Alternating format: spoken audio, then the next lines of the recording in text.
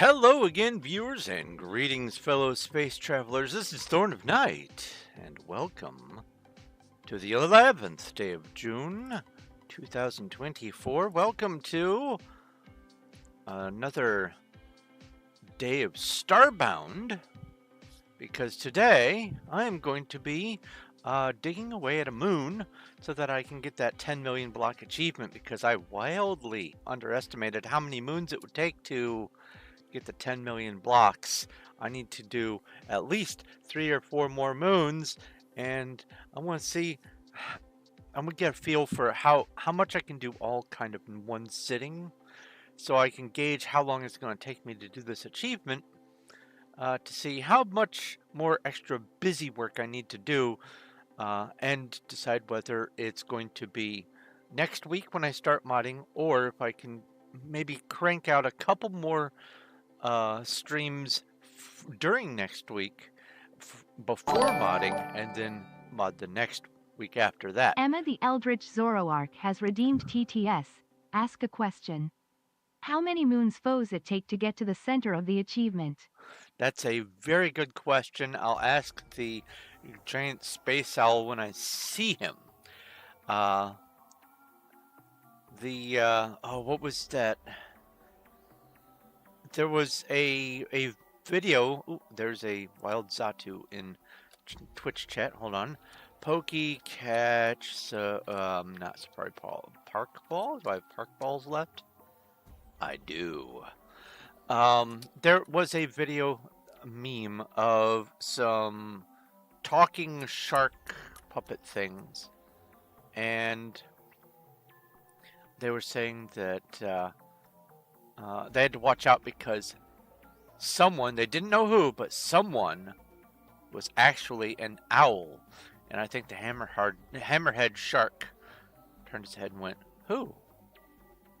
And then the other sharks went, "See, that's the thing, we don't..." Wait a minute. And every time I think about an owl, I think about the Who from that, and it makes me remember all the shark puppet things that I've seen. My brain does magic, it really does. Anyway, before I go too far into rambling, let me come over here and say thank you to Elmaze11, Dogma, Infinium, Sean, Little Cuddles, and X-Blaze Ninja Zero for helping to support the channels in all the different ways that you do, so that I can make things available for you guys to do during the streams, to have access to when I'm not streaming on the Discord and everything else.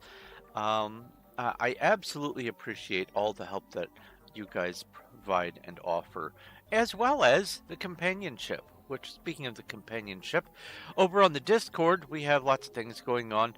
Lots of channels for nerdy stuff and videos and games and stuff. And one of the things that is part of the Discord is the full Dinobot experience. And I have some dad jokes that are summoned frequently. But recently, Cuddles here has been submitting screenshots of pun calendar pages, and I'm just eating this up. And so let's go over to the Discord, which you can join by following the link down below and picking a role. Once you get there, you pick a role and you can have access to all the stuff on the Discord. But let's see here. What kind of jewelry do rabbits wear? 14 karat gold. You know, it's the leaves of the carrot that the rabbits like, not the actual carrot. Next one. Amal and Juan are identical twins. Their mom only carries one photo, though, because once you've seen one, you've seen them all. Juan, Amal. You know, these two guys, eventually, when they got older, they were set on by hard times and had to go walking around from village to village to look for work, and several villages over, they found a church that needed a bunch of work done, some painting and other things. But eventually, they managed to become the bell ringers for the town meetings, church services, that sort of thing, and it was a tragedy. Their first day of the job, um, they they they lied about their experience with ringing bells, um, and the first service came, and they both started doing their task, and they were standing in exactly the wrong spots, both of them, for each bell tower. And the bells rang. They tolled across the valley. Everyone came in to gather together, and they noticed at the base of each of the two bell towers was a body, and people were ogling all of them, and they at the first one, someone said, "Do you know who this guy is?" And no one said, "No, but his face sure rings a bell." And then over at the other one, someone said, "Have you seen this guy before?" And another person says, "No, but he's a dead ringer for the other guy."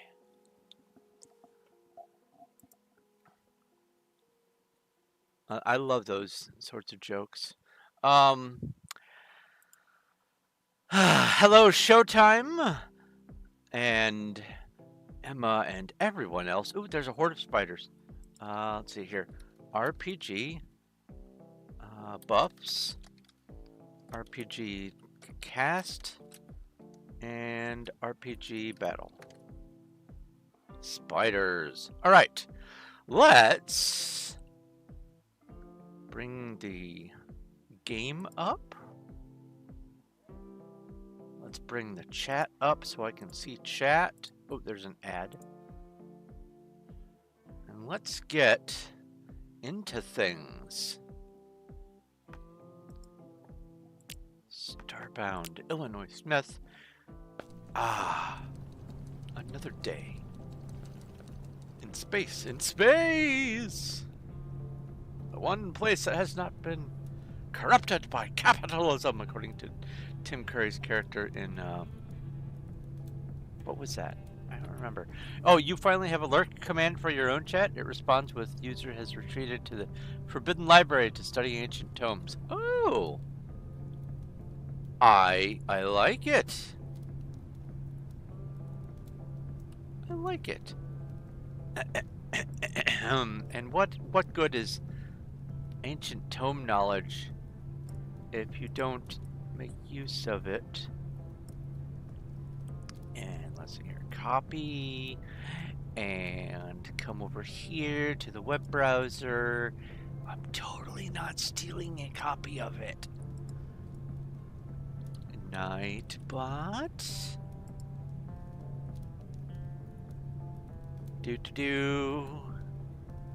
Go to lurk. And go like this. And edit. And come in here, go quote, paste quote, comma, space, submit. Oh, look, I've added a new lurk. Lurk? I've activated my stealth boy and am now lurking. You gotta head back to your channel. You're having an idle stream while you clean your room. I saw that. Congratulations on getting a stream up. Sometimes it's hard to chew through the leather straps in the morning. I should know I was a little late in getting up myself today. But that's not why I was late on my stream start. My stream started late because I almost forgot to make myself today's tea. So we've got the tea. We're good. It's good to go. Let's get going. Previously, I had hollowed out Tea Earl Grey hot. Ooh, tea Earl Grey hot. Oh, tea Earl Grey very hot. Let's see here. Yep, that's still very hot. I have previously emptied out 2 moons. We will visit both of them presently.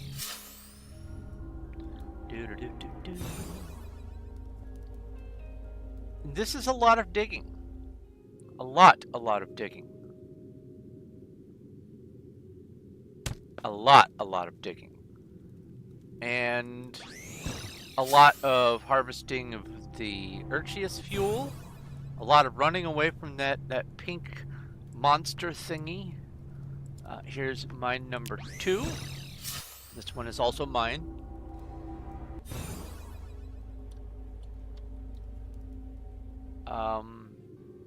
Lot of digging. Just lots of it. The whole moon all the way around dug out. And the reason why I stopped at this layer is because somewhere over this way it starts becoming bedrock and you can't dig through it. So this is the ground layer. But this time I've decided to do something else. I have created an LEDZ, a LEDs, Lunar Urchius, what did I call it? A deferment zone. Hello, Zach. And I went through and preset all these layers to mine out. And as I was doing it, I was bringing the Urchius fuel down with me. Oh my. Okay. I think I can actually get another layer out. Let's see here. You and come out here and yeah. Oh well. I can put a torch right here. And then it's just a matter of doing this.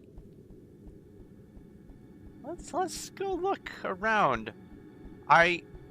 Obviously there's still blocks that are mineable down at this level, but oh no, I'm starting to dip into the actual Urchius fuel itself. I mean, it doesn't really matter. I have more of this stuff than I can shake a stick at. Not that that's my idea of a good time. Yes, I use that joke a lot. Sit up straight. Oh, yes, sir. Let's see here. But there is a lot. There is a lot of Urchius fuel down here, and it's all of the liquid from up above in the world, and I was just letting it fall down through the cracks down to the bottom of the world. Theoretically, there's some more pockets that I could maybe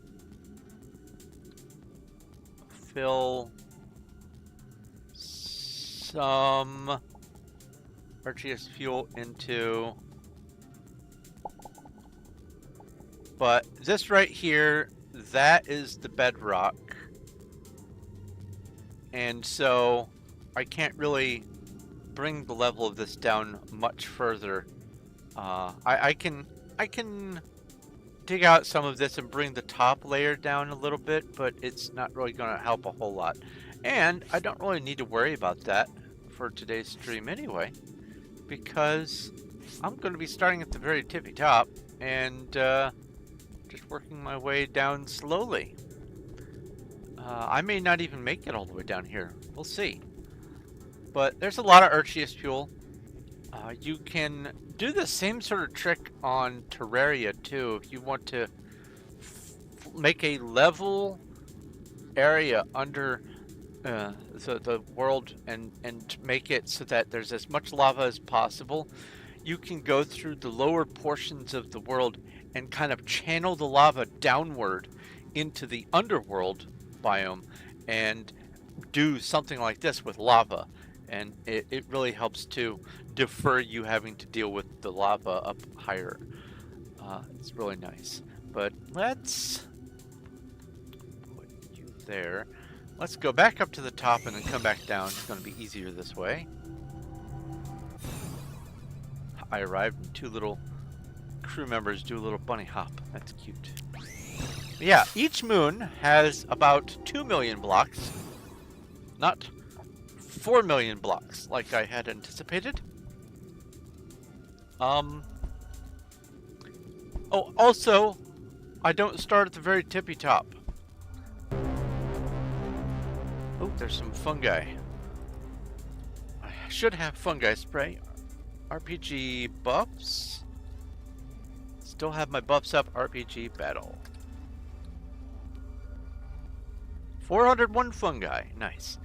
The reason why I am not clearing all this stuff out is because this is the overworld. Like this part up here in the top right can see the sky.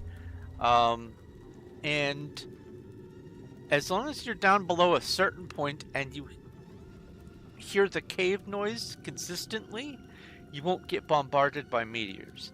And I hate having to deal with the meteors, so this is my solution is I start the mining a little bit lower. So that's what we're doing. And let's see here. I'm gonna have to do this because that is the same level as everything else. Oh, we have a Pokemon. Catch. Do I have Great Balls still? I do not. RPG. Or not RPG. Catch. I'll just Catch it.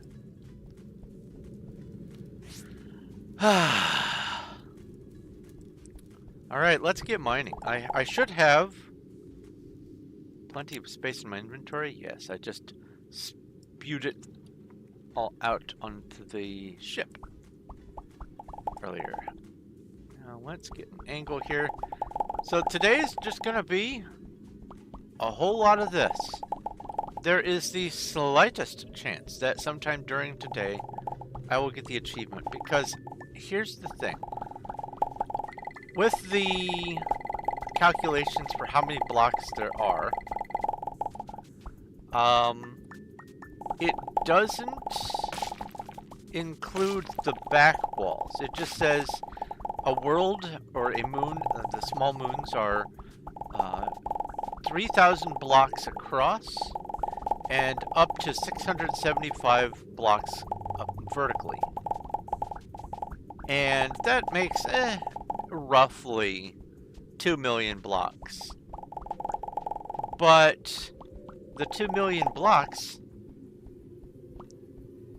is just measuring it once, and the way I'm doing this, there's also back wall. I can mine that and get blocks as well. So I'm thinking that I can get by with getting the achievement potentially on this moon, especially because I have also been doing a lot of other mining for other planets. Oh, I missed some Urchius fuel here.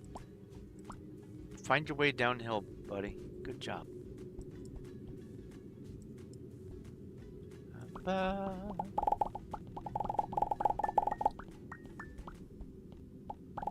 But I have no way of knowing how many blocks I have dug through. That is not a metric that the game tracks, apparently. At least in such a way that the player can look it up. You can't even look it up on the achievements. Some achievements have a progress bar, and this achievement doesn't. This game doesn't have that information available to the player, which is just weird. If it's being tracked for an achievement and you can't see how far along you are, you just have to guess, I need to keep mining. So that's what we're doing today. We're just gonna keep on digging. And my inventory's gonna fill up, and then I'm gonna empty it out, and then I'm going to come back down, dig some more, rinse, repeat, madness. But we're going to delete a large portion of this moon today and drop it on the ground. I don't think that you can pick up the same stack of blocks over and over and over again and have it count. So what I've been doing is just doing my regular mining and having the blocks, just dropping them on my ship once they fill up my inventory, and then coming back down and mining some more. So they just sit on my ship and evaporate after some amount of minutes. They don't get put to use on this playthrough. However, once I mod, I'm going to be doing something like this again. Maybe not mining the moon on camera, but I am going to be doing something like this again because I'm adding a mod that includes the ability to convert the moon dust into moon rocks, or moonstone or whatever, and the moonstone into moon rocks, whichever of those orders it is, and then turn the moonstone or rocks, whichever the highest tier is, into moon tiles, which I like the look of and fully intend on using for a lot of my buildings. I rather enjoy it, and this is a great way to get a whole bunch of building materials and fuel all at the same time. So yeah, that mod is going to be key in me doing a lot of the structures I plan on having for the... Oh. That was lucky. For the activities. Alright, I have... Oh yeah, I can do the top layer and then both portions of the back wall. Now there is a slight chance that I will get the achievement for mining 10 million blocks today. If I do, well, one, I'll be stunned. Two, I will, depending on at what point during the stream it happens, I will transition over to looking for the 7 missing bugs for that achievement. If it happens like 3.5 or 4 hours in, then I will probably just wrap up the stream at that point. But I literally have no way of knowing. I wish I could look it up. I wish it was a metric that you could track yourself as the player, because obviously the game keeps track of it. It keeps track of how many blocks you have mined. And I don't know if that's per character,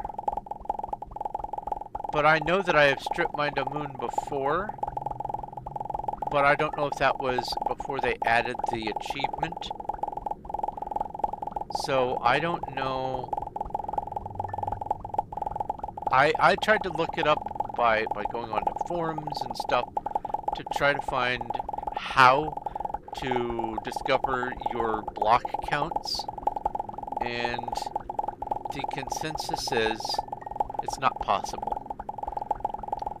There isn't even a mod that can keep track of it. Except there was one mod that I found that will keep track of how many of what blocks you've broken and placed since the mod was installed. But it would need to have been installed from day one in order to keep track of everything. And obviously mine does not have that option.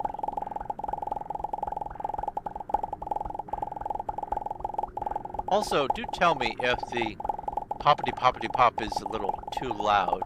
It shouldn't be. It doesn't look like it's reaching into the yellow or the red. It's just consistent. Hello, Cuddles! You did not get the dingoes live. Every day, Every Monday through Thursday, for sure. 7:30 p.m. Central Time to after midnight. Unless some emergency happens, I will be live. The realtor just got the news that you can close tonight. Tonight as in during my stream tonight. That's fantastic news. And we have a horde of giant wasps. They are allergic to fire. RPG cast Fire 7. Do I have Fire 7 still? Yes. RPG buffs. RPG battle. The pink monster is approaching. Let's...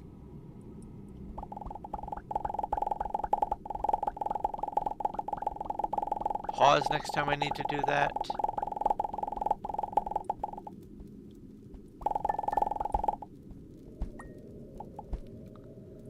Now,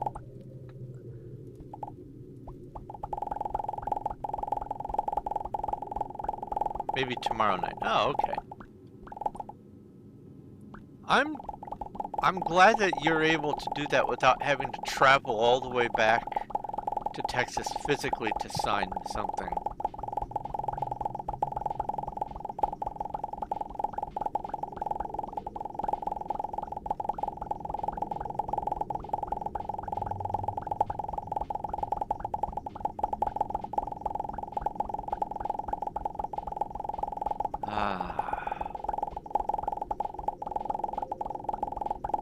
This is, in a way, sort of soothing. This is almost ASMR.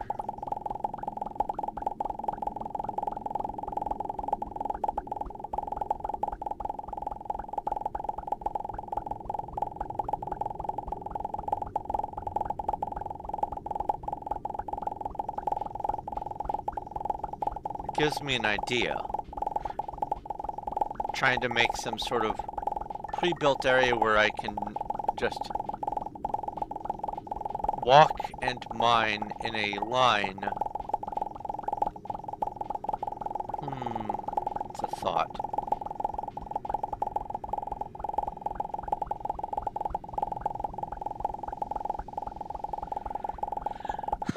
The advent of the internet has made a lot of things a lot simpler. I'm glad that you're able to do all the busy work and the paperwork online.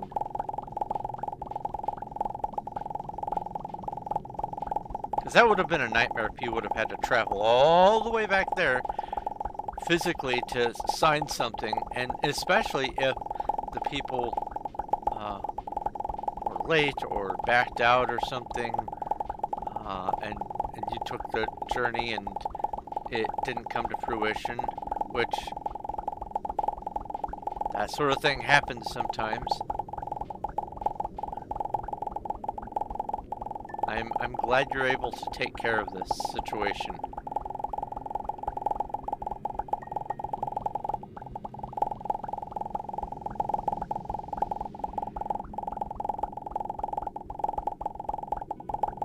Oh, this is so satisfying. It's like squeegeeing a window. I love it. Oh, whoa, no, even better. Anyone who's ever owned an Etch-a-Sketch who has decided to sit down and take that little pointer thing and clear the entire screen, once you get the whole thing clear and you can see all the contraptions and inner workings of the thing, that sensation of, I emptied it all out. That right there, oh, chef's kiss. Oh, I'm full. I'm full already. Holy cow. Alright. I will put this over here, and I will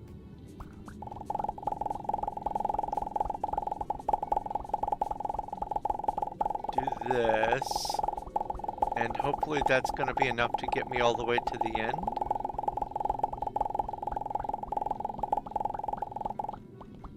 No.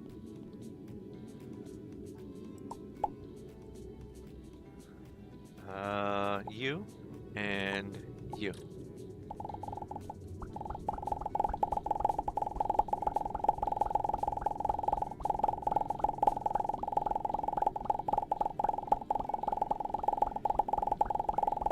It was very close. All right, let's go to the ship, fully offload, and come back.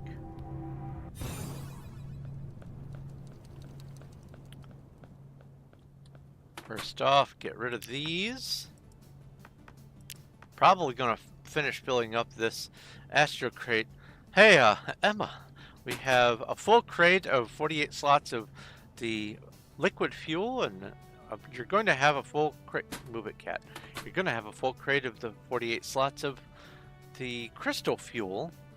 Plus, there's a little bit left over here, and whatever doesn't get used in capturing the bugs, you'll get as well. I'm not going to be keeping all of the liquid. I'm not going to be gathering all the stuff from this moon that we're working on, or the next moon. But you will have access to tons and tons of Urchius fuel. The universe will be your oyster.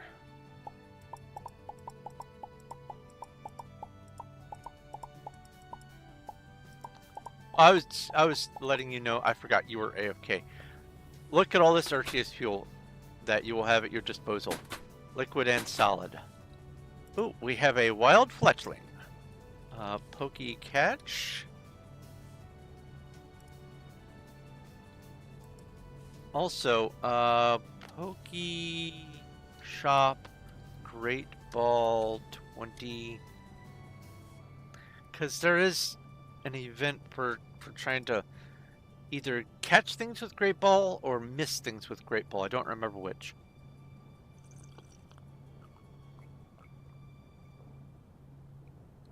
Ah, delicious.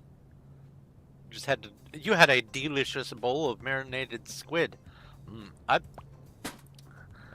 I can't get past the texture of squid. I can't do it. I absolutely understand how some people are like, it's not a flavor thing, it's a texture thing. I get it now. I really do. Oops, this is supposed to be mined.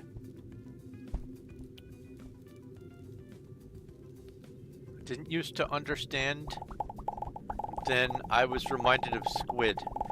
And nope, no thanks. Especially after having to deal with all the teeth problems. Oh, there's a block here. Just can't do squid. And it doesn't have stupendous enough of a flavor to make me feel like I'm missing out. If it was like scallops, I would probably be a little upsetty that I couldn't enjoy it. If it was like crab, same thing. But squid is it's not overwhelming. It's not underwhelming. It's just whelming. And if it's just whelming and I can't deal with the texture, then I can choose not to eat it.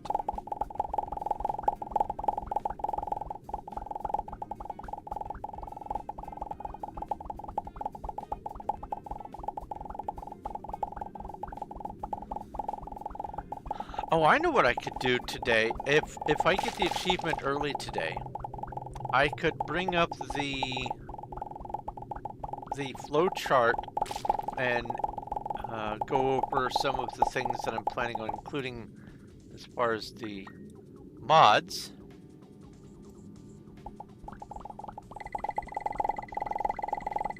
Oh, really? That's my first Urchius tool I picked up? Neat. I love how the monster does not care until you have managed to pick up one of the Urchius items. And also, it's only as concerned as the amount of Urchius you have. So if you just have one single crystal, or one single drop of the liquid, it moves at its absolute slowest speed. But if you have a couple thousand on you, man, that thing boogies. We have a horde of bandits. RPG battle. Can I tilt the screen ever so slightly? There we go. That's a little better. Oh, wrong button. There is one mod that I am debating whether or not to include. And that is a mod that makes it so you can have a foreground layer. And I think it would be neat, but in any amount of time that I spend decorating the foreground stuff to make like maybe some little hidden chambers or whatever is time that gets taken away from doing the other aspects. So I think I will forego that one. But it is a neat looking mod. Also, the way the Steam Workshop functions is you can make collections of mods. And what I plan on doing is once I identify, hello key, once I identify all the mods that will work properly together, I will one at a time add those to my Illinois Smith collection.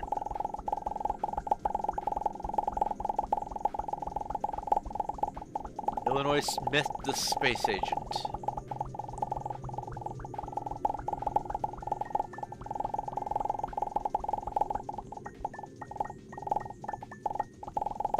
The last thread of sanity in an otherwise insane universe.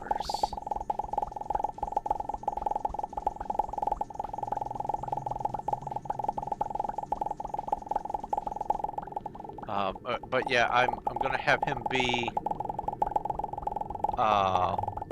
an administrator of an SCP Foundation facility. He's going to be a curator of cultures, zoos, and museums and art and stuff, collectibles. He's just going to be, you know, and everything. What is the? There's a specific term.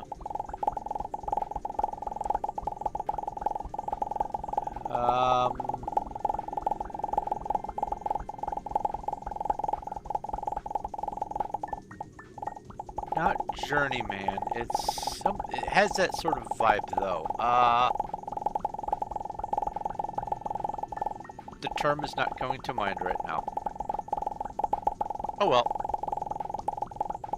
Today we are digging. I might lose some brain cells. We'll see. You might lose some brain cells.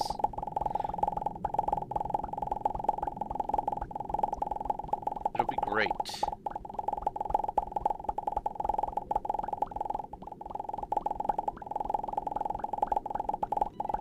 We almost fended off 1,000 bandits. 982 bandits. 18 more and we would have had 1,000. That is amazing.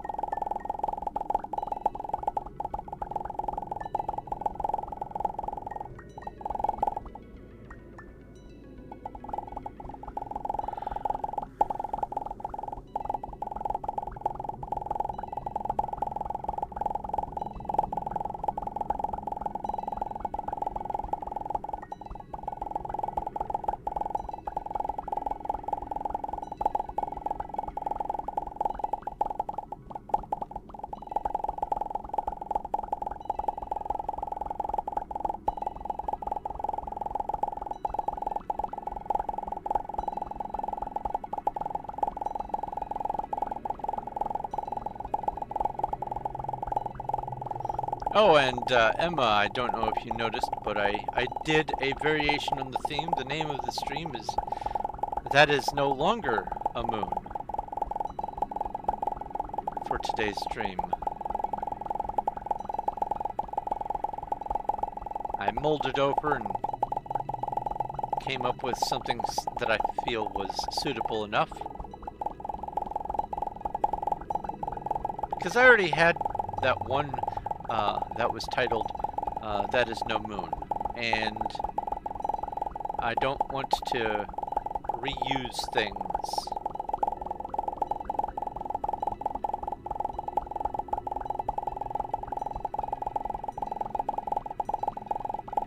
At least in the titles.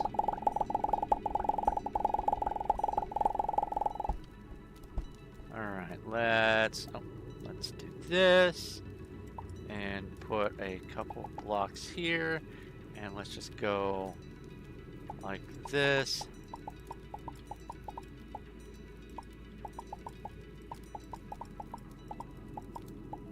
That should be good enough.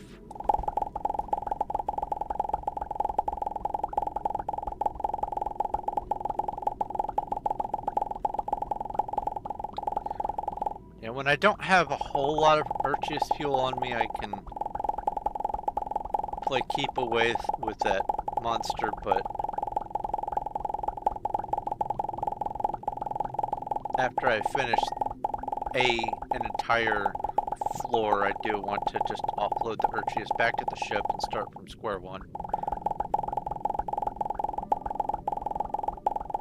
So yesterday, finished off the 3.2 million block chiseled deep slate monstrosity known as the Tier 5 Minker Sponge on Wild. And that is going to lead into a new chapter for Mondays and Thursdays for my channel. I will be doing other projects on Mondays and doing other Performium projects on Thursdays. Then, today, potentially, I might be able to get the 10 million blocks hammered out. And if that's the case, then tomorrow will be the last 7 bugs. And then I'll be moving on to modded Starbound for Wednesdays. Sometimes the block requires being dug twice because it has the metadata of being a sloped block. It may not necessarily look sloped, but whether it's foreground or background, there's a chance for a block to be considered sloped, and it's usually one of these lip pieces that stick out a bit, and you have to break it twice. Usually after about the depth that I am now, you stop encountering them, but from here upward, especially more upward, they just exist everywhere. You have to dig everything twice. That's another reason why I wanted to start down here, is I only wanted to have to deal with the blocks once. Yeah, I had to dig the fuel blocks sometimes twice, but that's okay.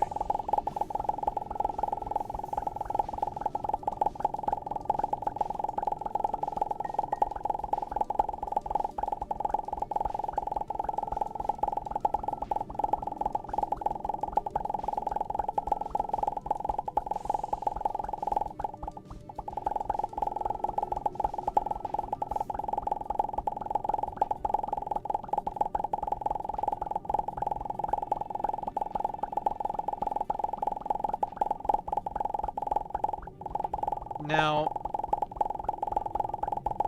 there are some mods that increase stack size, and I have considered including some of those in my activities, but I already am adding a number of mods that increase storage size. So I don't feel like I need to do both. But by default, the stack size, the maximum stack size of anything in Starbound is 1,000 ordnance. And I should still have some fire, but let's check my other buffs. RPG buffs. RPG cast, that's why I checked. RPG battle. Wait. RPG cast fury. And then RPG battle. I can have 535 max mana. Holy smokes. Alright, let's offload this. Here, just a little bit of that. And then... bleh. But the player inventory can only hold a maximum of 40 stacks. So that's 40,000 blocks that you can carry. And actually, I could probably just dispense with this for now. Don't need these. Clear up 2 more spots, that way I can last a little longer on the digging. And let's see here. Where's my calculator? Because I don't feel like doing this in my brain. Oh, there's a Clobopus in Twitch chat. Pokey catch. Great ball. So 10,000 million divided by 40,000 is 250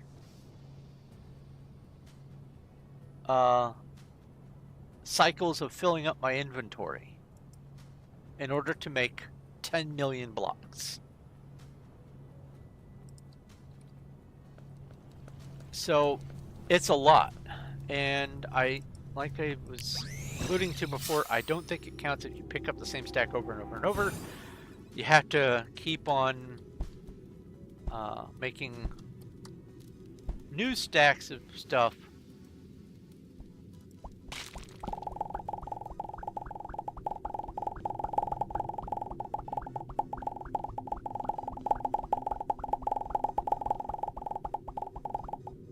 See, these were the inclined blocks. Oh, wait, no, that's the back. Sorry.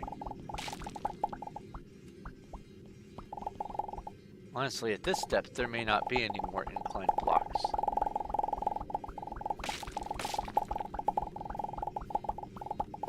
Hey, I caught the Clobopus.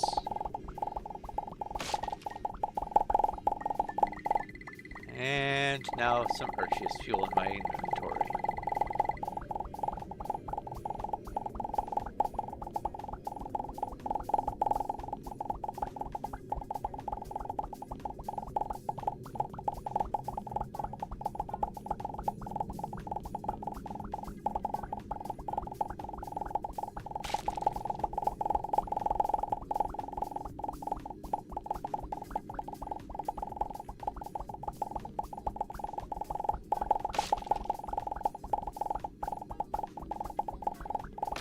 Yeah, after I transition these over and finish typing everything up, Tuesday is going to get taken over by Skyrim, modded Skyrim. My whole week is going to be turned on its ear. No more Star Explorers, that's done. 100% perfect game. All achievements gotten. That was a wonderful moment when I found the planet that had the radioactive creature on it. That felt real nice, because I really was resigned to just continuing to grind and grind and grind, and that was actually going to be my last stream of that game for a while, because I was just going to do grinding off camera in an effort to try to get the achievement, and bam, it happened right during the end of the stream. I was so happy. That was great.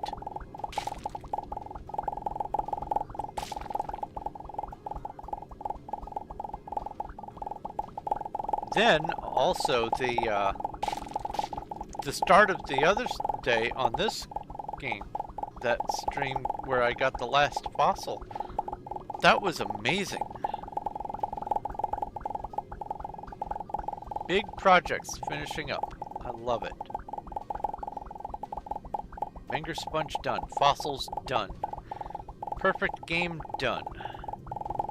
This, the digging 10 million blocks, hopefully soon done. Wouldn't that have been wild if it had happened right when I said that?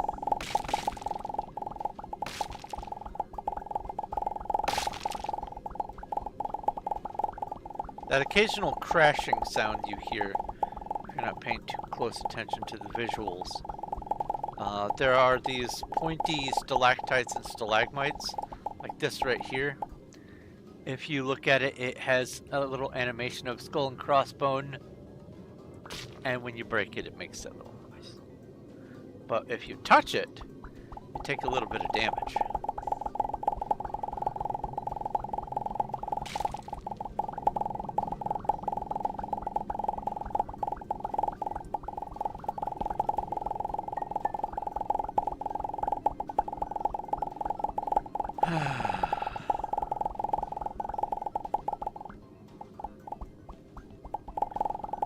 But it takes about 250 full inventories of blocks in order to get the achievement. And each layer of this is about a full inventory.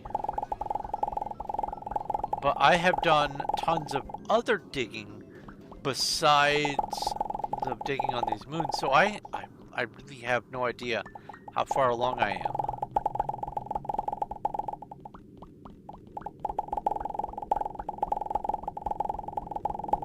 All I know is must keep digging.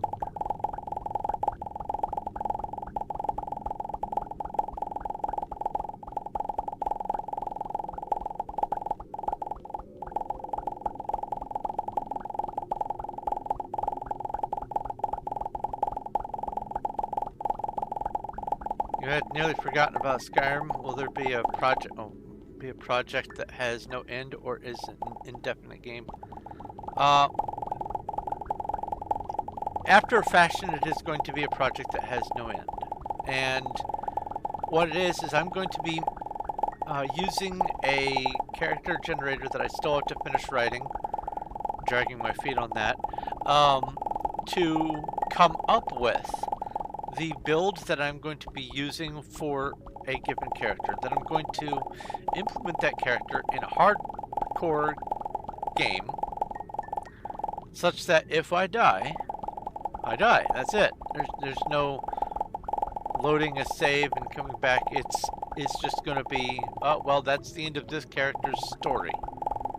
This character maybe wasn't the Dragonborn.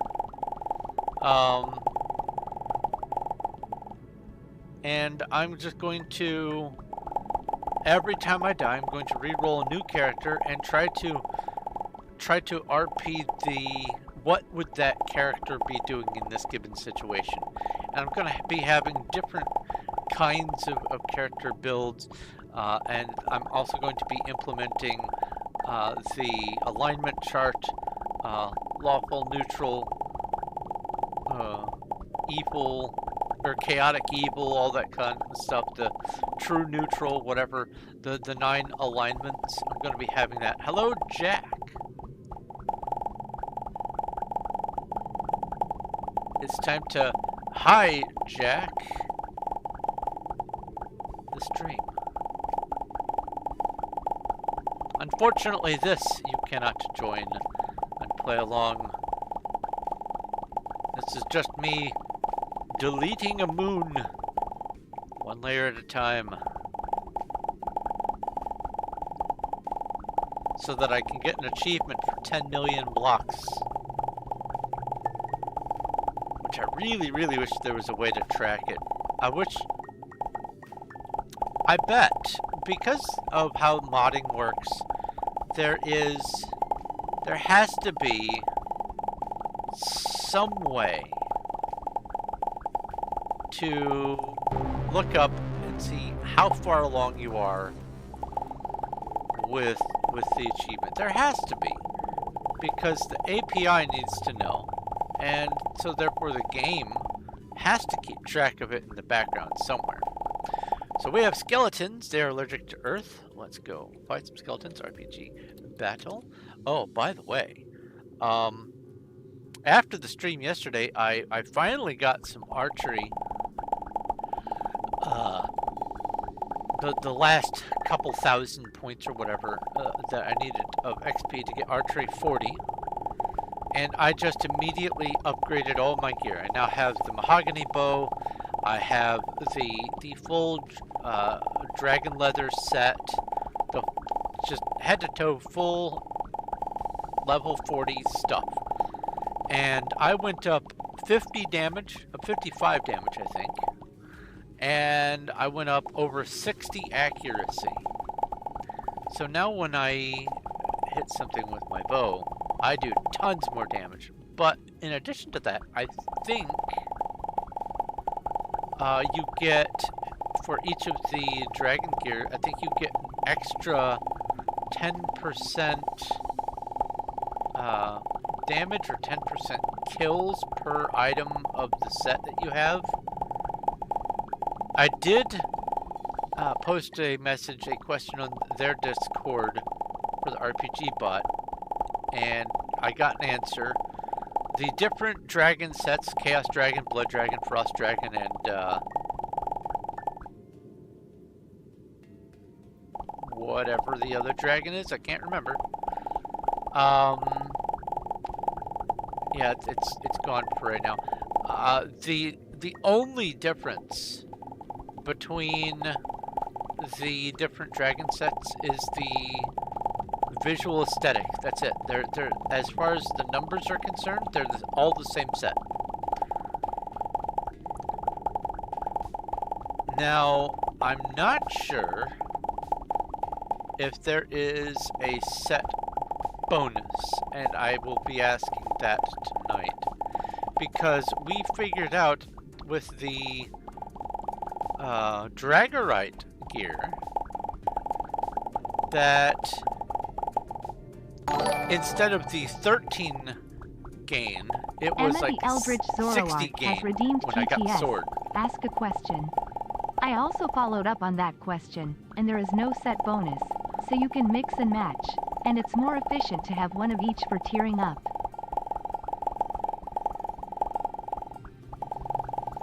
Oh my god, you're right.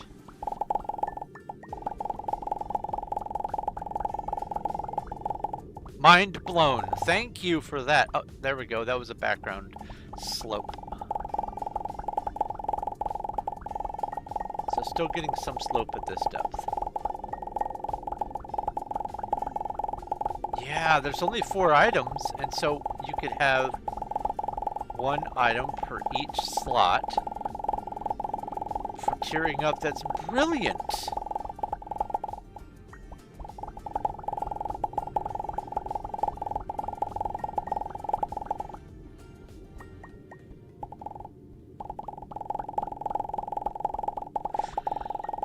We fended off over 1,000 skeletons. Look at that.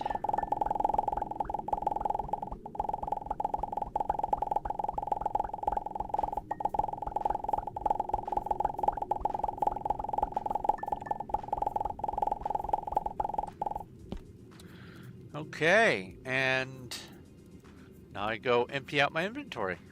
And I'll do that on the ship. I just had to do this about, 300 times total, but I've already done a lot.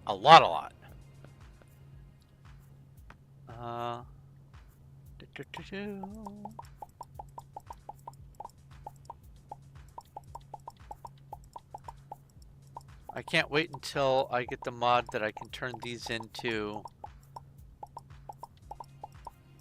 the moon tiles. That's going to be very nice. And they're a nice texture, as far as I can tell from the images. They're very nice texture. I want to see how many of these layers this moon has. Because I've already done like 3. We have 1, 3, 4, 5, 6, 7, 8. Why is there no torch? 9, 10, 11, 12, 13, 14, 15, 16, 17, 18, 19, 20, 21, 22, 23, 24, 25. So that's 1/10 of what I need. 26, 27, 28, 29, 30, 31, 32, 33, 34, 35, 36, 37, and 38, 39, 40. So,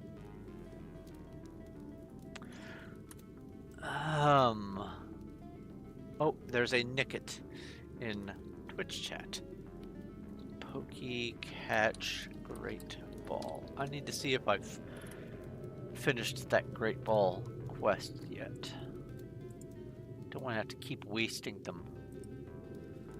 Oh, quests. I need to catch 2 more event spawns to get 4 rare candies, which I can use for evolving.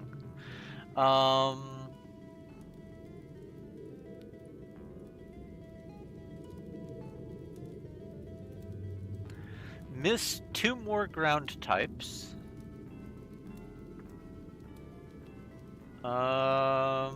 What are these 2 question marks?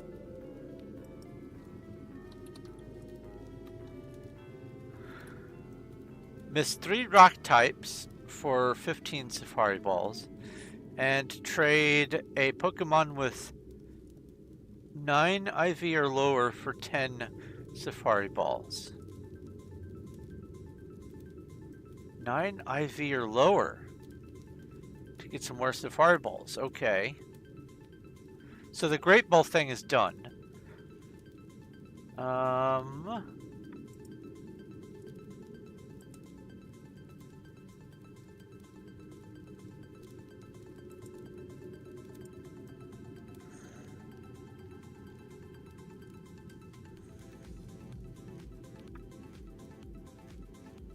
9 IV or lower. Ah, so that's high IV. This is low IV. Alright. So I have a Tailo there. But that's a level 22 Tailo. A level 7 Gliscor with 9 IV. Okay, I think I have 2 Gliscors.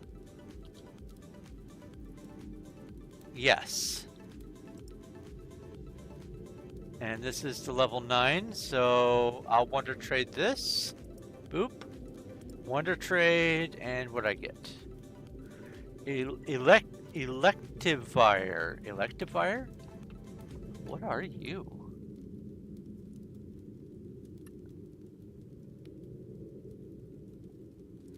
What are you? You look like an angry bipedal badger with 2 tentacle tails. What's this say? A single Electivire can provide enough electricity for all the buildings in a big city for a year. Holy smokes! Hello, Jack Delaney. Welcome to Twitch. I'm going to try to capture you. Let's see here. Whoopi, catch, at Jack, and boop. I missed. Welcome. Alright, so that should have been that quest done. Oh, some sirens. RPG buffs. RPG battle. Don't show completed. Hooray! So I have some safari balls now. Awesome. Sweet deal. So yeah, about 40-ish. Especially if I dig up a little bit.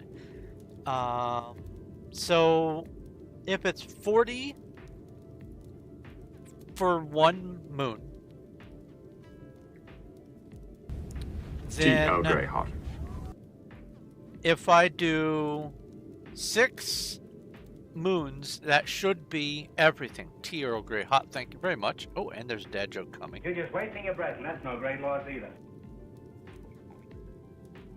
Ah, delicious.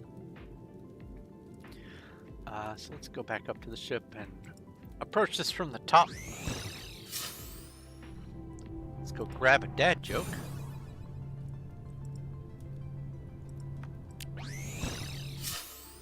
We have slash dad joke.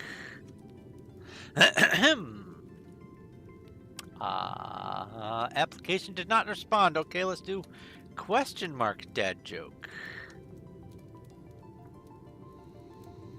Oh boy.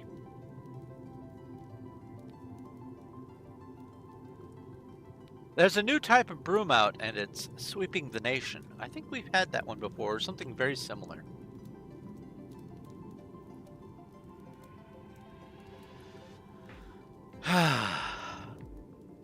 All right.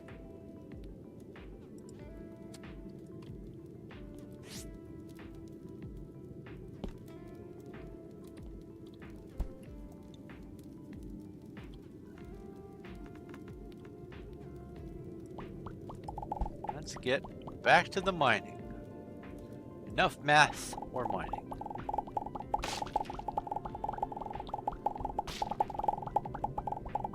But yeah, about 6 moons if I only do the area that I have highlighted. And this is the 3rd moon that I will have fully strip mined. But I have been doing lots of digging on other planets, looking for fossils and everything else. So I'm sure that discounts at least 1 moon's worth of capacity. So I betcha I only need about 4 or 5 moons total. But there's a slight chance, ever so slight, that my total digging for previous characters counts toward the total.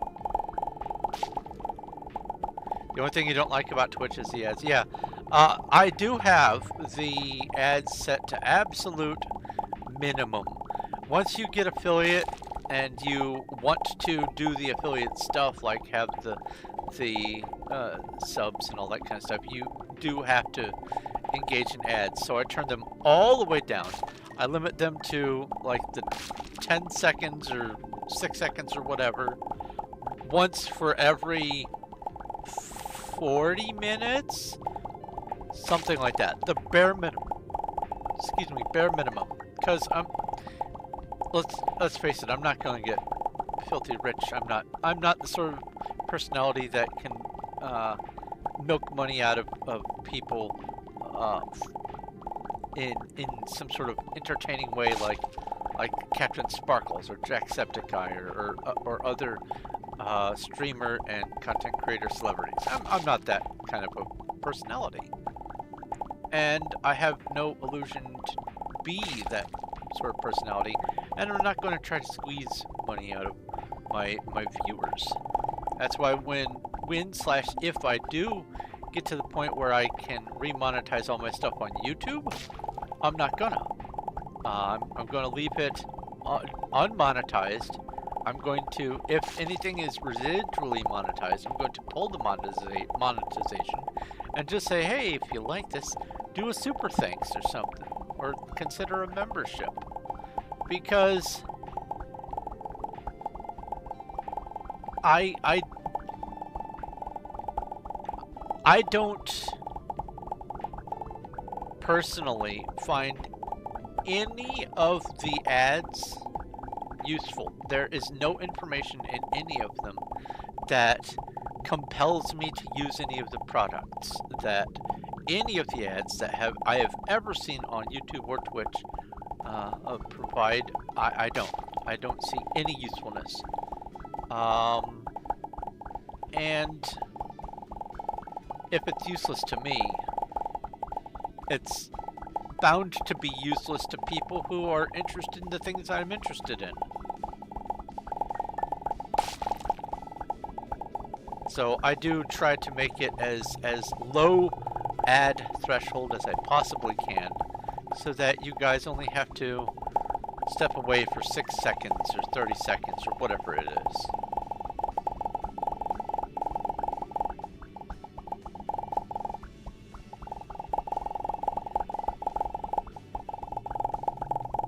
I could do a Drenay and Wrath. Yeah, I could do that.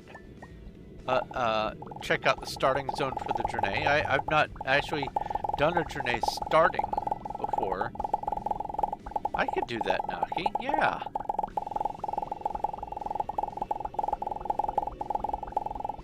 Sounds like a wonderful idea. Do you have a recommendation for a class?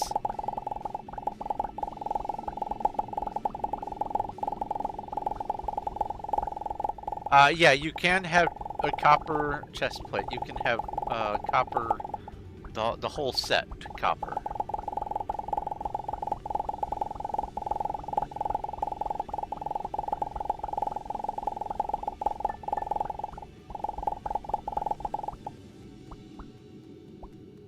There we go. That's why I keep dropping things, because my mouse wasn't far enough ahead.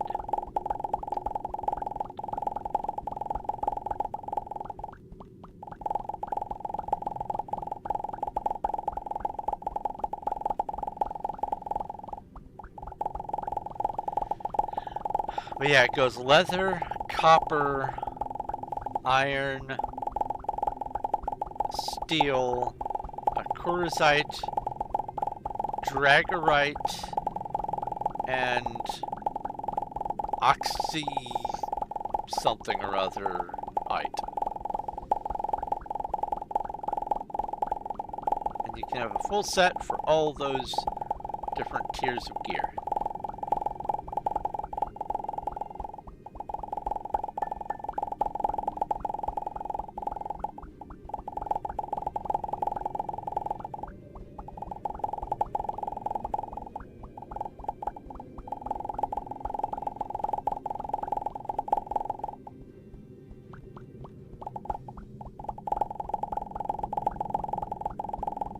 Oh yeah, I was meaning to test something. RPG Raid Farms. Or no, RPG Raid Farm.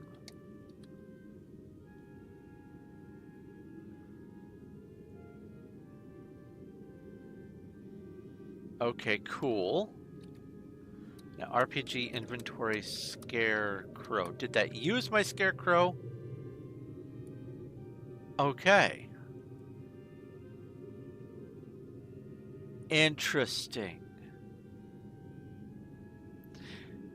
At level 55 crafting and farming, you can make a scarecrow. And for each tier of the scarecrow, it increases your yield by 2.5%. So I have a tier 3, so that it starts at 0, and then 1, and then 2, and then 3. So that's 4. So that means that would be a 10% increase in all of my yields. So this is good information. Class suggestion. Anything but priest will be fun. Hunter? Anything? Why anything but priest? I'm intrigued. That makes me want to do priest. Zachariah 1234 has redeemed TTS. Ask a question. Tangerine, tangerine, tangerine, tangerine, tangerine, tangerine, tangerine, tangerine, tangerine, tangerine, tangerine, tangerine, tangerine, tangerine, tangerine, tangerine, tangerine, tangerine. There we have it, the next Beatles hit. Tangerine. Oh, a horde race. RPG battle. I got 470 wraiths on my channel? Holy cow.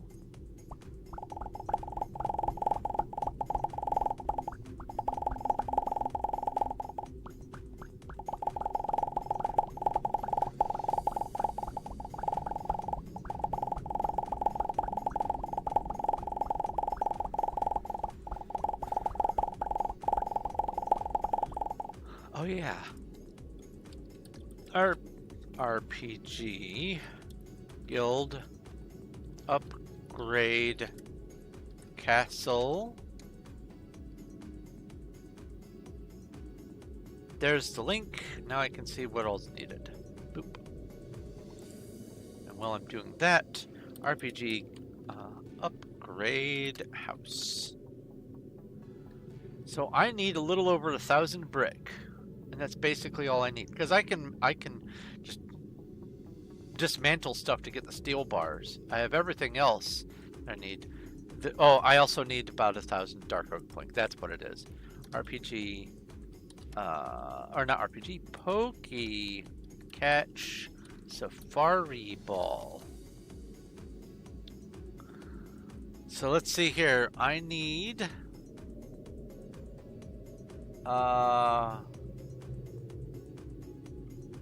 I guess levels? No, not levels. Supplies, raids, stats? No. Supplies? No. Properties. One of these, there's the castle, it's under properties, okay. Playing the new chat game in Visions channel. That's something, so I don't want to inundate my Twitch chat with so many millions of things that you never actually get to read chat and I never actually get to see chat. But I do want to provide plenty of things for people to do. And so I want to try to figure out a balance of how many things to add. The Wopey catch is kind of just there. The Pokemon and the RPG bot are staples. But if you guys find any other interactive bot extension things for Twitch that you think would go really nicely with my channel, let me know. Because I am interested in adding a little bit more if it doesn't overburden the chat and just turn my entire chat to nothing but bots. Alright, we need 235,000 stone. You're just wasting your breath, and that's no great loss either. Need 8,700 more glass. The steel parts, that's all done. 11,000 dark oak planks remaining. And 50,000 bricks. That's what it is. It's the 50,000 bricks. That was the big hang up. So we have a dad joke. 50,000 bricks. Holy cow. Alright. I'm not going to be doing that until I get my house upgraded. Let's go get a dad joke. Hey, there's both the announcements. Now the Twitch one finally showed up. Alright, let's see if this dad joke works. Dad joke. What do you call a monkey in a minefield? Baboom. I've not seen that one yet. Baboom. Thank you for the dad joke, Zach. Thank you for the Zach joke.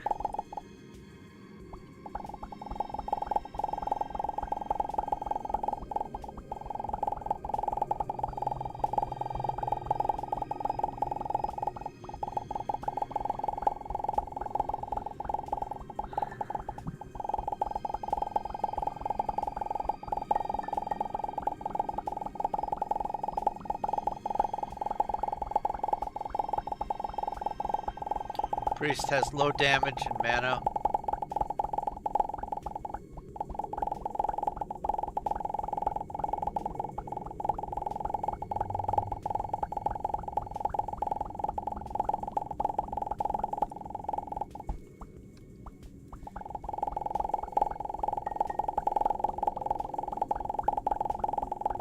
What about Warrior? That's one class that I never really deal with. I tend to do the damage over time, kill from a distance kind of thing.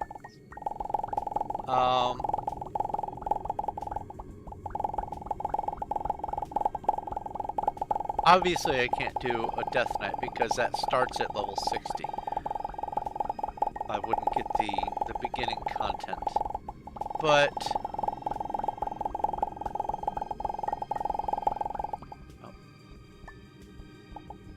I feel like if I'm gonna do a one-off, then I need it to be something that is just totally new to me, and I've never done the Warrior yet. What do you think about Warrior as a nice balance? I don't know if they have Paladin, for instance, but Warrior is probably pretty standard.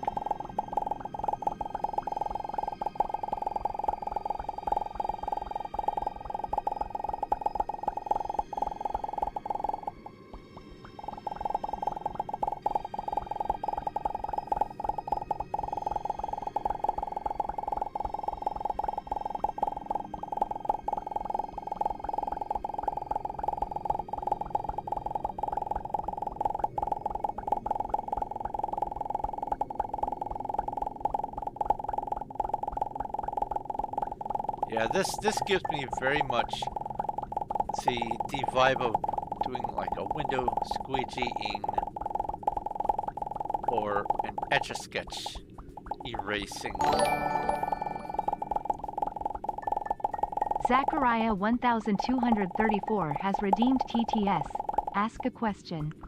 I love the stream's red heart smiling face sparkling heart exclamation 2 hearts heart and arrow heart smiling face. Well, thank you very much. You wear your emotions on your sleeve, or at least in your chat. Spoil it for me? No, don't spoil it for me.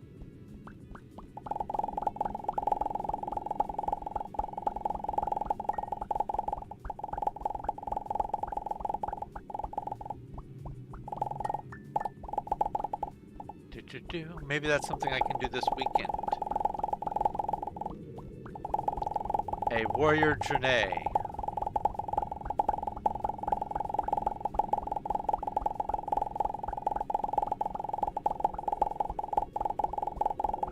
Ishnuala. Wait, no, that's the elves.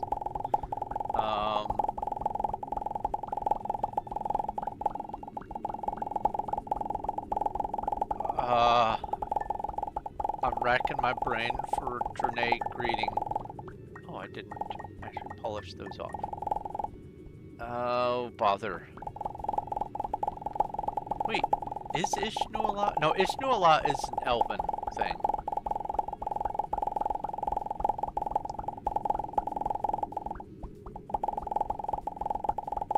I don't think I know many of the journey stuff because they are an Alliance character and I never play Alliance, so I never really got to know the different greetings and stuff from the journey.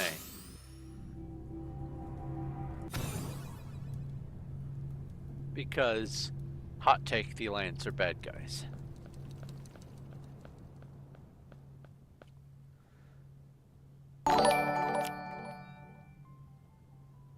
Zachariah 1234 has redeemed TTS. Ask a question. On Friday I am having a laser surgery. A laser surgery? Now, is that surgery on your laser? Or is that surgery using a laser? And are you performing the surgery or receiving the surgery? I have many follow-up questions. Arcanon Poros. That's right. I remember that. A Horde of Bandits RPG. Whoops. Make sure I still have my RPG cast and RPG battle. I precast my looting and my strength potions so that I wouldn't have to keep drinking potions during the stream. I have about 3 hours more left of those potions, so I should be good on that.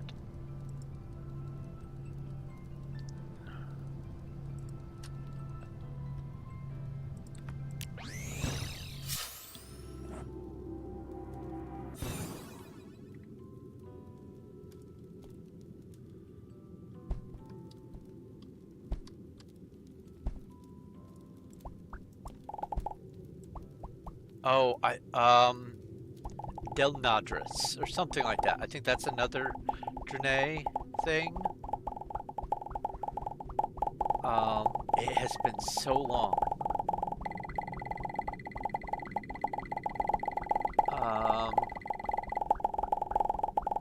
I'm activating neural pathways that haven't seen electricity in so long.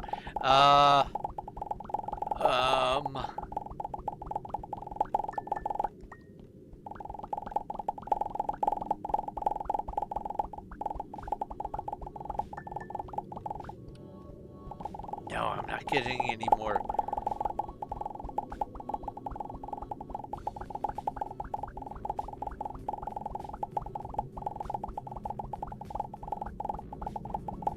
Nope, that's a shame. Oh well. But yeah, when you typed Arcanon Poros in chat, I read it in the voice of the Draenei, and that helped me remember a little bit more, but not enough. Just enough to realize that I have very little interaction with Draenei.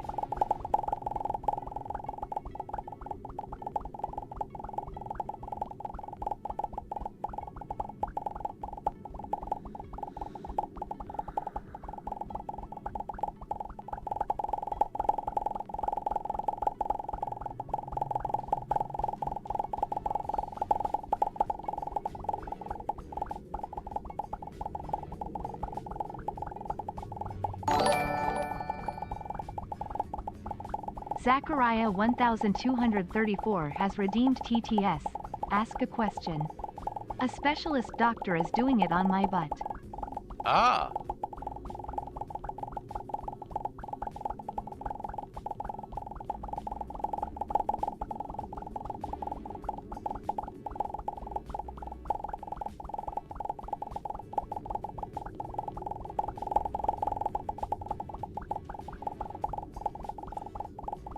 At some point in mankind's future, when cybernetic technology becomes more popularized and You're just wasting your breath, and that's no great loss either.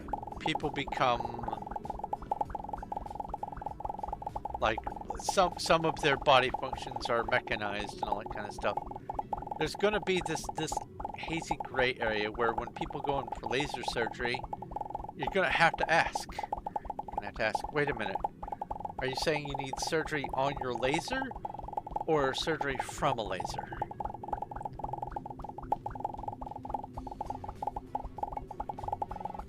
Ingrown hair. Ingrown hair is awful.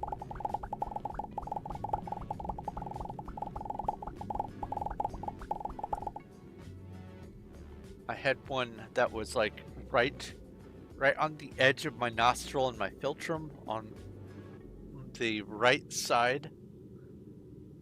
And it just turned into this ever-growing circle of just pain. Eventually, one day, I was able to take a needle and lance it out. Out came this thing that was effectively a whole grain of rice, and it was as hard as rice, too. And, oh, the relief, it was great. Let's see here. Dad joke time. I'm sure you need to hear about it. Question mark, dad joke. Thanks for explaining the word many to me. It means a lot.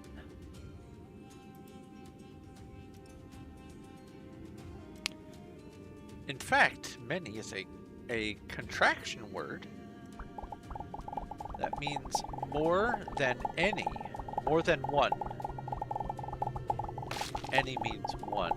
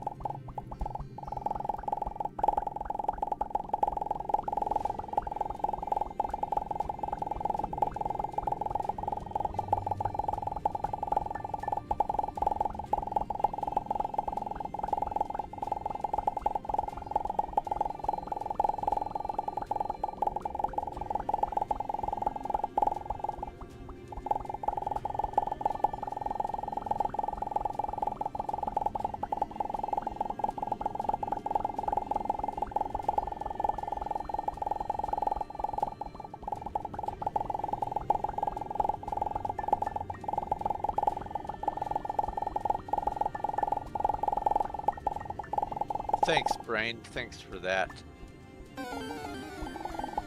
Oh, there's a new Pokemon. Catch. I won't throw a great ball at it. I'll just catch it.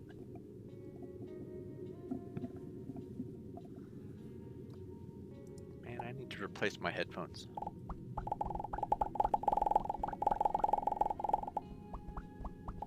Oh, time to start doing Pokemon. Do Starts to get some starter Pokemon stuff so you can start catching Pokemon. And now that you've got it, go ahead and catch. See if you can get yourself your first catch.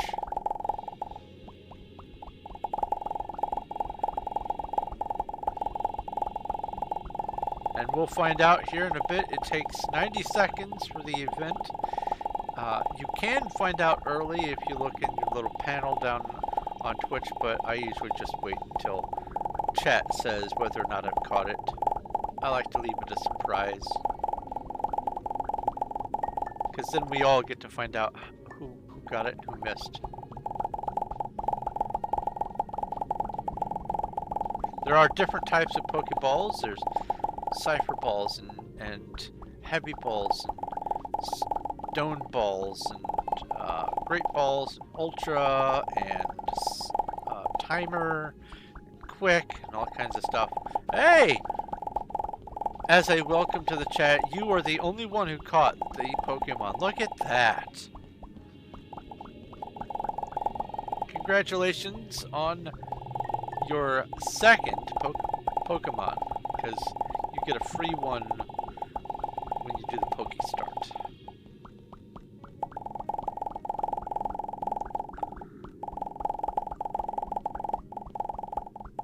And over time you will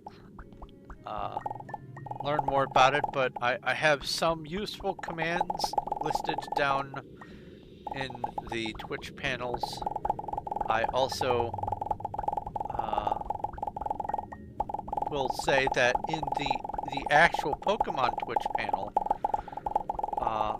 the one with the red bar, the one at the top, it has a number of different tabs for you to look at some things, including shops and also events. There's lots of stuff going on with it, but just getting started, ultimately all you really need to know is Catch and Shop. And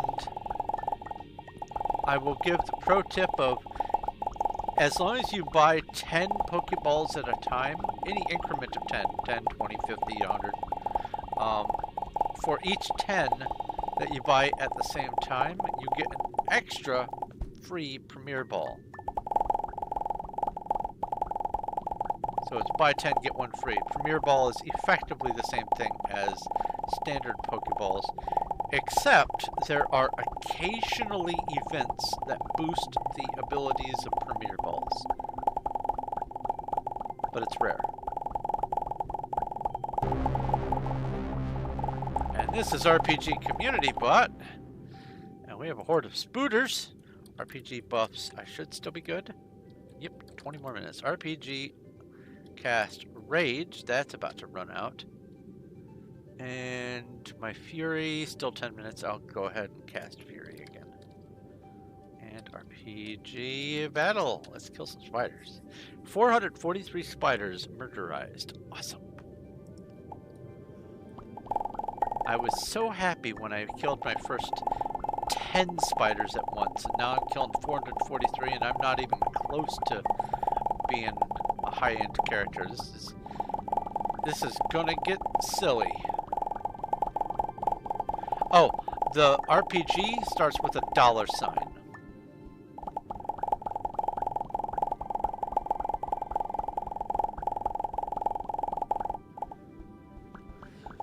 The RPG bot one is honestly really fun. There are daily challenges. There are so many different tiers of loot that you can turn into different kinds of gear. You can forge gear into higher tiers of itself. So like say you have a copper helmet and another copper helmet, you can forge them together to make a tier 1 copper helmet. And you can take two tier 1 or 2 more and forge them together to make a tier 2 copper helmet, and so on and so forth. And every tier gets slightly better stats. But there's also pets to be had. Some of the pets give you combat benefits. There's magic. You get to put on armor to a warrior, an archer, and a mage. You can do these raids to different biomes like mines, and forests, and quarries, and farms and stuff. There's a whole bunch of stuff to do. It's a really fun RPG vibe kind of thing. It really does cover almost all of the necessities that you would expect in an RPG. There's even quests and missions. And lots of shops. You're eating a chocolate chip cookies. I want some chocolate chip cookies. Are they the crispy kind, or are they the soft, gooey, crumbly kind? Love me the soft, gooey, crumbly kind.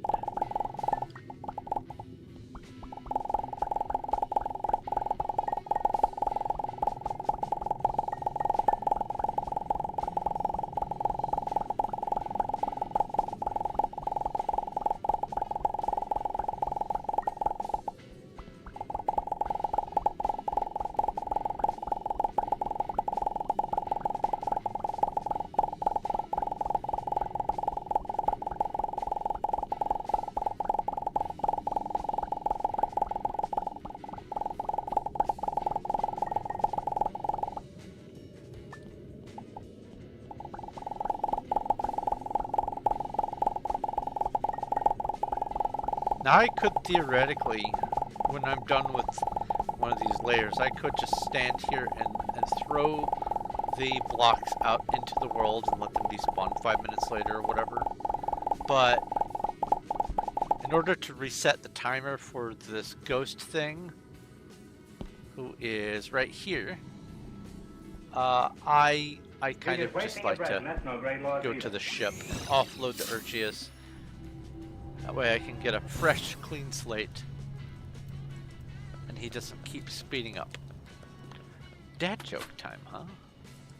Oh, that's not what I wanted to do. You go back in here. And between layers, the blocks on my ship despawn.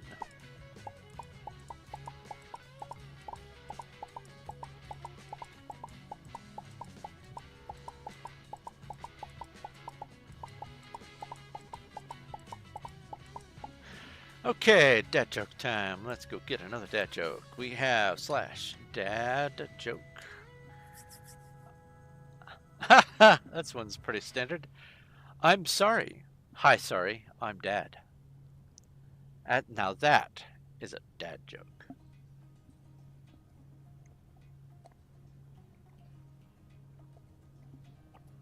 You could almost say it's the grandfather of dad jokes. It's the granddad joke. No? Okay.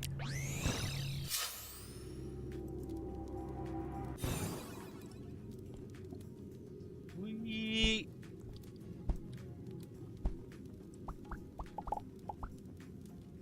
That's as far as I can reach. And I'm just gonna leave my inventory up so that you guys can see the numbers ticking. Gives a little bit more of a sense of progress.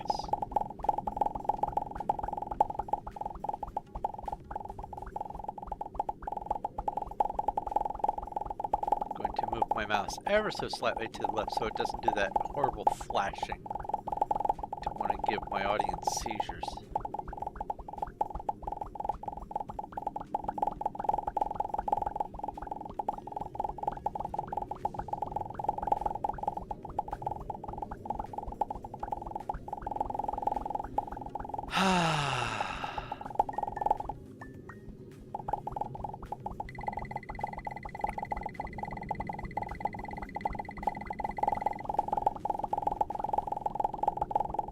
When am I going to the moon? I'm on a moon right now. I'm inside a moon. I am hollowing it out.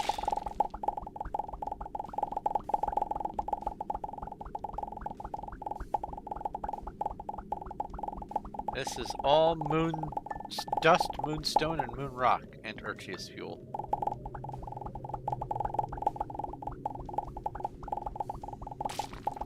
And the reason why I'm picking the moon is because of all the planet types, the materials on the moon are the weakest for digging. And so I can just keep walking in a straight line without stopping, except for occasionally when I find some of the fuel. And just keep digging. I don't have to think about it. It's just hold the mouse button and the arrow button down and just go, go, go. So is Minecraft still on Thursday? Yes, Minecraft is still going to be on Mondays and Thursdays. It's just it's no longer going to be building the Mango Sponge. Except this coming Thursday, I am going to be putting in the observation platform and trying to make a walkway that goes from the street all the way up to the observation deck so that people can get a walkthrough of the build. So that's still in the making for Thursday. But after this week, Mondays are going to be other non-performium Minecraft, including the Refugee to Regent, and also building my Chronicon, and working on my Suffer the Dark mod pack. And then Thursdays are going to be Performium, where I'm working on other Performium projects, of which I have many projects. And almost all of them are larger than the Mango Sponge.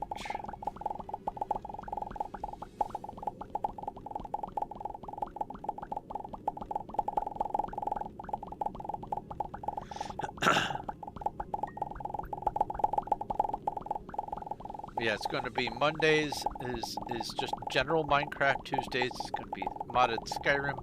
Wednesdays is going to be modded Starbound. And Thursdays is going to be back on Performium.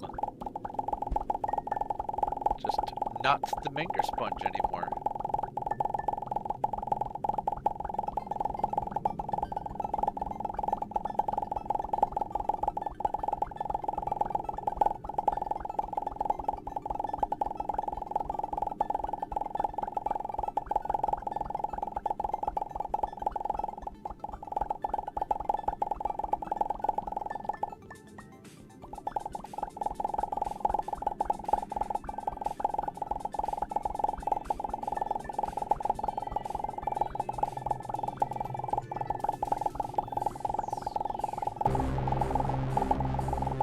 A horde of giant flying wasps. I think these are Slayer mobs. So let's get some Slayer XP by casting a little bit more fire. Cast fire 7. RPG battle. Wait, now my mana, my max mana is 538. How is it going up? I'm so confused. How is my mana going, my max mana, how is it going up? I'm not making new gear between combats? I'm so confused. Oh, if you do RPG claim archery, you get a free bow and some stone arrows, and you just equip the bow and equip the stone arrow and you can participate.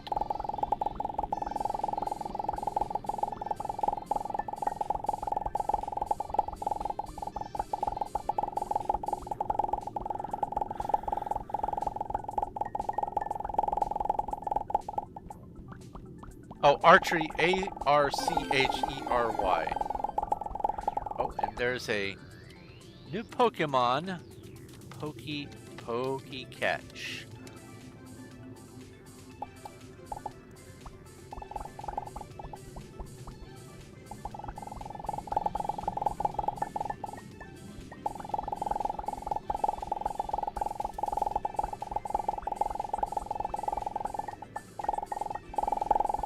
Yeah, I've just come to the conclusion that with all of the Wonder Trade missions and all that, the different types of things you have to do, it's just a good idea to catch every Pokemon you can. So I'm just going to blindly catch everything. And then if there's events, then I will throw special balls at the event Pokemon, or the challenge Pokemon.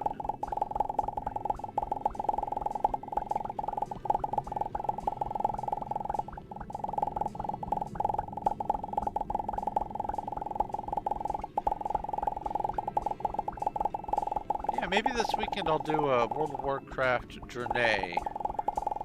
Like a Draenei warrior.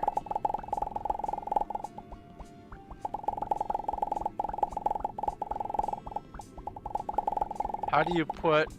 Oh, you do RPG, equip, bow.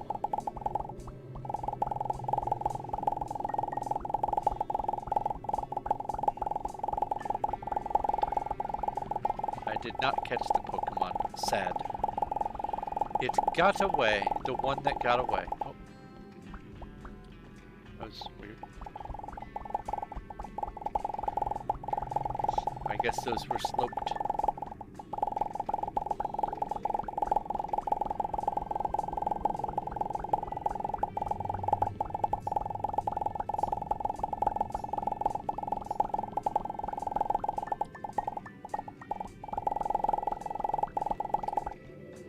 Or sloped? Either that or my mouse jiggled downward? I don't know.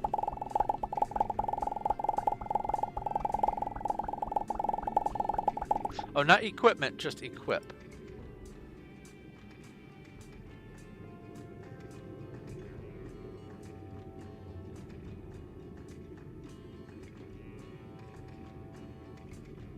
Equipment, hold on. RPG, equipment.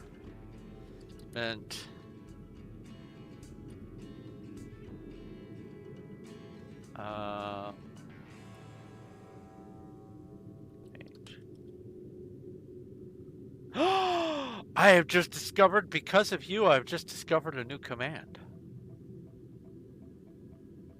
It doesn't tell the tiers of the stuff. Hold on.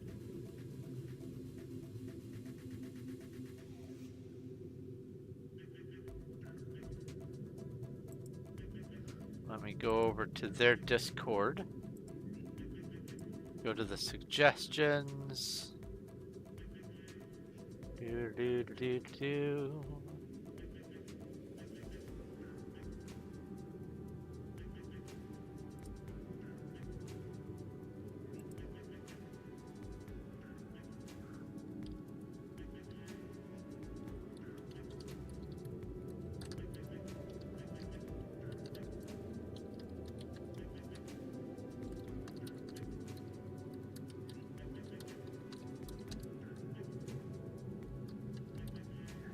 For the RPG equipment command, have the output include the tier of the equipments listed.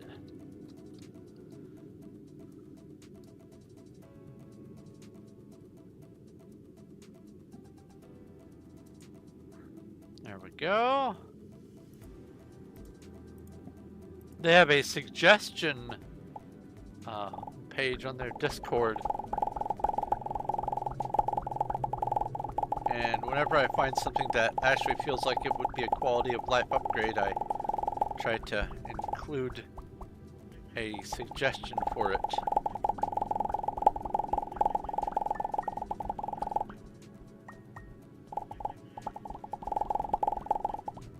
And this Twitch extension is still heavily growing and expanding and improving. They're adding new stuff to it all the time. It is a very lively and active extension with lots of stuff going on, so a lot to look forward to. There is no copper bow. All the types of bows are wood. There's bow, there's oak bow, there's willow, teak, mahogany, redwood, I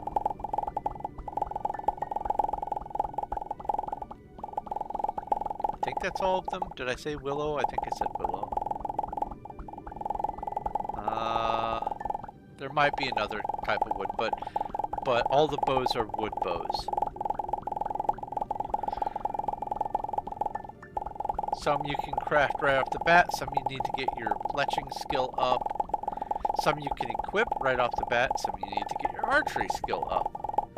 There's whole tiered skill systems.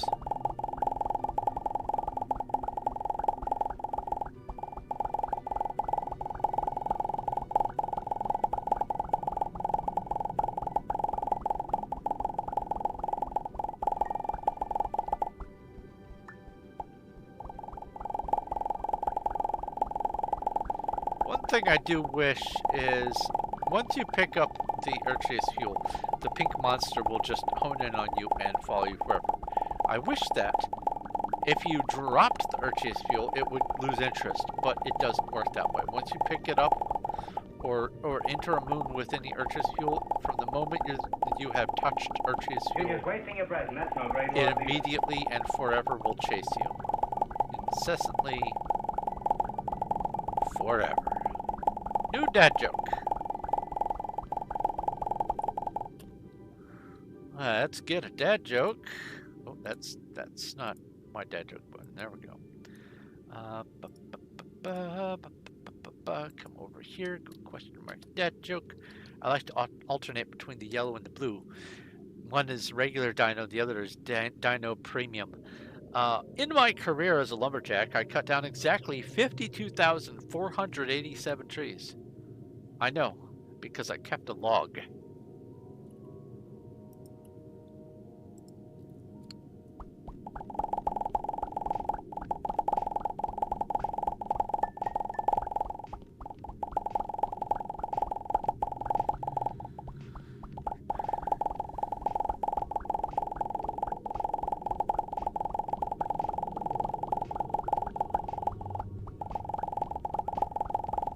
There is an activity popularized by lumberjacks and stuff, where you stand on and ride logs downriver, and you can use your feet to rotate the logs left and right so that you can sort of do a little steering, and there's different ways to manipulate the log from the front, middle, and back and all that. But there are these log spinning competitions where two people get on a log and one tries to spin the other one off by messing with their own log spinning. And it is wild to see the control people have with just using their feet. So we have some goblins. RPG battle. Buffs first. Yep. Let's cast some spells. RPG battle. 870 goblins. I even got some jugs out of that. How many jugs do I have? RPG inventory jug. RPG make 1,841 jug of wine. I don't know if I have enough grapes. I don't have any grapes. Have you got any grapes? No, none. None at all. I need to get grapes. Wait, I thought I just did the... Are there no grapes on the farm? RPG inventory grapes. I don't have any grapes. That is weird. I thought for sure you got grapes from doing a farm raid.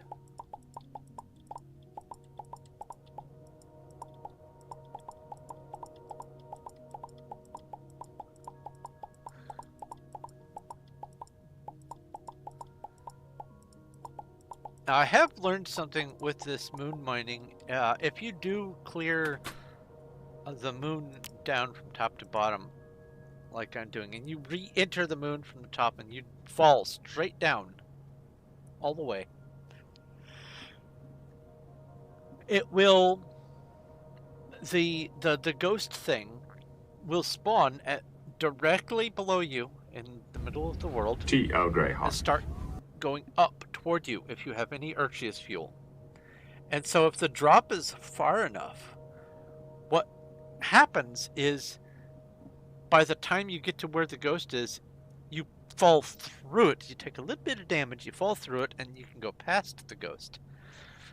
But there's this perfect sweet spot where, let me drink some tea here, where you can fall and land inside the ghost and just insta die.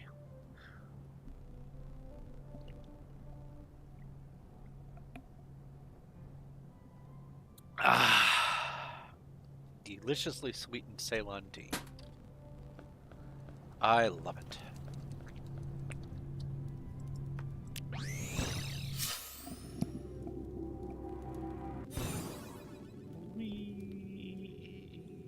Oof.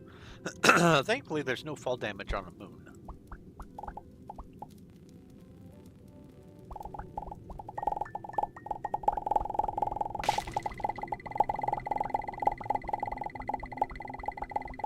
Oh, I forgot to bring chat back up.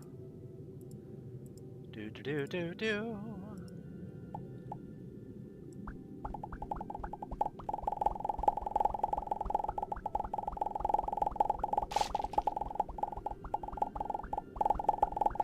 How is my tea? My tea is tea-licious. Ceylon tea. Hold on. Let's make sure I have this right.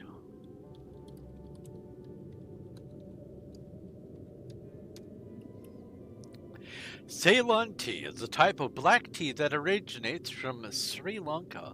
Pure Ceylon teas are different from other types of black tea because they come from a different species of the Camellia sinensis plant than other teas do.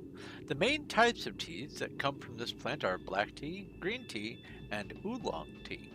And most teas that you're going to be used to are going to be combinations of black and oolong, like orange and black oolong plus black tea is like the standard Lipton, I think. But Ceylon it's still tea, but it has sort of this kind of a spice note to it, and it's really tasty. If you have Ceylon tea, I would absolutely recommend, if you're going to sweeten it, do not add honey. Honey adds its own kind of tang. If you want to taste the Ceylon tea, just plain sugar or brown sugar, but not anything that adds zingy sweetener. Oh, my head broke. Thank you for letting me know. But Ceylon tea, it's a black tea-ish, but it has, I don't know, it's got a spice vibe to it. It's really good. Let's zoom in on my head here and boop, boop, boop, boop, boop, boop, boop, boop, boop, 320%. Okay, cool. Thank you for letting me know. And here we are. But yeah, Ceylon tea, oops, front button. Ceylon tea is, it's like having spiced tea, but not quite.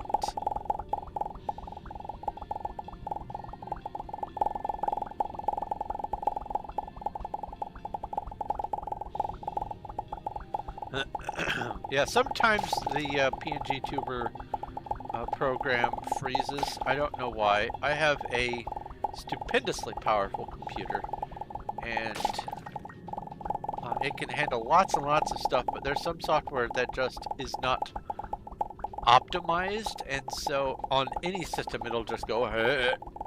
And I have watched a bunch of people who use PNG Tuber Plus say that they have the same issue, so it's not just me. Ooh, we have a delibird. Let's try to catch it. Pokey catch. Safari ball. I have earned some safari balls and park balls from doing some of the challenges during the event.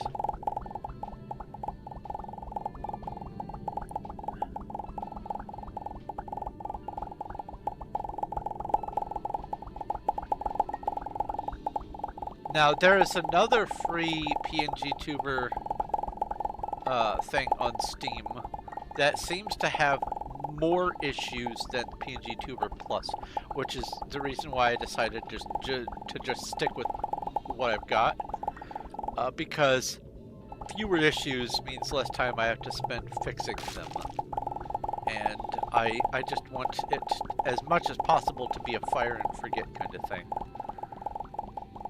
Oh, I forgot to reopen my inventory so you guys can see the numbers tick up. Boo.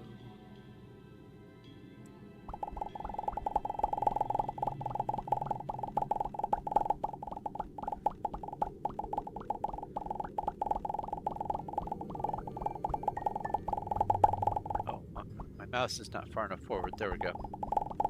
If I zoom far enough in, it will cut off the top of my head. But I don't have the avatar filling up the entire stream window. It's just in the bottom left corner. So all that'll happen is it'll fill about a third of the height, and then my hat will start getting cut off and my shoulders will start disappearing and whatnot. Oh, I need to double tap that. To buy more Pokeballs, you do Poke Shop, and then you type out the name of the Pokeball you want. So, like, for instance, if you want just plain Pokeballs, you go Poke Shop, Pokeball, and then a number. I would suggest the numbers be in increments of 10, but you may not have a lot of money right yet. To see how much money you have, you can do Poke Money. I don't even know how much money I have. Poke Money. Oh yeah, I have been going through my Ultra Balls and Great Balls and stuff. Been spending a little bit more. I had more money.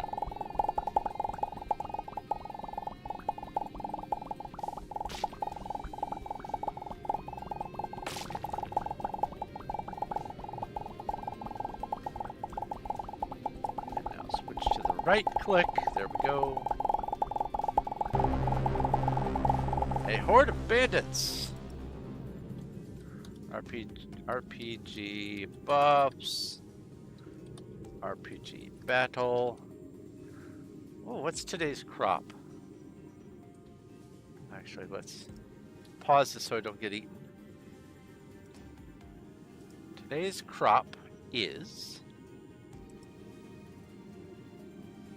rose. Roses are today's crop. Nice. RPG crops. Okay, RPG plant. What do I want to do? Wheat. Let's get some more scarecrows. Max wheat seed.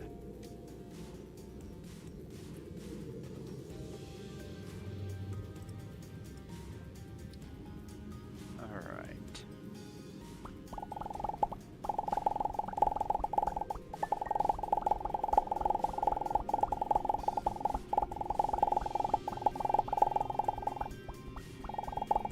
Don't feel bad about messing up the $ versus exclamation point. Hello, Emma. Welcome.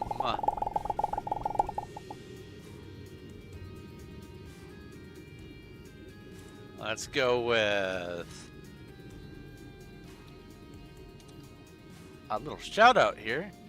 How is your AFKing on Terraria? How goes the progress of the room?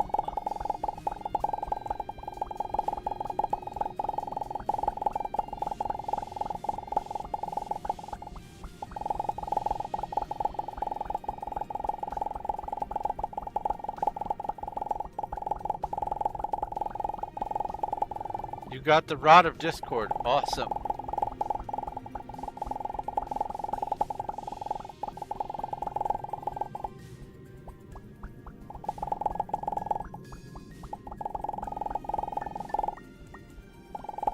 Rod of Discord, the helmet of TeamSpeak, and the cape of Skype.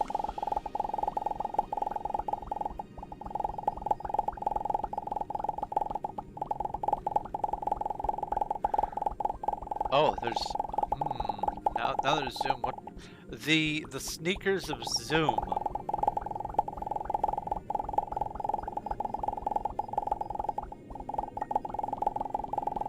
.2% drop chance. Well, congratulations. What does it drop from?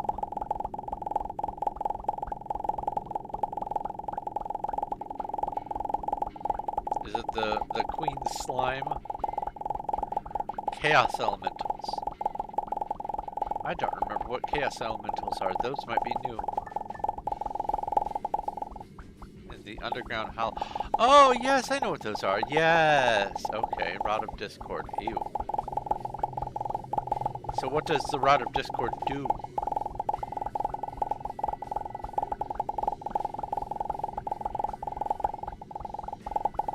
I have heard it mentioned. Teleports you to the cursor. Oh, neat.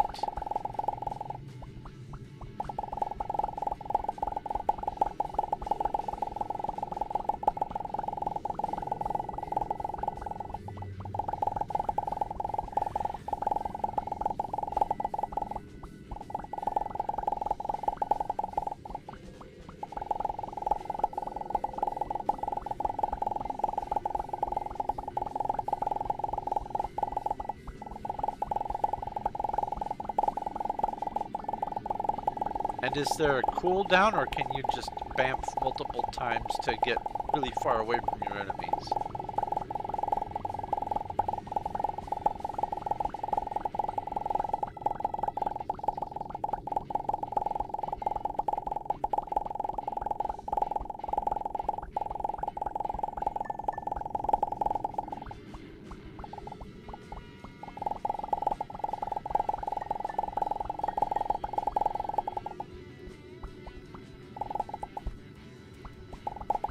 I see. I wonder if you can use it to teleport behind the wall of flesh and not get eaten.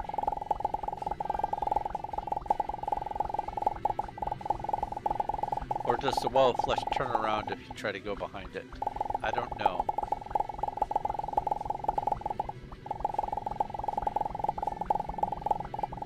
think I've only ever died to the wall of flesh twice. And I don't know if it turns around or not.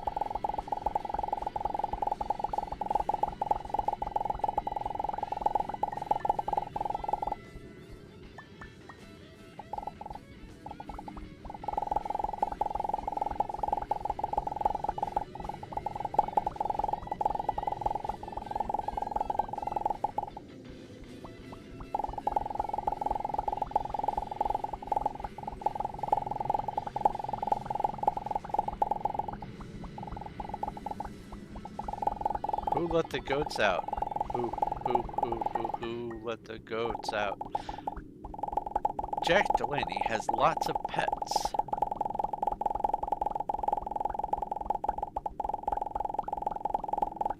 And if I remember correctly, they are getting a cat or some cats. Or something like that.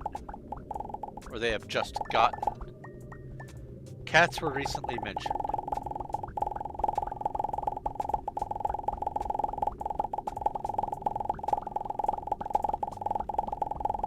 Welcome back.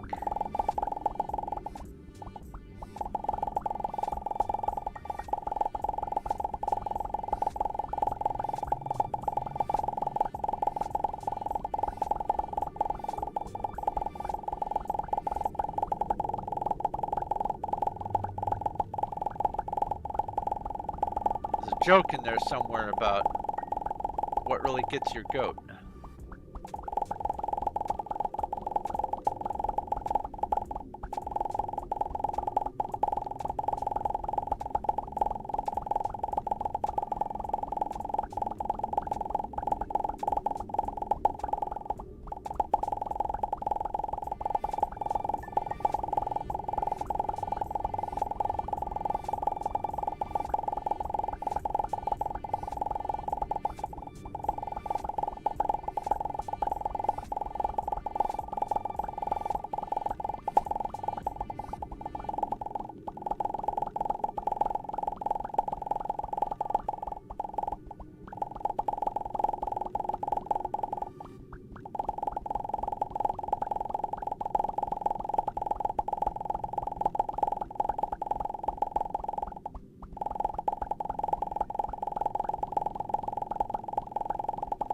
It's a possibility on the cat.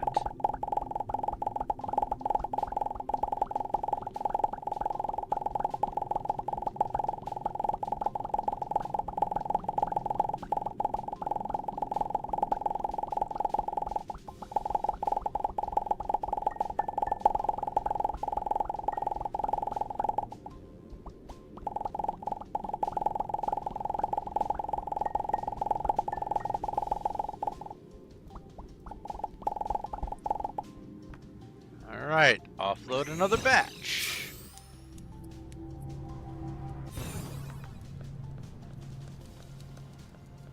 Get rid of this. Looks like it's about 300-ish each time.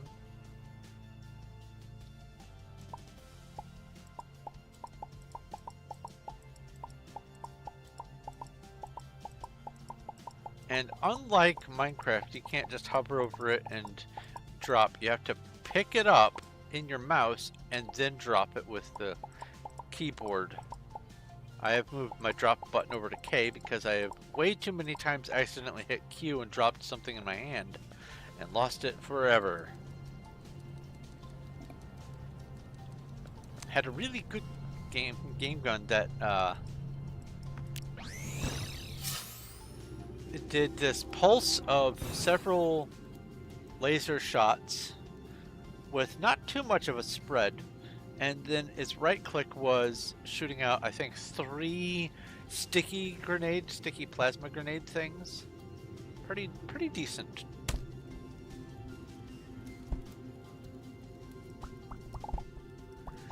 And I just, accidentally dropped it inside of one of the temporary events, and it's gone forever. A Horde of Wolves RPG battle.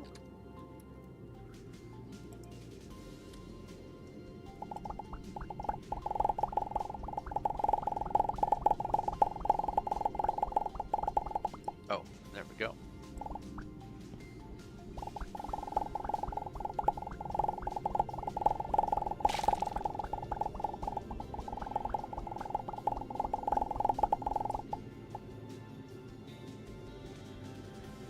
People are getting them from have an uncle who loves him, so they don't want to give them to us. Oh, he fell in love with the cats. That's cute. Means he probably got what is that?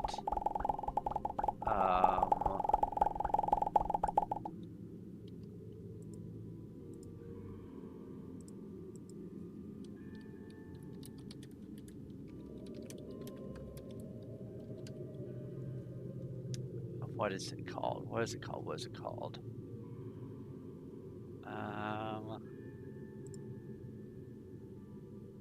Toxoplasmosis. That's what it is. Humans and, more importantly, rodents catch something from cats called toxoplasmosis, which, when smelling cat pheromones and also cat urine, it causes the mammal to want to befriend the cat. Pokey catch, safari ball. And it causes such strange behavior as having prey animals try to cuddle up with the cats, which makes them a lot easier prey.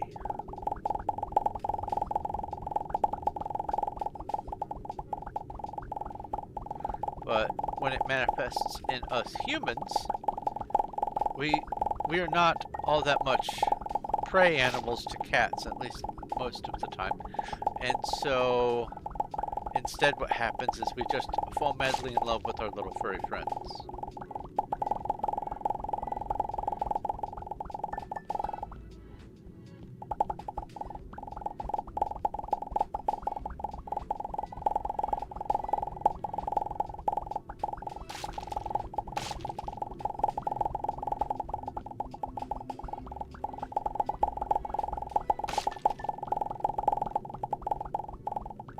Congratulations, Emma, on the stone. What stone did you get?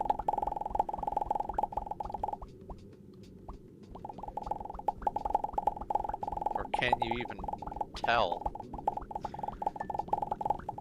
I don't know if it tells you what you get. But either way, congratulations on the stone. And also congratulations, Zach and Cuddles, on the Pokemon.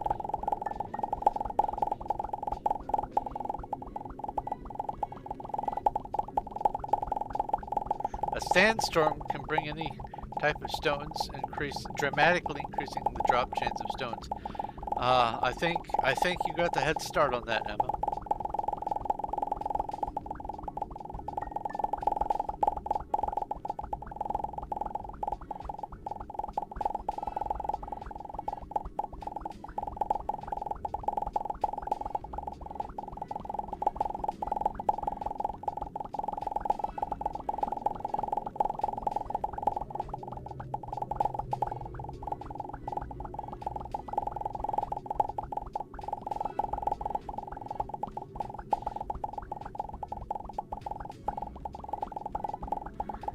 Yeah, for this stream, I went ahead and pre-did the Liquid Urchius relocation, so that I would just have these platforms to deal with and not have to worry about waiting for liquids to fall and all that. But this is largely what I have been doing for all the moons to try to get this achievement.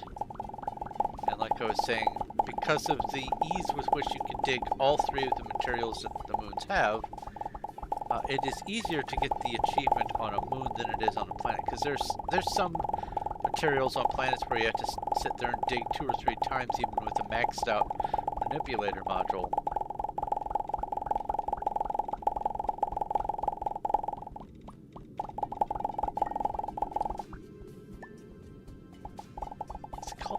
manipulator module or just a manipulator?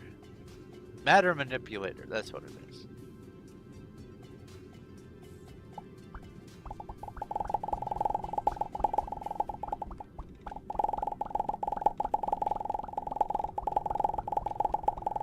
Now apparently in the Frackin universe there is a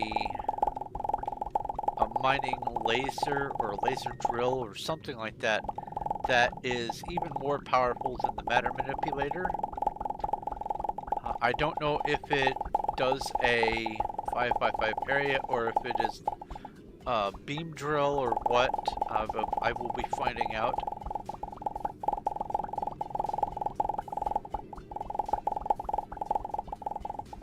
But I have been told that it is way more powerful. So I'm looking forward to that. Also, I'm adding a mod that gives you bulldozers so that you can be in a vehicle and use the vehicle to do your mining for you. That looks really fun. There's two different varieties as well, or at least two different varieties, so far as I can tell. And because I'm going to be hollowing out at least a couple of planets to make some facilities and stuff, every little bit is going to be helpful.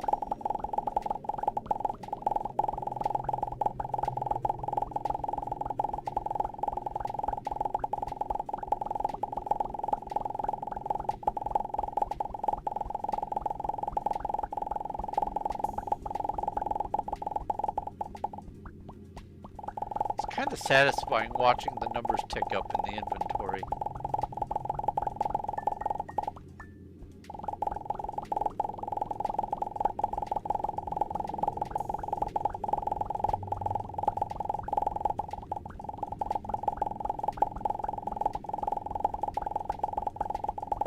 You're just wasting your breath, and that's no great loss either. That's the silliest thing I've heard. Let's get another dad joke. Dad joke. Don't buy flowers at a monastery, because only you can prevent florist friars. I almost messed that one up.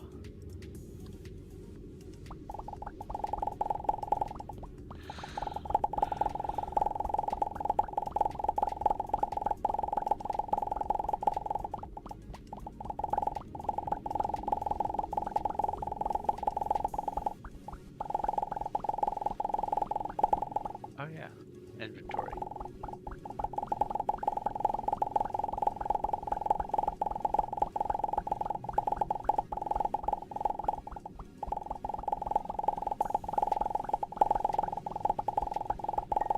I've almost considered adding the mod for the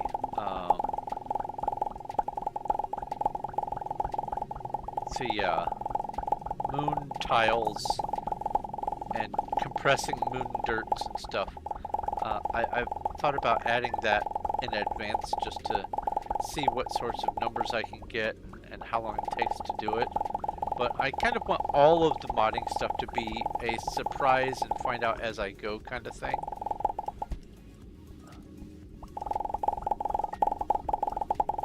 I've been doing as much as I can not to spoil it for me. Because it's going to effectively be a whole new game once I get it all modded. It's going to be Starbound 2.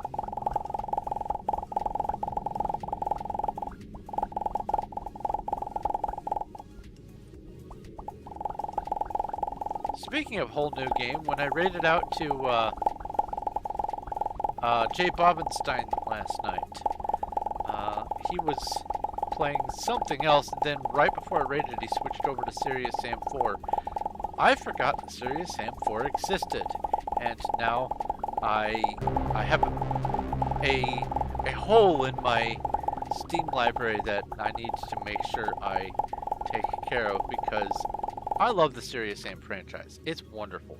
Ooh, Horde Warlocks. Let's see here. What is my maximum earth?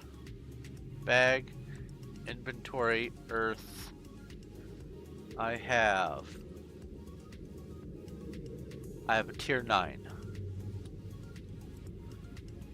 RPG cast Earth 9. RPG buffs. RPG cast. I still have Fury, I still have Rage, Strength, Looting. Okay, RPG battle. Actually, I'm going to do this battle over on Toxic so I can get the most possible loot. RPG battle. More mage boots. Cool. I think I can go with... Let's see here. Profile. Reload this page. I've already claimed all these. Claim this reward. Claim this reward.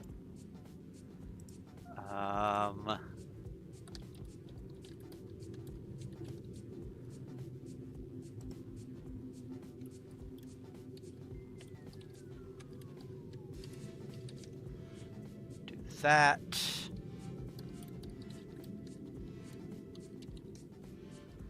And open the equipment, open the mage. All right.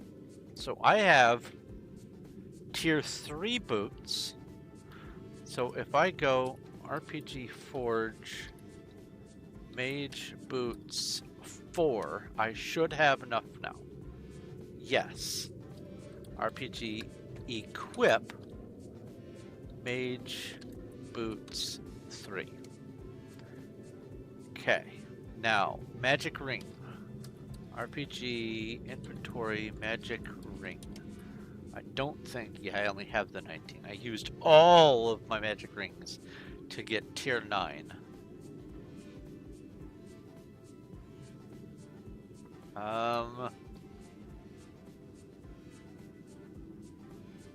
Let's see here.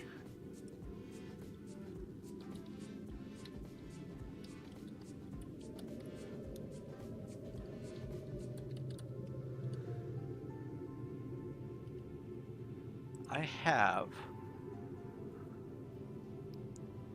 have enough to upgrade my diamond mahogany staff by 1. Let's see here.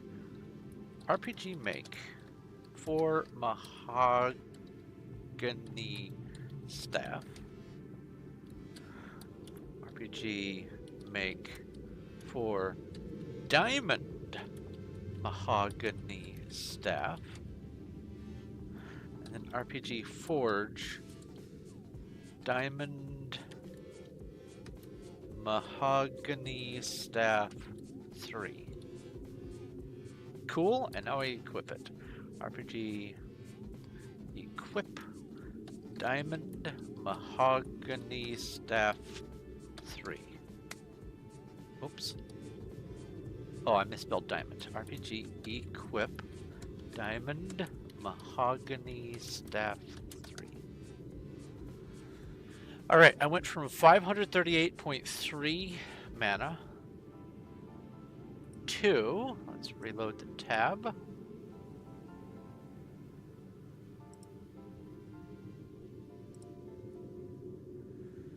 $541.1 mana max. It's getting better. Getting better. Also, RPG inventory. Did I get any damage books? I did not. Ackback. Admiral Ackback. It's a trap. It's a tarp. Warlocks are important because you get all kinds of magic gear from the warlocks. Mage armor or mage robes and stuff. You get these enchanted pages and damaged books and rings and necklaces and all kinds of magic stuff. So I try to do as many warlock kills as I possibly can because that's the best way to get gear for your mage character. Sit up straight. How does everyone know?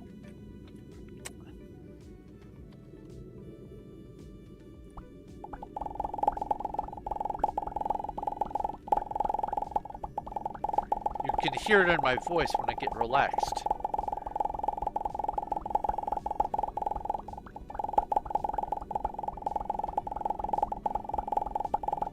Speaking of, I have discovered some time ago, but I've somewhat recently discovered that my one of my prescriptions for fluoxetine, which is there to help prevent the onset of severe panic attacks.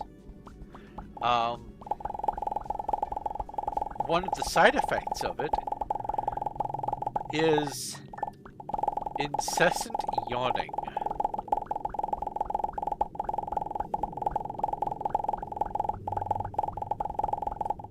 Let me tell you, it's annoying.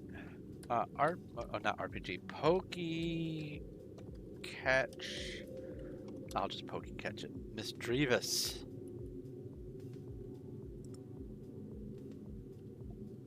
Bring my inventory back up. We're getting near the end of this layer.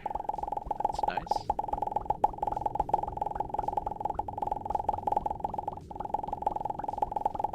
There's two different mods that are going to be useful for me that I'm adding as far as building is concerned.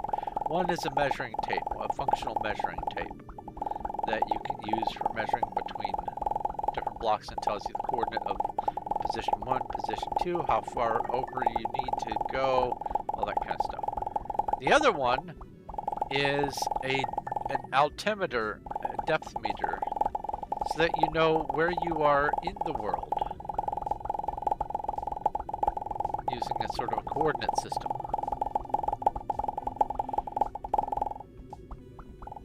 Because with all the sci-fi high-tech stuff that you've got, there really isn't a navigation system. You just simply exist. Also, I'm adding one or two different ones that add some sort of mini-map features. Ooh, that filled everything. Holy smokes. Alright.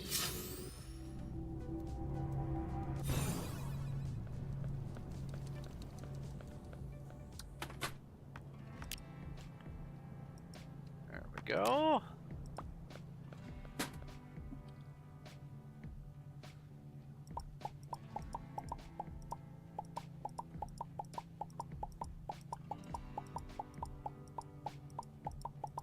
Each one of these rows is 10,000 blocks.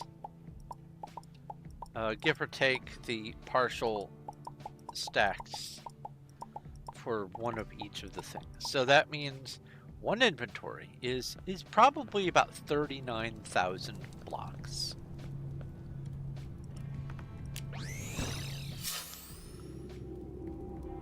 And it's going to take a total of roughly 250 moon mines in order, or moon layers in order to achieve that.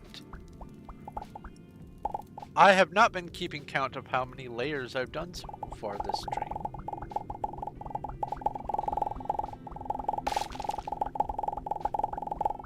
Maybe at the end of the stream I'll figure out how to measure it. But I want to get an actual solid measurement for how long it takes to get a known quantity of blocks. That's part of the reason why I wanted to do this on stream, is because I know that by the end of the stream I will have spent about 3.5 to 4 hours actively mining. There's some starts and stops, like this horde of bandits. This is a temporary pause, RPG battle.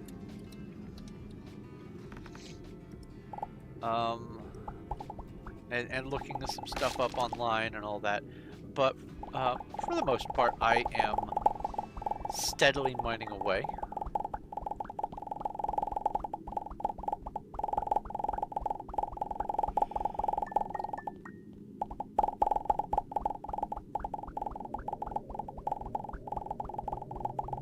Oh, I forgot to bring up the inventory. Apologies. That doesn't stay up whenever I hit escape, it clears it. Oh, there's another mod. Above my head, whenever I have any inventory or other menu open, it has this little box with pretend text on it. There's a mod that removes that, because I don't need to know that I've got a window open. I know I've got a window open. It's right there, I can see it, it's on my screen. Kind of hard to avoid. I don't need an above my head reminder that there's a window open. I mean, I was there, I opened it. So that one is going to be included in the mix.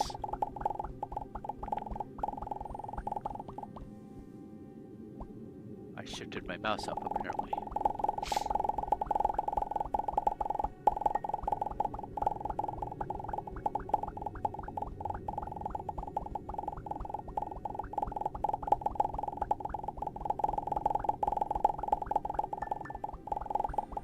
We defended against 1,437 bandits in this channel. That is wonderful.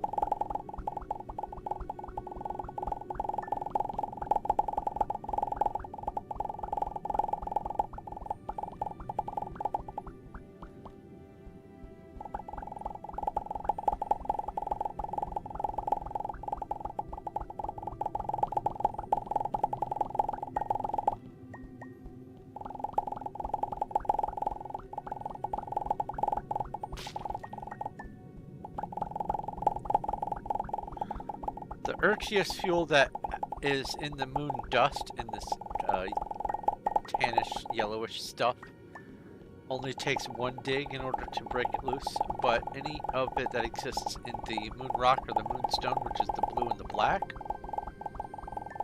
takes 2 digs. But even that is less digging than doing stuff on a planet proper. And because of how few other kinds of interruptions there are, moons are just the superior way to get your digging for getting the achievement. Now, because you can get this achievement by using admin commands, by just giving yourself inventory after inventory after inventory of blocks without having to spend the time to do it, it is a slightly higher percentage chance, or statistic, I should say, for getting the achievement accomplished than it should be. But even with that, it is... scrolly... No, not drag over. Scrolly down. All the way to the bottom, please. Or you could be a pain in the butt. Alright. Click to show spoiler. Destroyer of Worlds is 0.9% of the users have gotten the achievement. Now, that 0.9% is a lot of cheating. I know this because one of the other ones, the mint condition, collect at least 50 unique action figures.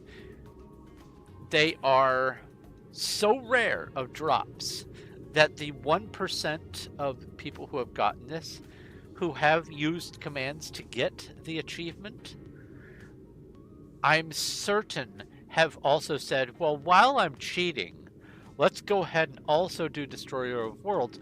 But the reason why Destroyer of Worlds is less, it's because it takes a lot more things to do. And so there's going to be fewer people, slightly fewer people who have actually gone the extra step to do that achievement. But even at 0.9% of the users of this game, it's a very rare achievement. And I want to get it legitimately Additionally, I want to get the action figures one legitimately, but I'm not going to wait around on this character to do it. Because it feels like I will have more access to getting the action figures to drop by doing it in the modded situation, especially because I will be incentivized to get more things from the different planets. Beyond the fact that I'm also going to be trying to collect all of the mobs, which my character will view some of them as being SCPs.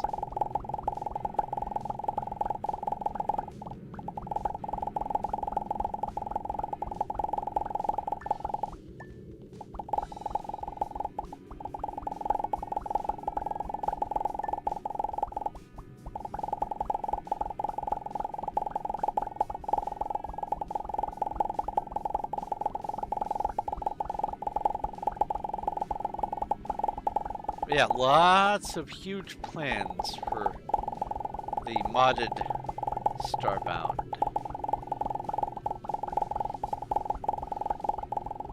Before I can dive into it, I want to get the last 7 bugs, and I want to get this 10 million block achievement.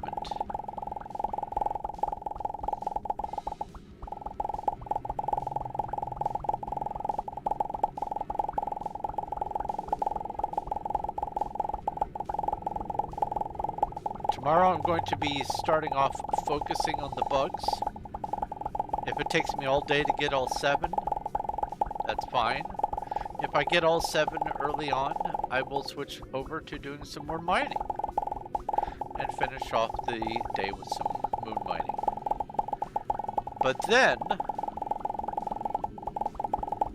I'm going to probably do the rest of the moon mining off camera, maybe over the weekend, and see about starting modded with next week. Maybe. It depends on how things go. Maybe next week I'll do one more session of moon mining.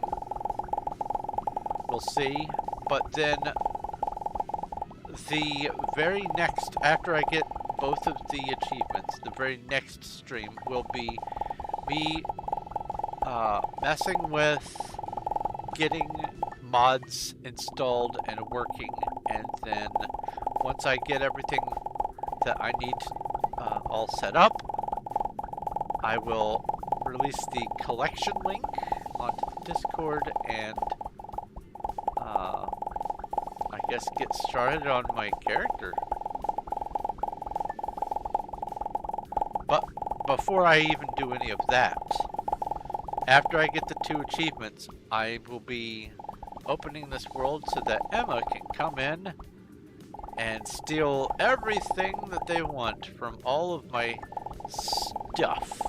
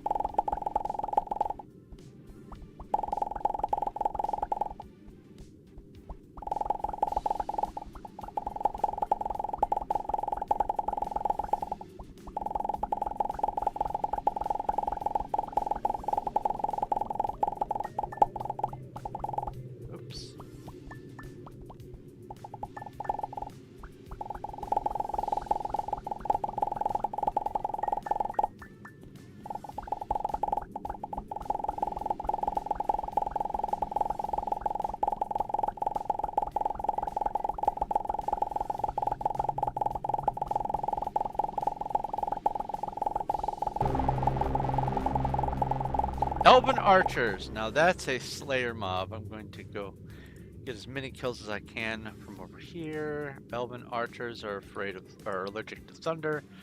Let's see here.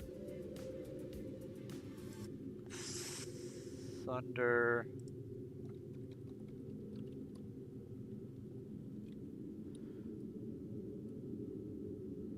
I have some tier 9s. Okay. RPG.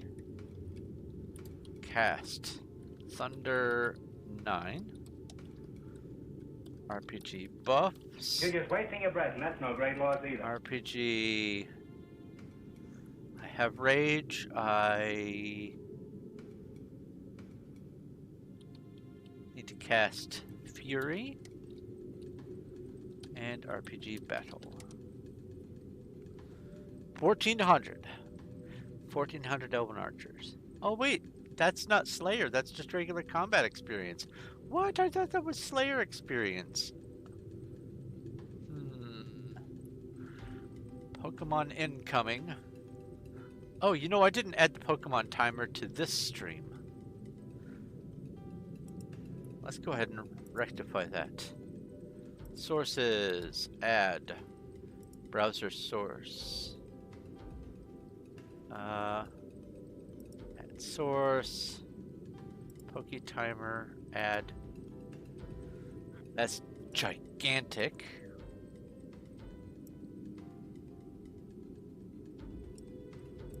Move you. What on earth? What did I?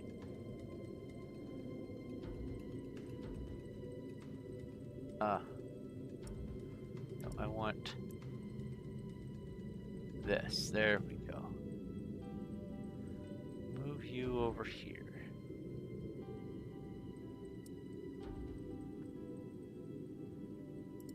There we go. That's a little better. Okay. Always upgrading things. Now let's try to catch the Pokemon. Pokey, catch the Sizzlipede. There we go.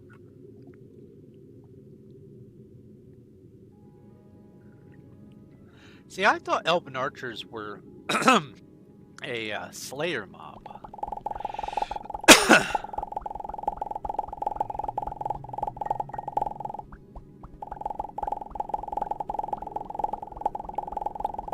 But either way, the higher my archery skill gets, the more I will be able to make some progress towards the higher tiered bows.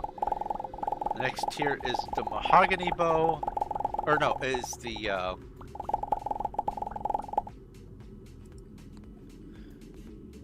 let's see here. I have the mahogany at level 60 is the redwood bow, and then I don't know where the yew bow comes in or the teak, but I believe the teak is before mahogany. I believe it goes teak, mahogany, redwood, and then yew, and I don't know. Let's see here. RPG and yew bow. Don't have any. RPG make yew bow. Level 60 fletching to craft a yew bow. Yeah, level 60 fletching. So that means it's probably level 55 archery to equip it or something. I don't know. The numbers are a little silly.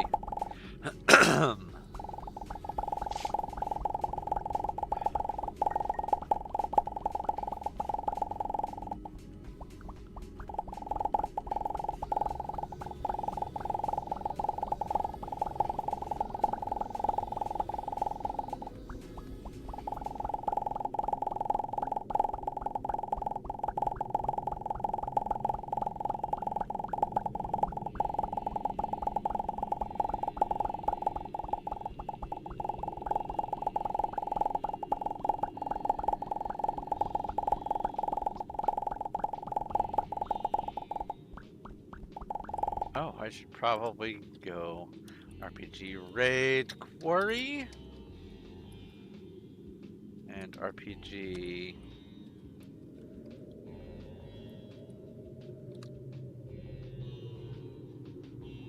Well.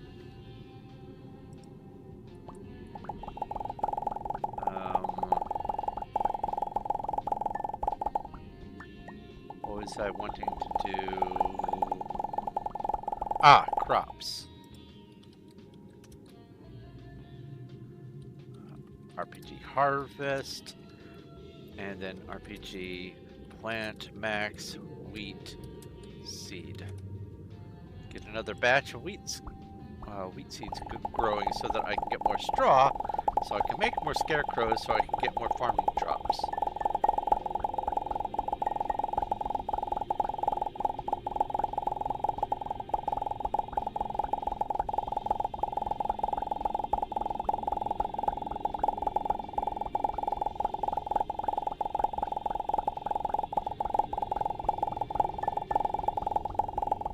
I think I can go RPG make 8 scarecrow.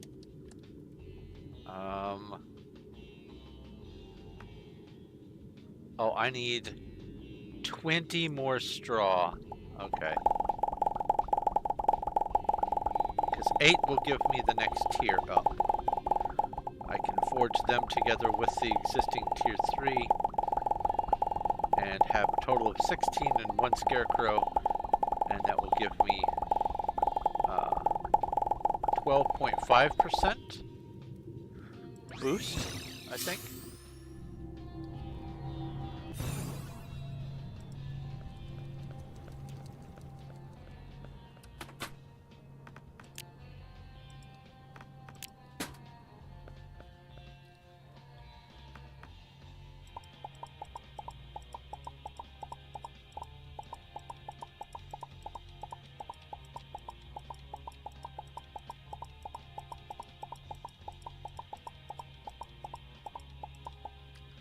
There we go, another 39,000 done.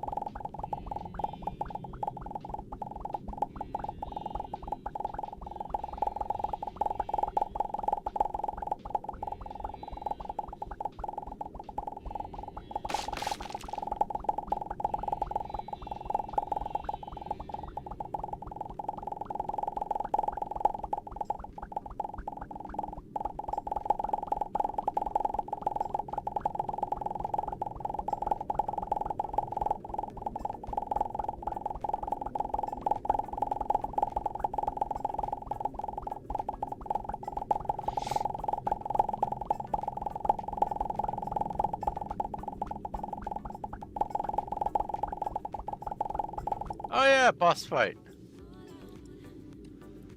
RPG, drink, medium, boss, battle, RPG, boss, battle. Hooray! Boss fight! Oops. Oh, let's get the mouse as far away as I can. There.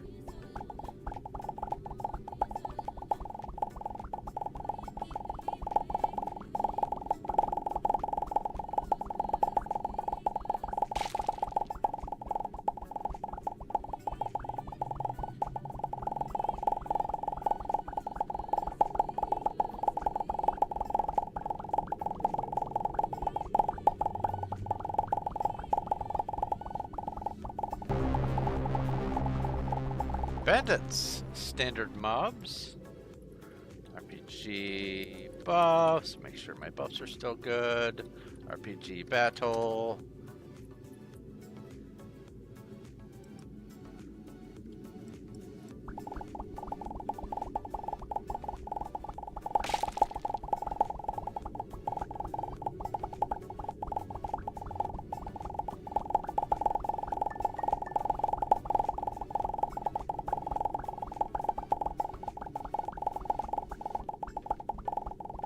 I started setting aside a list of things that I feel are safe to donate to the guild castle for merit. And I think I'm going to finish up the list this weekend so that next week I can just be a donating fiend, because I can only donate to my own castle while I am live.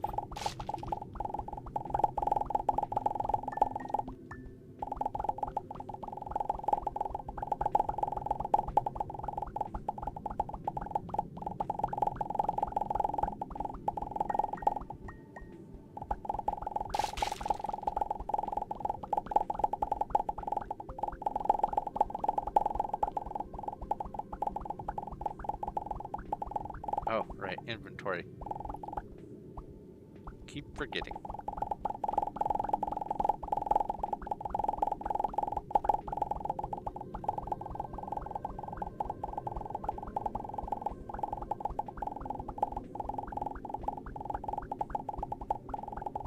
You're just wasting your breath, and that's no great loss either. Dad joke time. Don't mind if I do.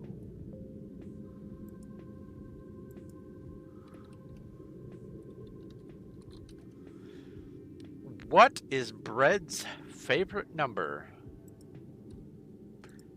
11.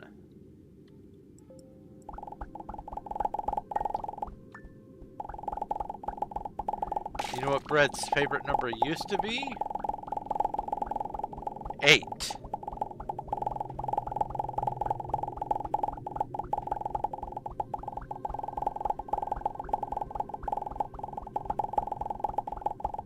Okay, maybe that one can go back in the oven. Needs a little bit more baking time.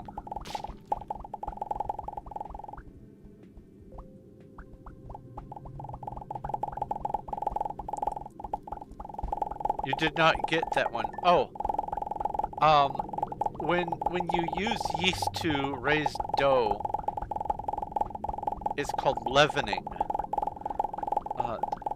Yeast and other things are called leavening agents. And so it's a play on words with the word leaven and eleven, which is a whole other word origin.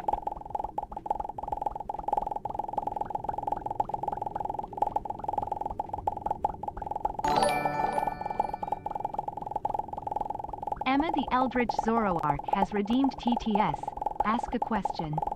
Everyone knows 7, 8, 9, but the reason is because 7 was told to eat 3 squared meals a day.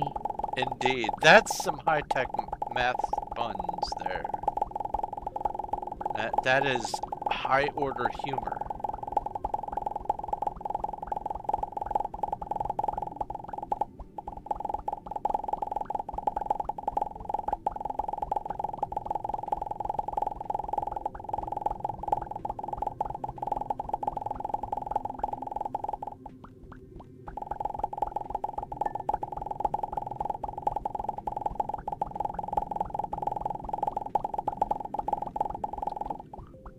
Mouse moved.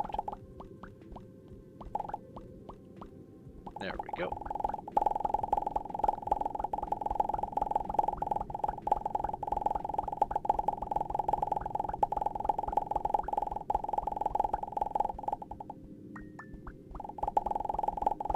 Honestly, I would be astonished if I got the achievement today. Unless, by some miracle, it does tally up all the digging for other characters and whatnot. But I don't think it will, because I think those other characters that it did massive amounts of digging on were from before the achievement, from before it was tracked. So I'm just going to have to rely on getting it done with this character. And so there's going to be lots and lots of very hollow moons on this universe. And once this universe gets all of its stuff traded out, and I fill the pockets of Emma, once that happens, the universe, the character, this incarnation of Illinois Smith are getting deleted, and I'll be starting from scratch, a whole new character.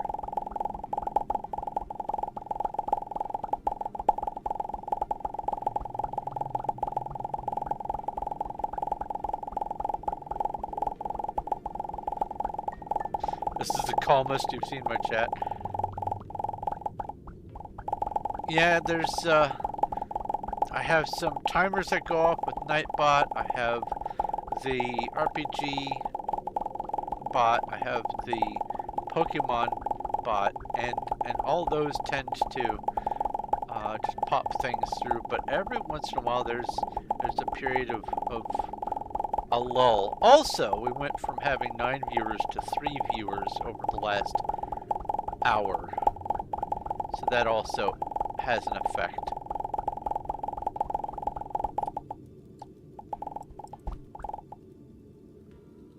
We have a Landorus, Pokey Catch, Safari Ball.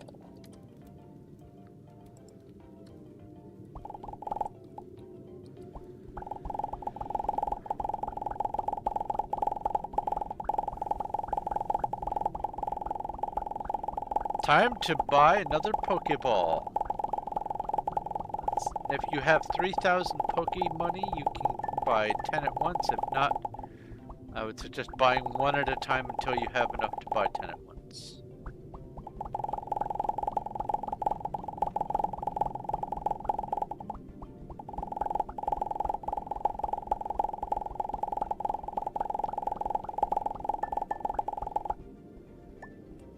Oh, there's a thought. Poke gift. Are there enough users? No.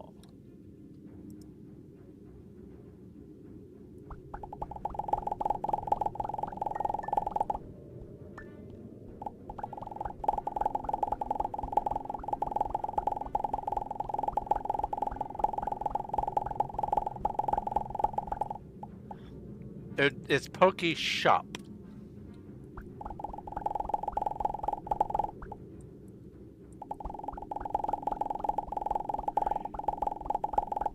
I have caught the Landorus.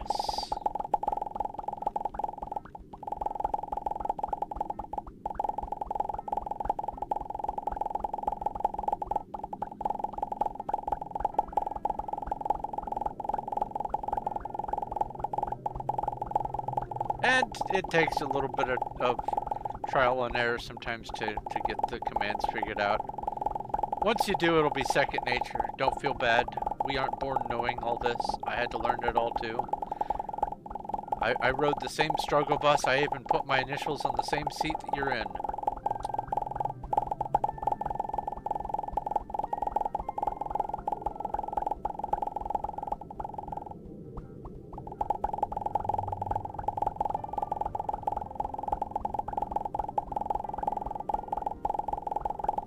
While I'm thinking about it,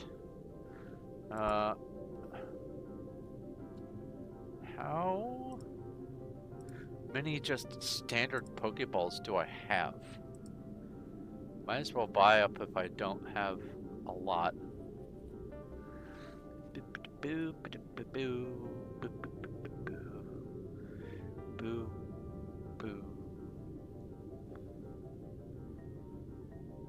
Wait, what? Really? My last Pokeball that I used was literally my last Pokeball. And no. My last Pokeball that I used was one of my 5 Premier Balls. I'm out of Pokeballs. Let's buy some more Pokeballs.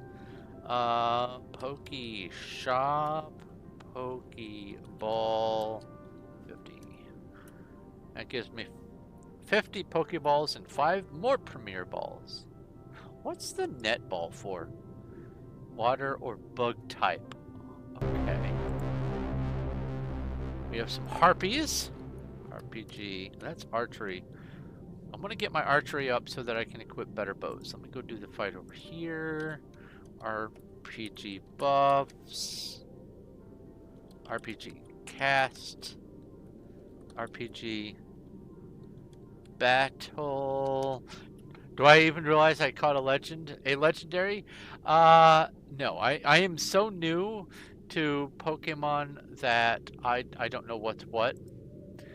I don't know what the stats on, I don't know how to look up the stats on my catch in chat. I can do it in the panel. Let's see what the stats are on that thing.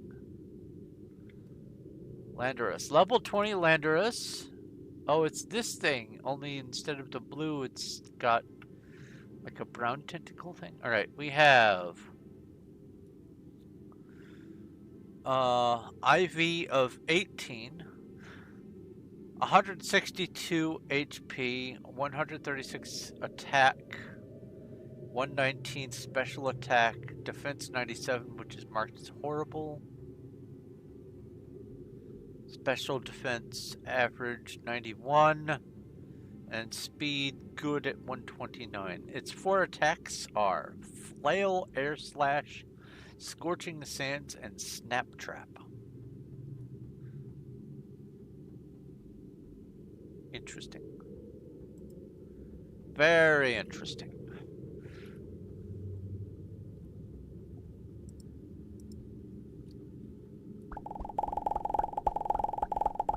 Looks like a genie on a cloud or something like that.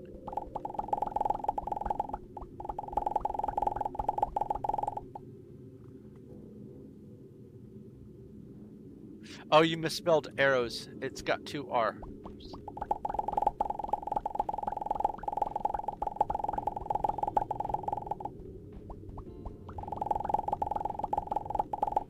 I'll keep forgetting to bring up my inventory so you can see the slots filling up with thousands of blocks.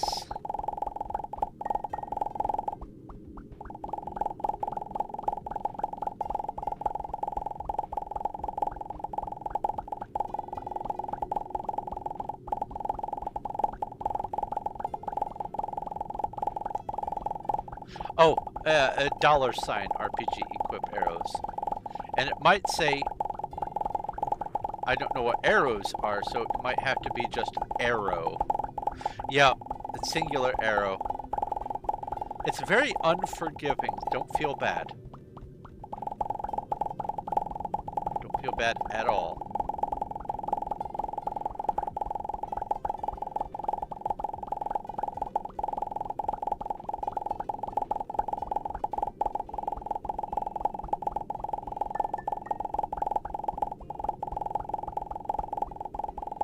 Oh, that's right. It's stone arrow. I'm sorry. You have to tell it what kind of arrow.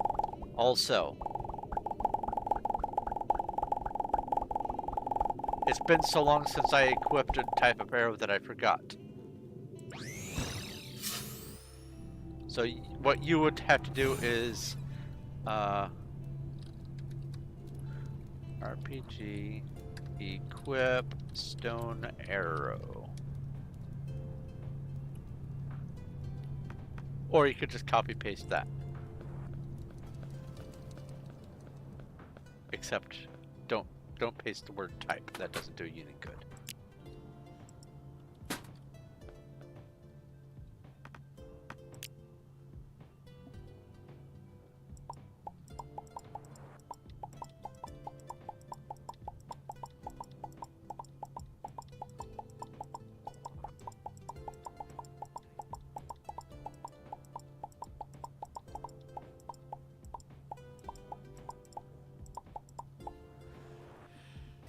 Okay.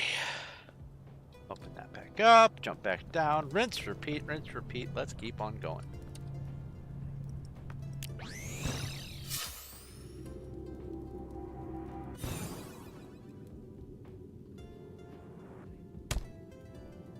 Takes a little bit longer to fall. Get my mouse as far away as it can go.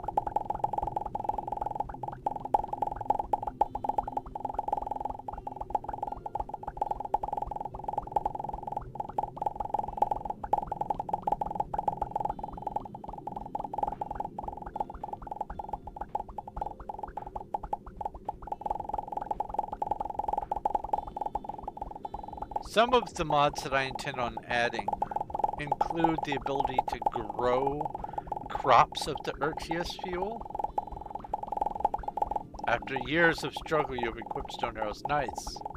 Congratulations. You're just wasting your breath, and that's no great loss either. But I'm still going to be harvesting from the moons.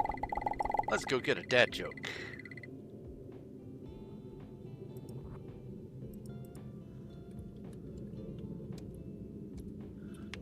I'm reading a book on the history of glue. I can't put it down.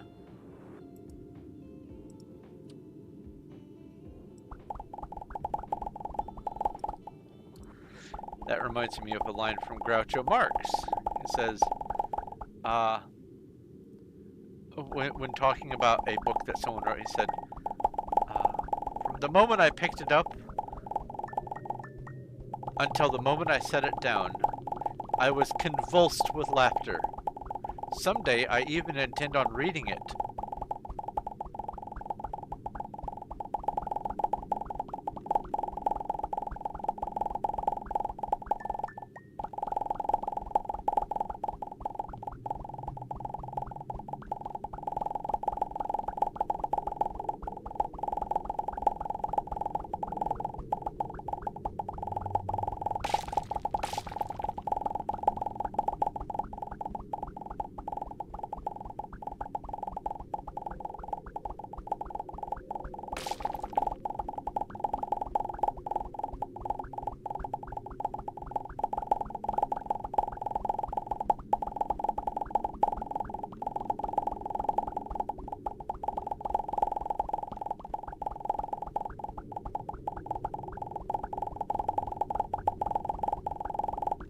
I figure I'm probably going to have to end up doing about 5 or 6 moons. Because, like I said, I don't like to do all the mining up above where the meteors interfere with my ability to make progress. And it's just simpler to do the bottom parts of the world. Now, I will probably not be doing a whole bunch of preset mining in advance for doing the stream by putting all of the liquid earthious fuel at the bottom of the world. I really don't need to do anything like that. I will probably just deal with it while I'm going through and mining.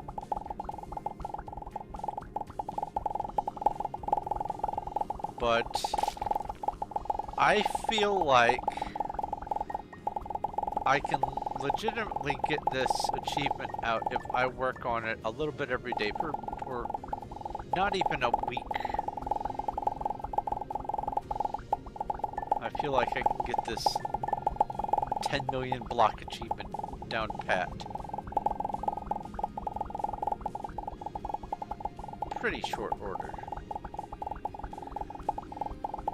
Now, I admit, 10 million blocks is no small number. I'm glad you get to hang out with good folk at the end of your day, Jack. That does me good to know that I am giving you an opportunity for relaxation and camaraderie.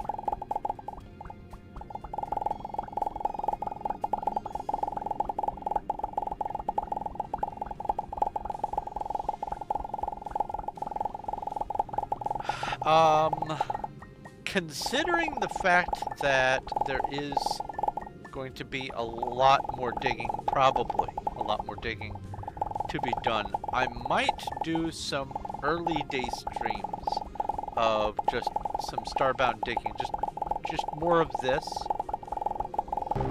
before my normal streams, like have an early day stream and then do my food and my nap and all that kind of stuff, and any of the end of day things, and then do my normal evening stream. We have a horde of bandits. Have you ever heard of bandits? Do I have Fury and Rage still up? There's Fury, there's Rage, yes. RPG battle.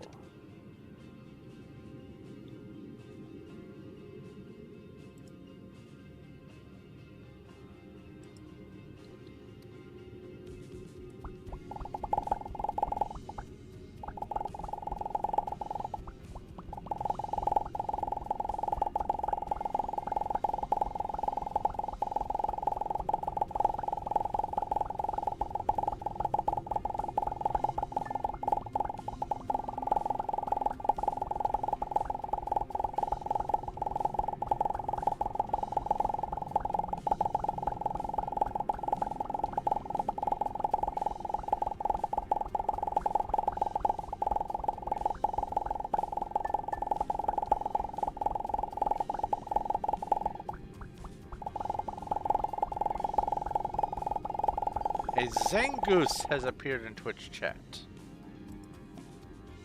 Pokey catch.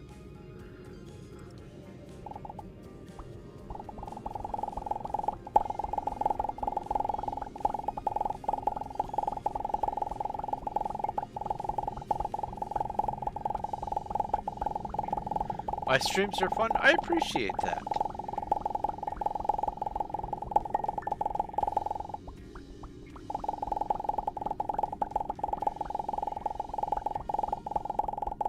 I absolutely appreciate that.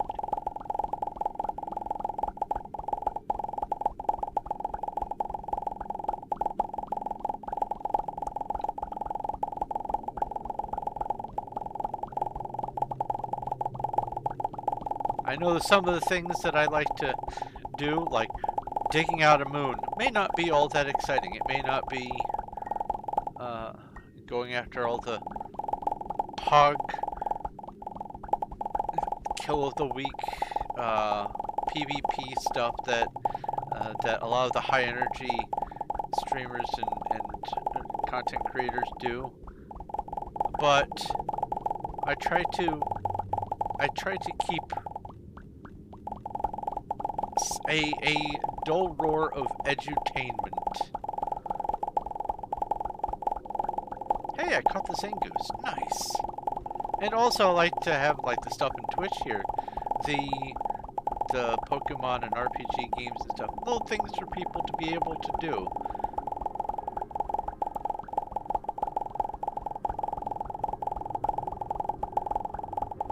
And games like those, especially the RPG, but I have a part of my brain apparently dedicated to figuring out how to min-max stuff, and so it loves games like those. I have idle games and clicker games galore on Steam. I love them. When I found cookie clickers oh so many years ago, I fell in love with it instantly.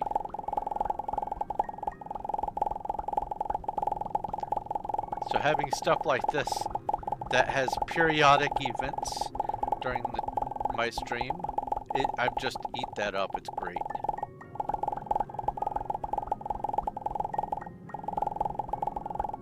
Speaking of eating that up, let's see here. RPG inventory cake.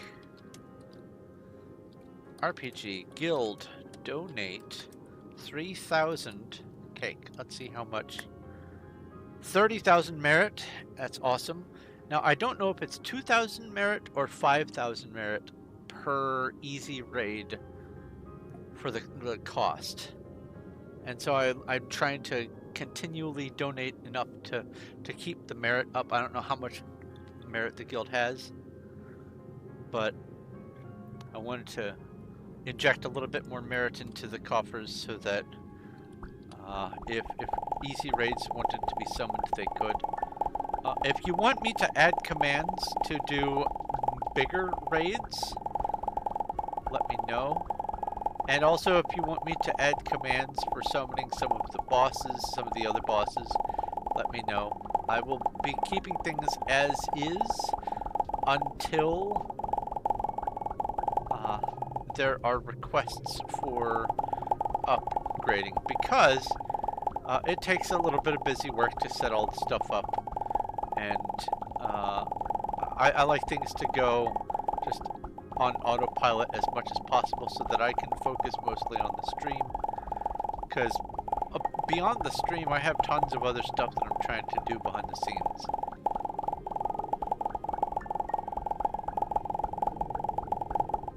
Oh yeah, let's do another quarry raid. Let's get some more bricks. RPG raid.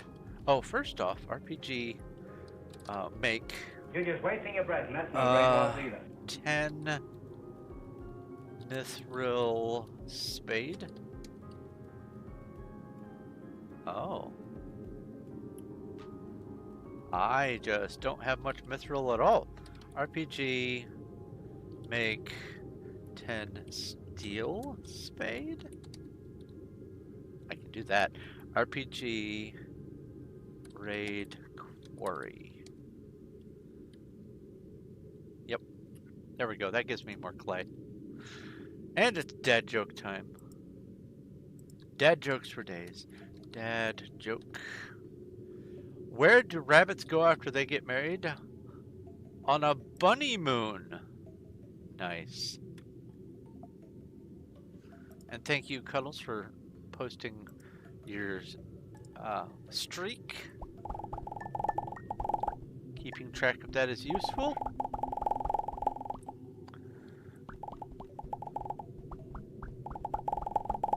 I feel like the streak is going to be attached to your character and not your email, so I don't think that that's going to have to be a big concern. But just in case, it's good to have a paper trail.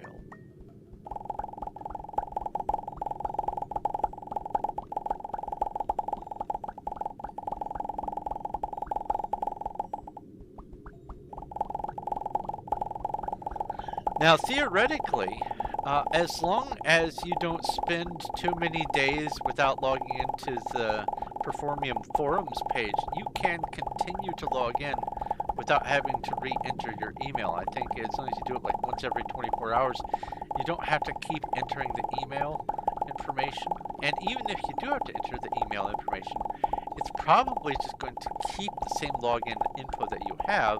You just won't be able to access the back end, the responses through the email. However, tickets and stuff can go straight through the website itself, so you potentially can still just keep using it.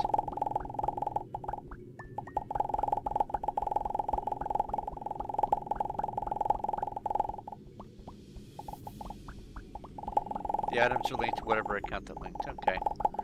Well, like I was saying, you can potentially just keep using it.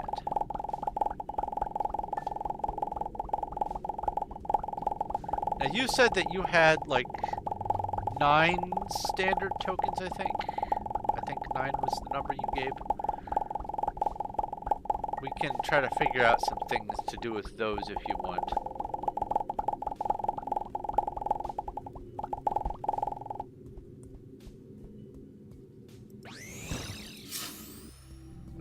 We can bump our heads together and figure out some stuff. We definitely need to get you some sort of rotten flesh. Yes, hello, cat. I absolutely intended to pet the cat.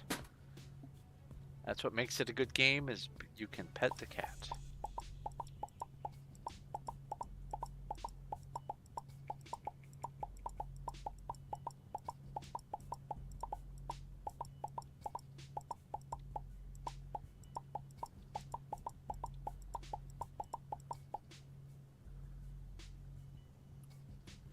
Yeah, and a poisoned potato for me. That's right. Yeah, good point. Good point. I think I have at least a standard token, maybe. Harpies. Harpies are archery. And I want to up my archery, so please excuse me while I go over to Toxic's chat. Buffs. RPG battle. 422 harpies. Here, actually, let's see here. I killed 422 harpies. 422. Can I pin this? I can. Actually, let me unpin this.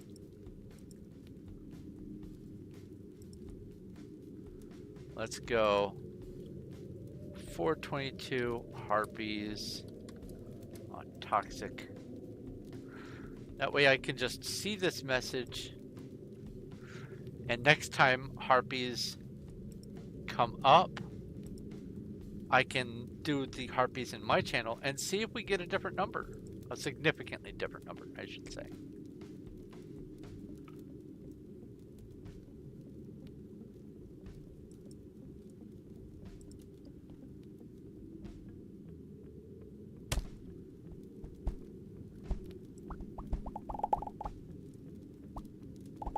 Because if it's not significantly different, I don't have to keep hopping over there every time. But I really do want to get my archery skill up as quick as I can reasonably so that I can start using the next tier up bow.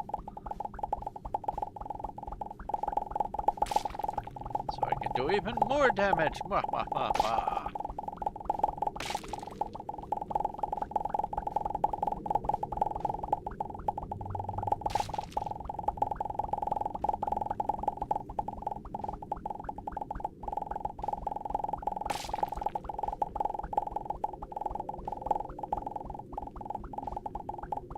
How do you get better things? Okay, so over time, as you get kills, you can use the materials that you have in your inventory to craft better armor, weapons, and tools.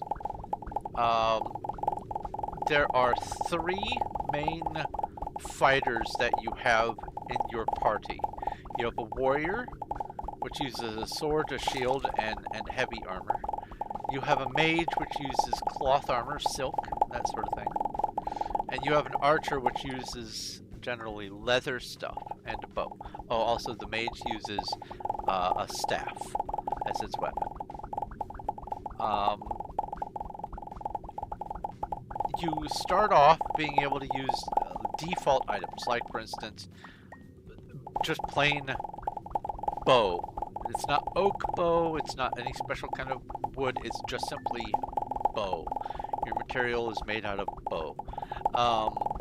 And it just uses wood and some bowstring to make a bow.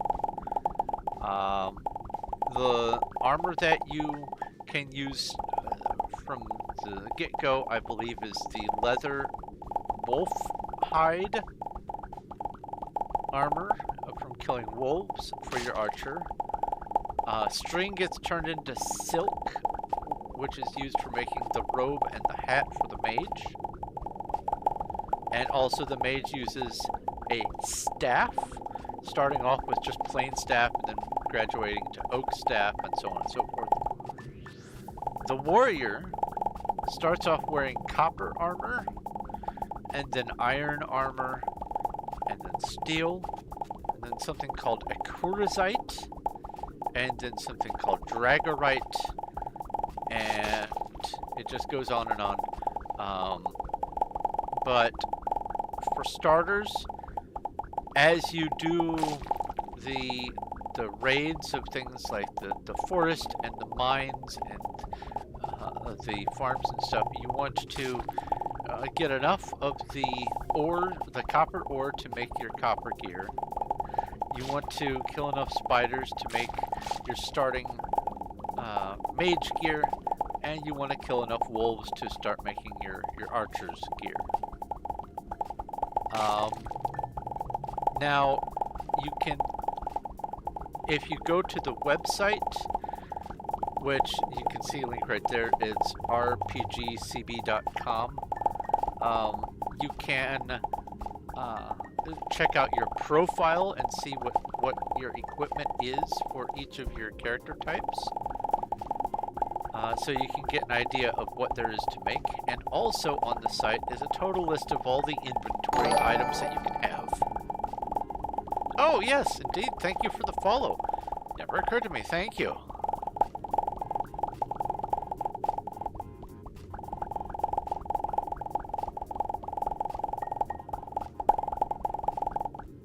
Let's mine this.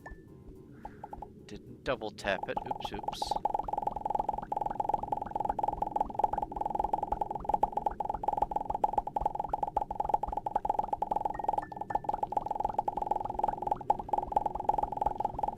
After this layer, I'm going to microwave. Yes, I'm a heathen. Microwave some more water for the tea.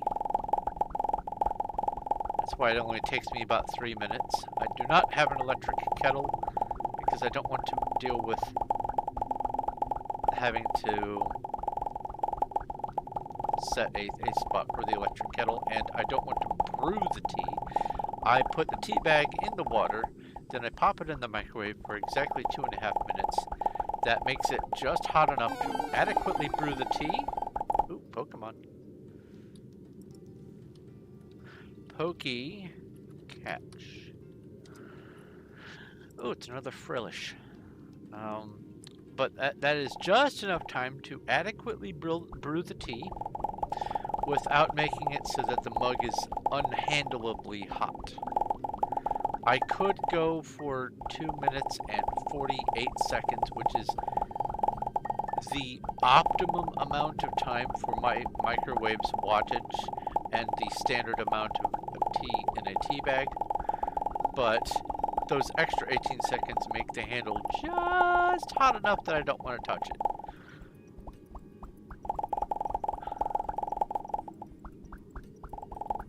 Oh, you typed Ultra Ball.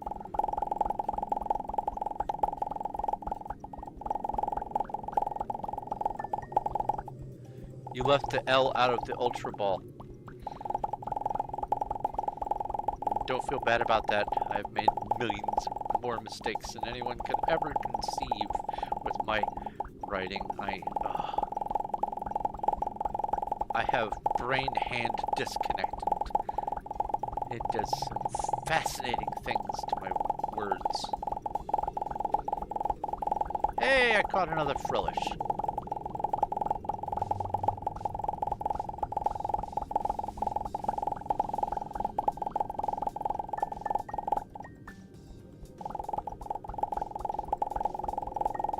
What's the command for looking up just how many you have of a given one? Pokédex frillish? No.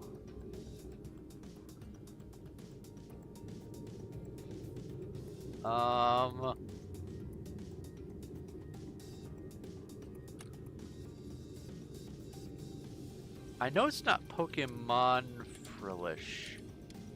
That just gives the stats. It doesn't tell you how many you have. Oh, well, thank you, thank you. Yes, yes. Yes, sit up straight, good. I don't remember the command.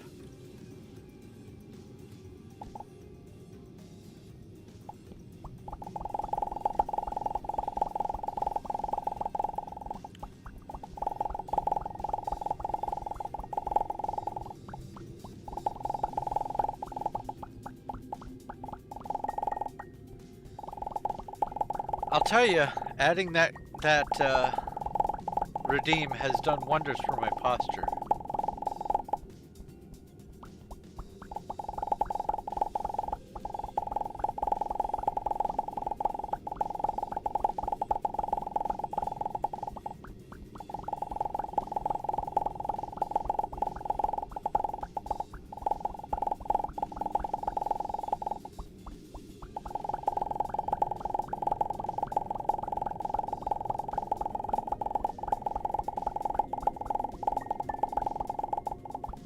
Minecraft, thank you, Zach. Minecraft really is one of those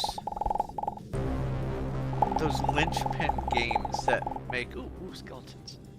That make it. Oh, I have a skeleton egg now. RPG hatch skeleton egg. Little cosmetic pet.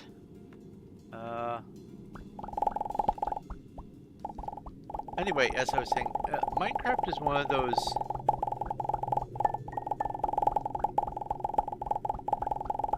kind of keystone games that changed the paradigm of the gaming community.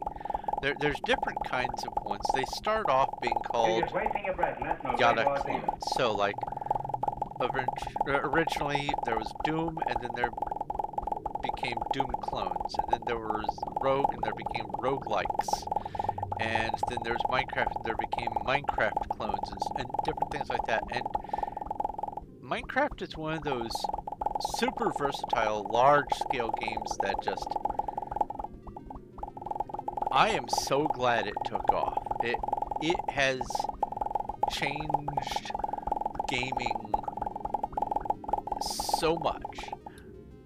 And for the better. Autocorrect has saved your life as a dyslexic. Yes, I bet. Let's get another dad joke here.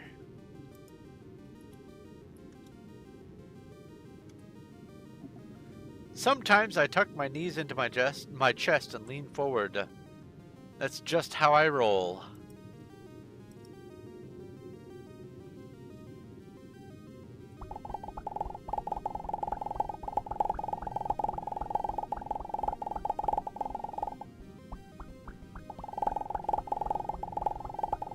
You have a 21-day streak on Performium. Congratulations, Zach. Stick to it, stick to it. You'll get more gem rewards and lots of other rewards by keeping your play streak up.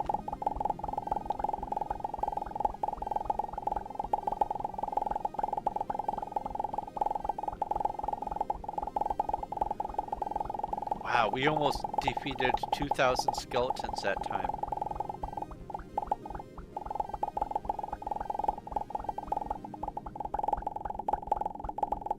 The dead silence after the dad joke. Yes, I'm used to that sound. It's what I live for. I call it the ruining.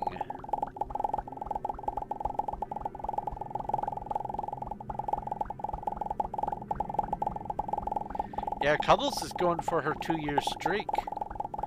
She managed to even keep her streak while she moved, which was amazing.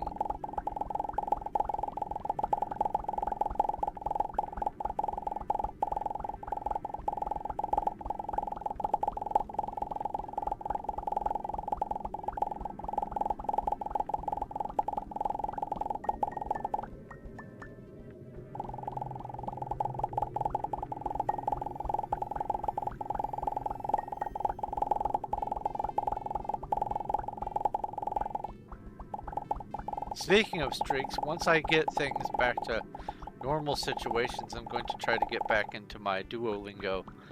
I had a Duolingo streak of about 2 years. I think starting at the end of 2019 and going into the beginning of 2021. I think that was the overlap. And I didn't miss a day. Well, I missed a couple of days, but I had some bonuses or whatever that I could use to fill a gap here and there. But for the most part, I didn't miss any of my lessons on Duolingo, and I was doing pretty good, really happy with that. And then the languages that I was studying, which were meant to be used in conjunction with some of the players on Minecraft, those players stopped playing, and so I lost my interest after a while in continuing with learning the languages, and I haven't been back to Duolingo since. So next time I pick a language, it's going to be one that I want to learn for myself, so that I don't have to feel like I've been abandoned, because I think that's what happened. I think my brain just said, well, what's the point learning if the people who I want to learn for aren't around anymore? Yeah, Duolingo is great, and it's built to incentivize you doing streaks as well. It's great.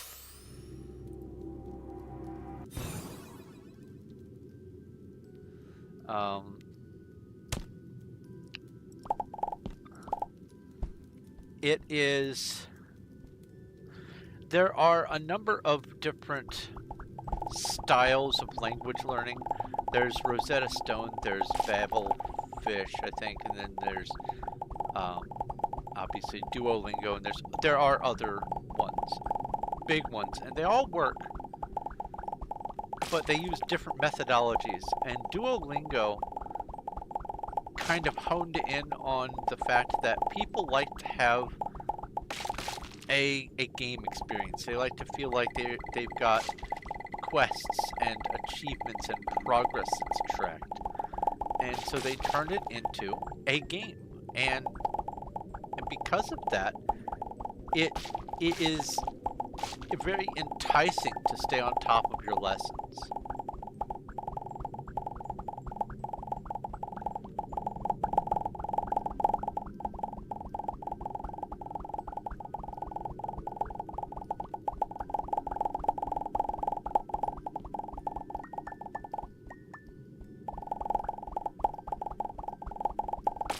The duo memes. Oh yeah.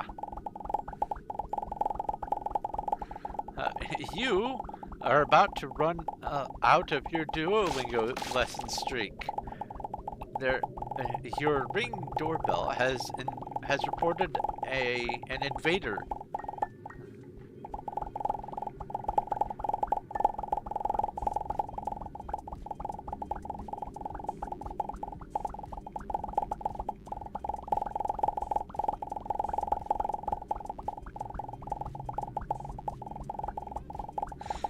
Spanish or vanish.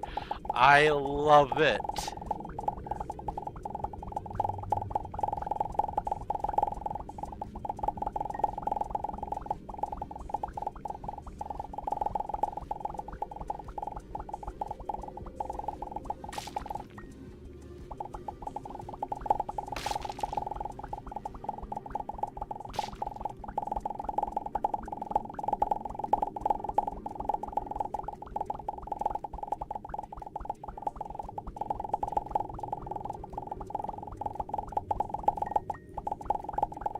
I saw one, it was that whole, how many licks does it take to get to the center of a Tootsie Pop?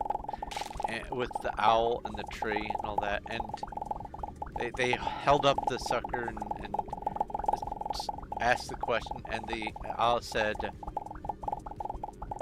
something like, surprise quiz, and it was the Duolingo owl. It said, name 4 Spanish pronouns.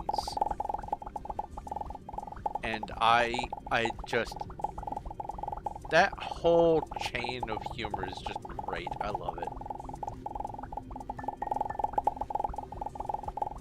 You don't know if you can? I assure you, you can. Use Duolingo. It's free. It's fun. And it's got a built-in way for you to go back and rehash old lessons and rebuild your skills and all that kind of stuff. It really, it's worth it. It is.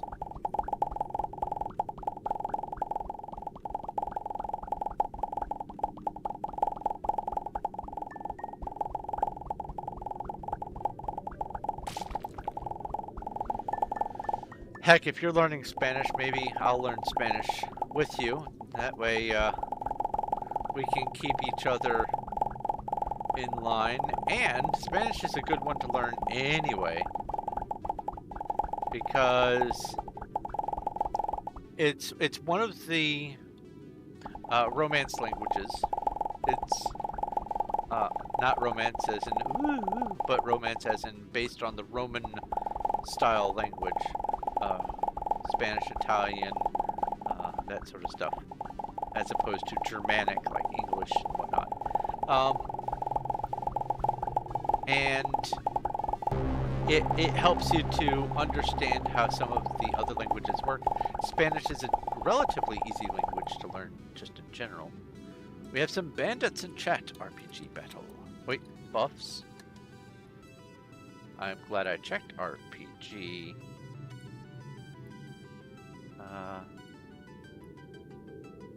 Cast. And then I will also cast Rage. RPG cast Rage. And RPG battle. I have 541 mana. How is my mana going up?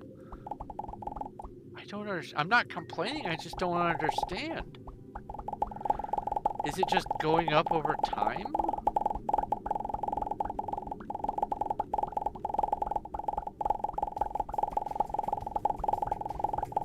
But yeah, Spanish is also a relatively common language, just in general. I do know that back when I was doing tech support stuff, I would have been able to get... Lost the game. Oh, you just lost the game too. Everyone just lost the game. Oh no, I forgot that existed. Thank you. That just made my day. Ah, you just lost the game. You're just wasting your breath, and that's no great loss either. Ah, Corvus Squire, neat. Pokey Catch Safari Ball. And we have another dad joke.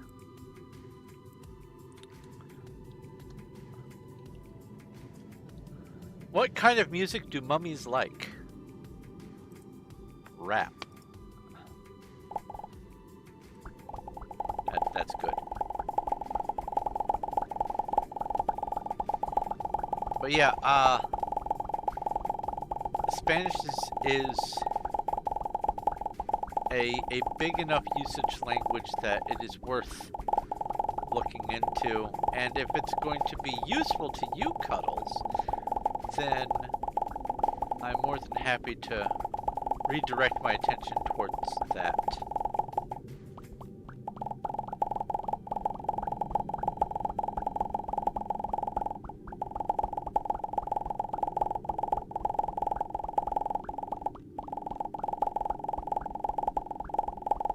To get willow logs, if you have a hairy seed, you can plant a hairy seed, and that will give you a willow tree.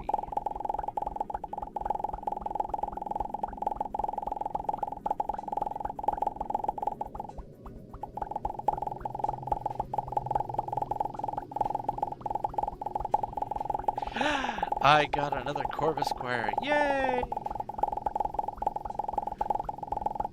Actually, the one that I'm really digging is my new Corvin Knight, I think it is.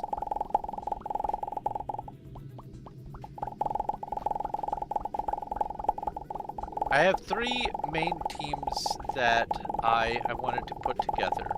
Because by default you can get 3 teams, and then you can also get these redemptions to increase the number of teams you have. So now technically I can have 4 teams, but my 3 main teams that I wanted: a goth team, an eldritch horror team, and a creepy crawlies team.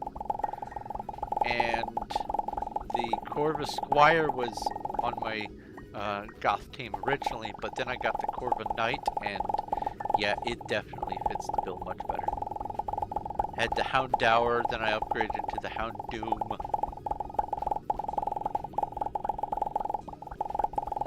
My mouth is telling me that I forgot to get my drink when I went to the ship last time.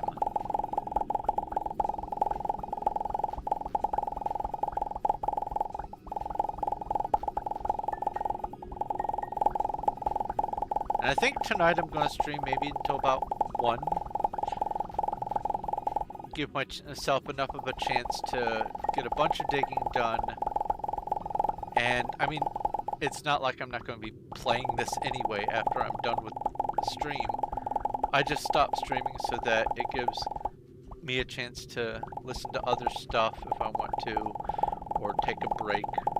But I'm still going to be playing, so might as well play at least until 1. So I definitely need to get a drink refill.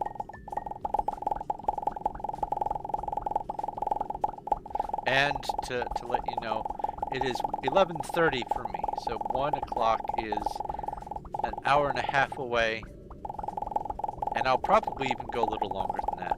We'll see. Depends on my mood. No obligation to watch all the way to the end of the stream. I appreciate your company, such as it is.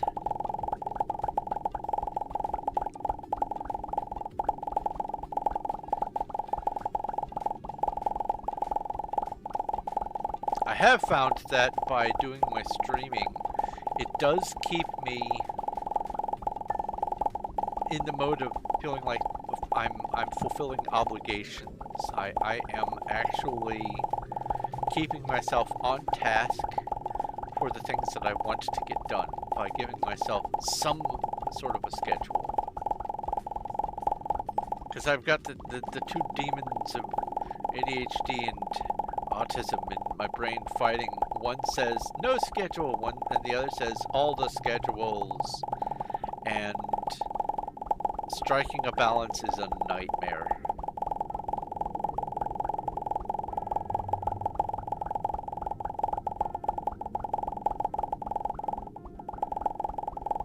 So by having a stream routine, it does help. It also helps that I eat basically the same food every day for breakfast, lunch, and dinner. The less exterior thoughts that I have to worry about, the more I can spend my brain on things that are more important.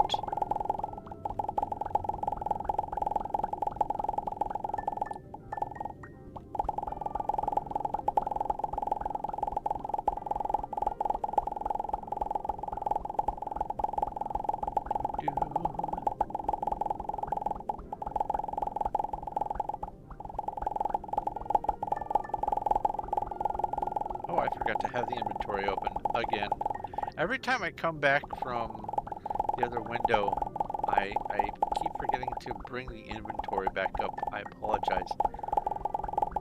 To me, it feels like it's got an extra element of engagement if you can see those little numbers tick up in the inventory.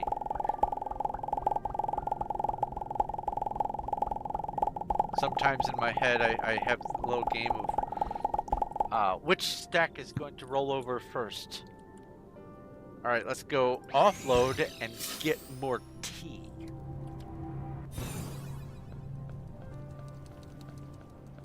Stop following me. Stop following me. Thank you for stopping following me. All right, and then come up here and go blah, blah, blah, blah, blah.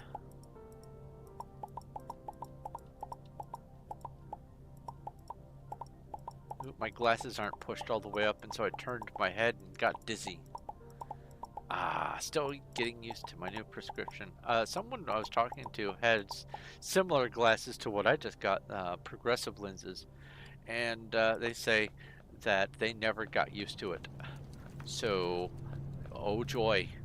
But anyway, I'm going to refill my tea. I'll be right back.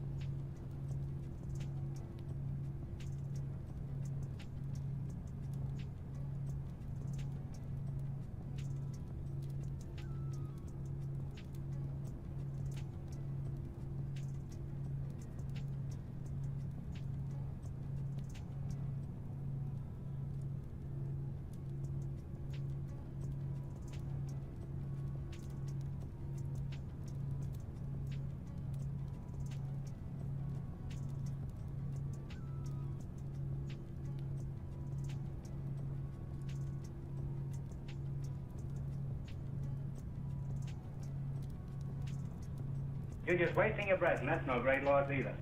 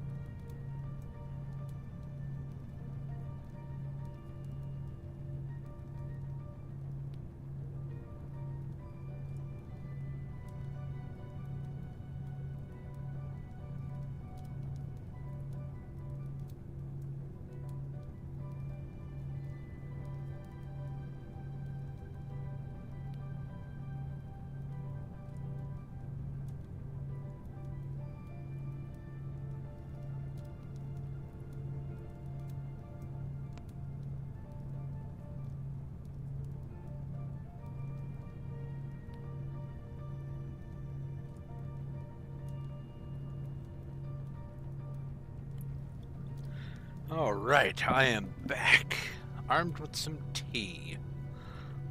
Excuse me. All right, let's keep the inventory open and go back to Moon Mine 3.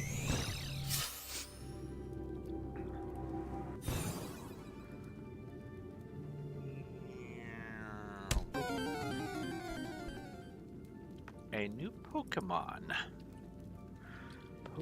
Catch.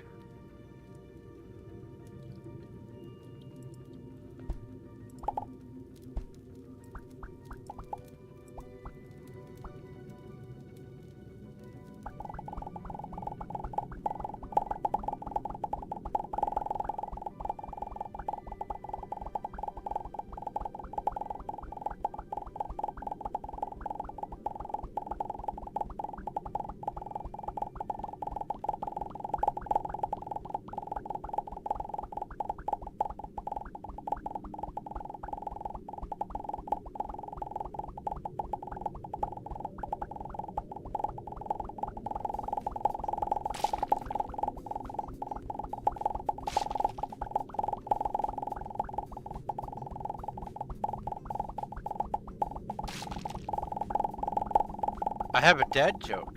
I have a dad joke pending. I sure do. Let's go get a dad joke. A man tried to sell me a coffin today. I told him that's the last thing I need. That's pretty funny.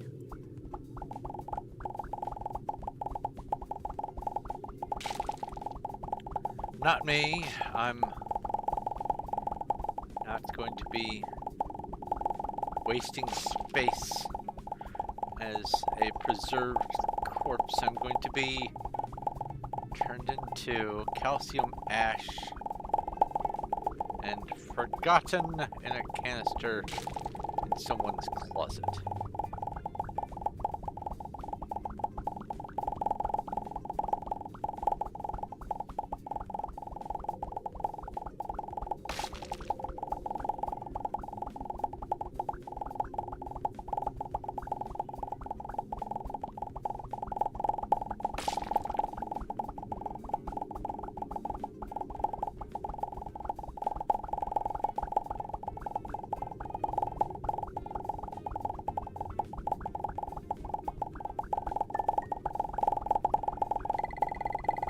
Wow, it took that long for me to get my first Urchius on this level? Okay, cool.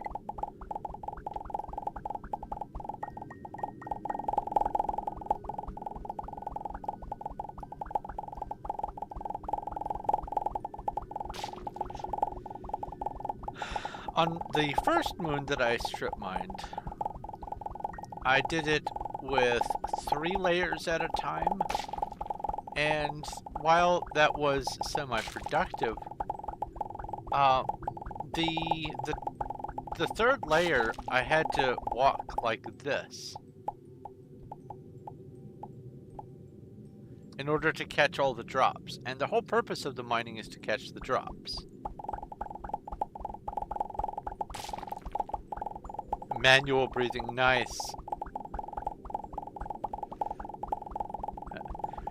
Haha! You're now blinking manually. Oh.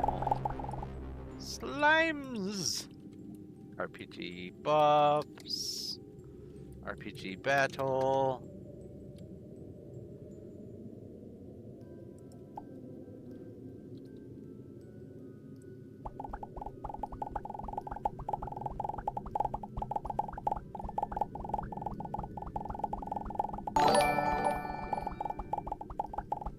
Emma the Eldritch Zoroark has redeemed TTS. Ask a question. I cast Mend Butt Crack. Mend butt crack, nice. I cast water into wine.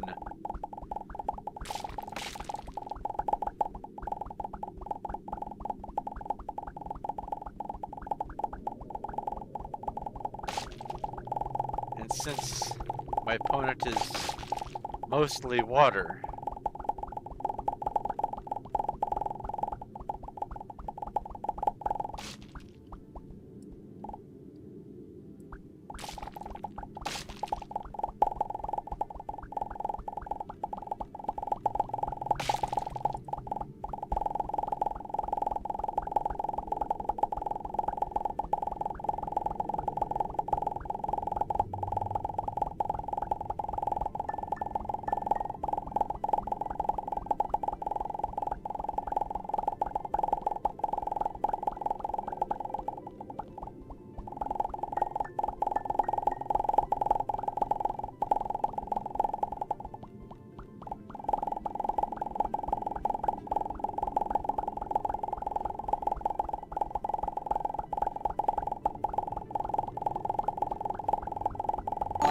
and the ad break is over. Emma the Eldritch Zoroark has redeemed TTS. Ask a question. Jesus joining the X-Men. I can turn water to wine. Xavier. And instantly kill someone. Humans are mostly water. You're just wasting your breath, and that's no great loss either.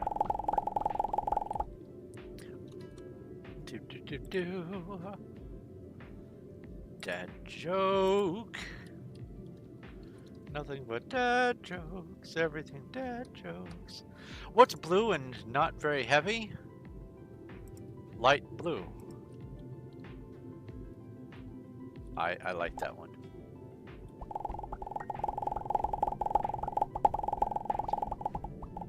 That's one of my favorite kinds of dad jokes.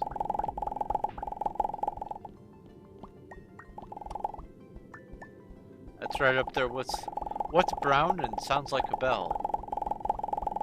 Dung.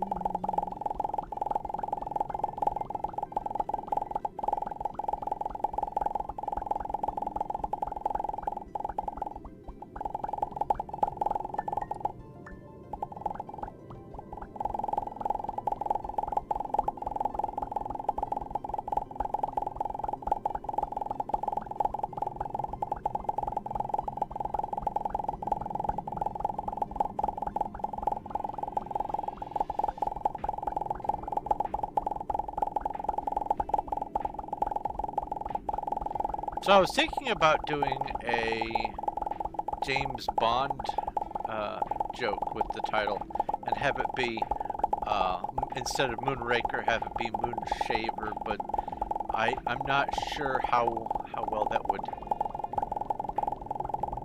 go over.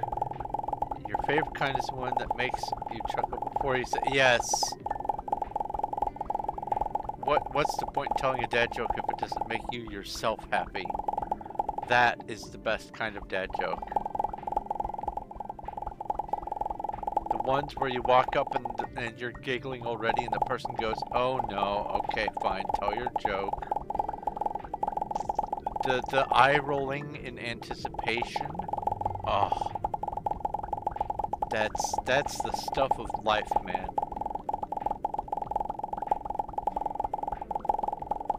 Just got up 3 times to check if your door was closed. Was it?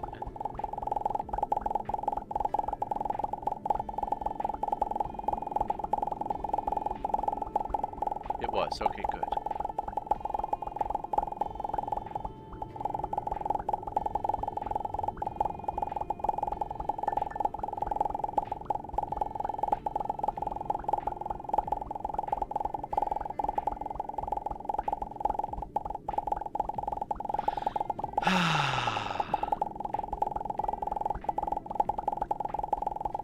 Honestly, this kind of digging project is kind of therapeutic.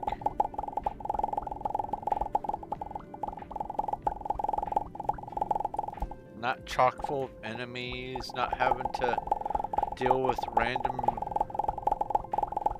dungeons and dimensional doors.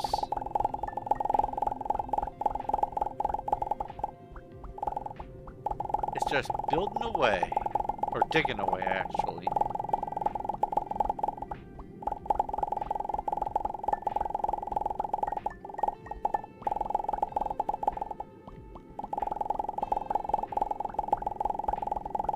Oh, that's right. I need to make sure that I include a mod that allows you to also turn loose silt into glass.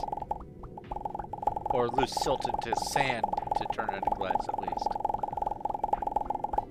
Because I will be having a need for a lot of glass for at least 2 of my projects that I plan on doing.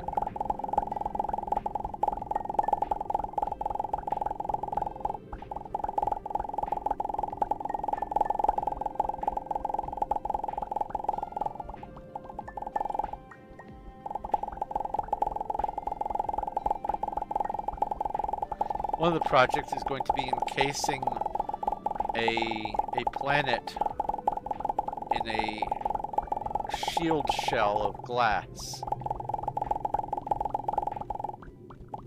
Lore-wise, it's going to be reinforced glass, but still, it's glass. Itchy.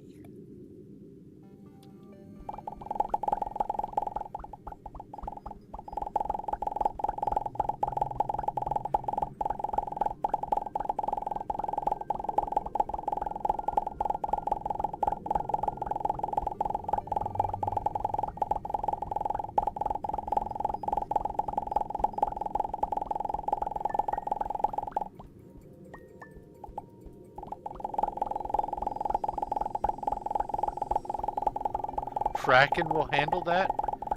Oh, that's good.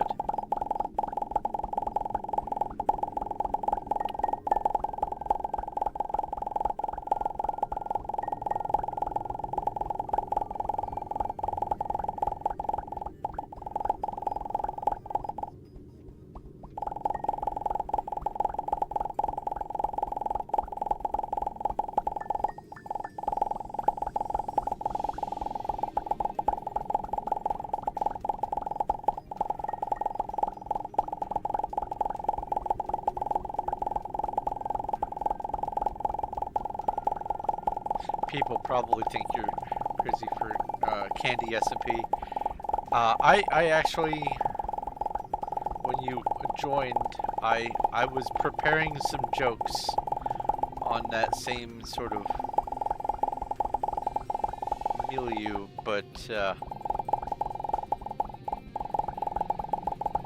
I got distracted and I discovered that you were Candy on the server, so I decided not to, just in case it frightened you away.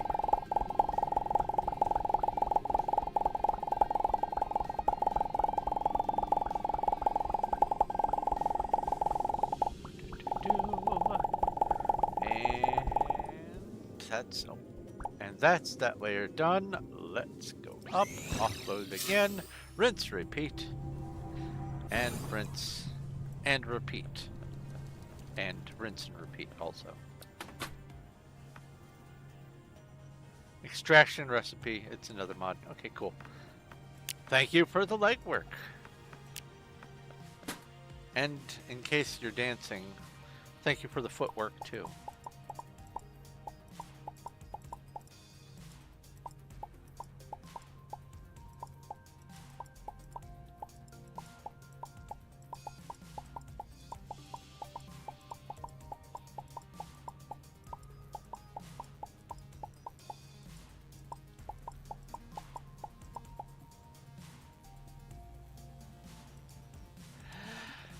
Oh, wait. Let's do that. Bandits. RPG buffs. RPG cast. And I still have Rage. I need to recast Fury. RPG cast Fury. And then RPG drink 3. Small strength and 2 small looting,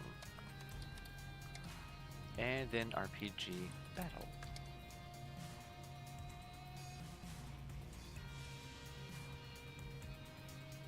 Anyway, you said the trash can mods would be great for this. Oh, yes, they would be, except for one small detail. I'm adding a mod that allows me to turn the moon dust into eventually refining it all down from dust to stone to rocks, or dust to rocks to stone, and then from there it gets turned into moon tiles, and I'm going to be turning entire moons into materials for actually functionally building.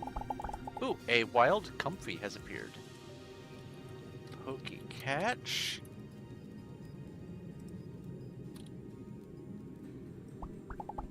And it's this kind of a smooth, soft gray color tile, and it vibes with some of the things that I want to do, including the SCP Foundation facilities and some science labs, and also a few other things that I want to build out of it. It's a nice color. It almost looks on the verge of metallic gray, and so absolutely I'm going to be disassembling moons for actual building material, not just waste. Because let's face it, the sand, the rocks, and the stone, these blocks look awful. The blue looks okay in some cases, but the moon dust looks like sand, and the moon rocks, it just looks like any old rocks. So, dad joke time. Emma the Eldritch Zoroark has redeemed TTS. Ask a question. Should make the site that exists on the moon. Should make a site that exists on the moon. Have it house a giant entity underneath. That would be nice. What is the advantage of living in Switzerland? Well, the flag is a big plus. I love that. Love it. Also, congratulations on the comfy. Oh, let's bring my inventory back up so we can watch the numbers tick by. Come on, move the mouse over there. Yeah, that's good. There we go.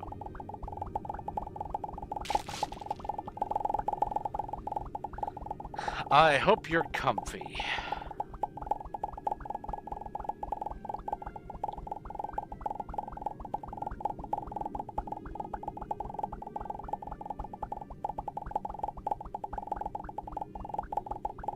Ooh, you're just...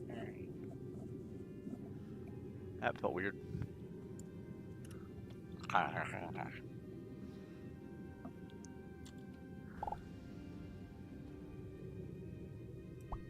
You ever scratch your ear one of those times where it feels like you're almost trying to scratch your brain? Just get that satisfaction of your eyes rolling back in your head. Love that.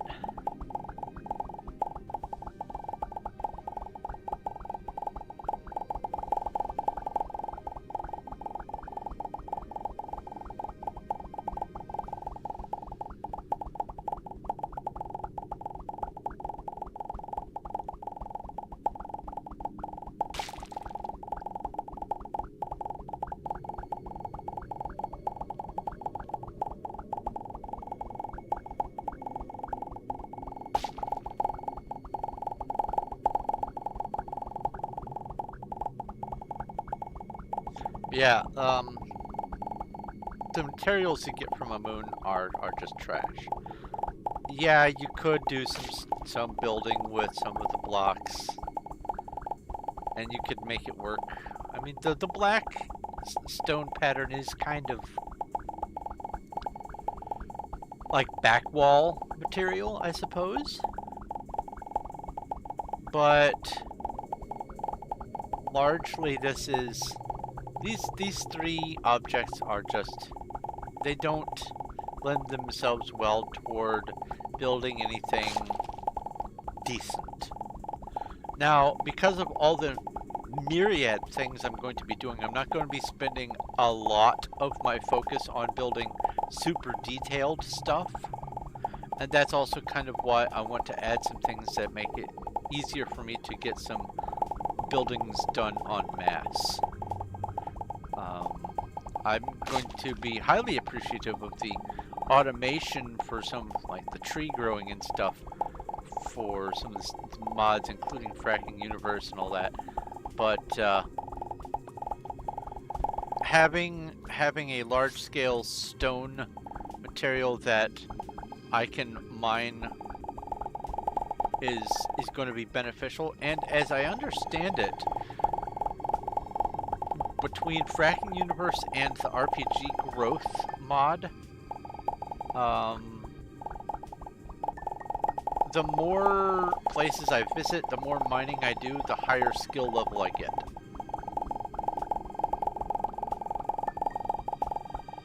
How do my thumbs feel?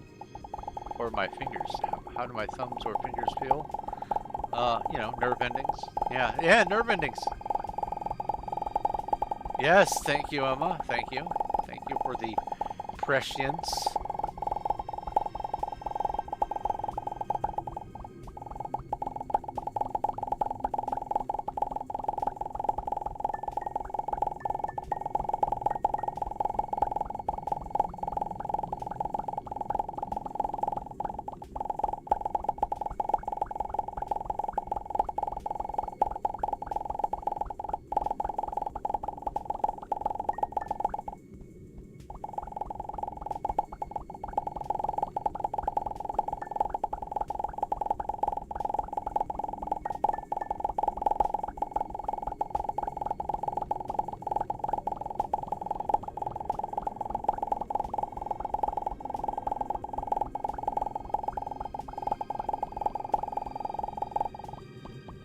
But if you're talking about, like, you know, how some people get, like, carpal tunnel or stiff fingers or whatever from gaming, I think I was specifically designed to game at a computer, because it doesn't bother me at all.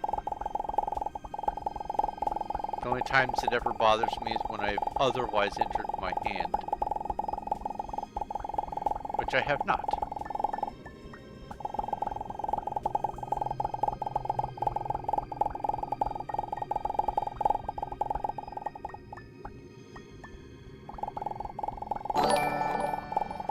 Sit up straight. Yes, indeed. We're talking about things that lend themselves to the topic of conversation about posture. Yes, sit up straight. Yes, indeed.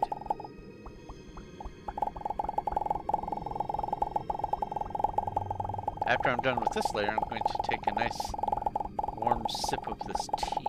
It should have cooled down enough for me to comfortably drink it. I didn't double tap those, apparently.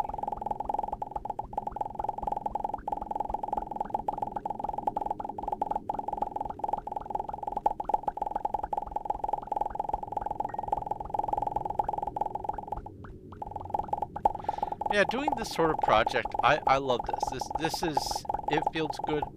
It scratches an itch in my brain. It gives me an opportunity to also think about other things by freeing up some of my brain activity. We have a horde of werewolves. Werewolves are allergic to fire. Now these are slayer mobs, so I am for sure going to come over here. RPG cast Fire 7? RPG buff. Oh no, oh no, oh no, oh no, oh no, hold on. Oh, I've made a terrible mistake.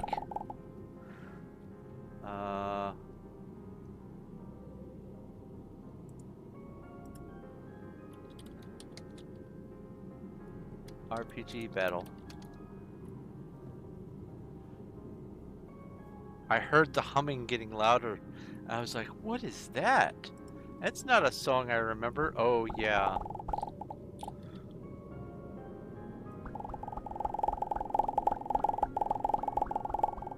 That's the pink Urchius monster. There's a bunch of mods that mess with that thing. Some that remove it entirely, some that make it so it's always present no matter what, even when you're not on the moon. Like it just simply exists haunting you everywhere, so you're always on the move. There's ones that make it so you can actually kill it. There's just all kinds of mods that revolve around specifically that one thing, which makes sense, but I won't leave it just as is.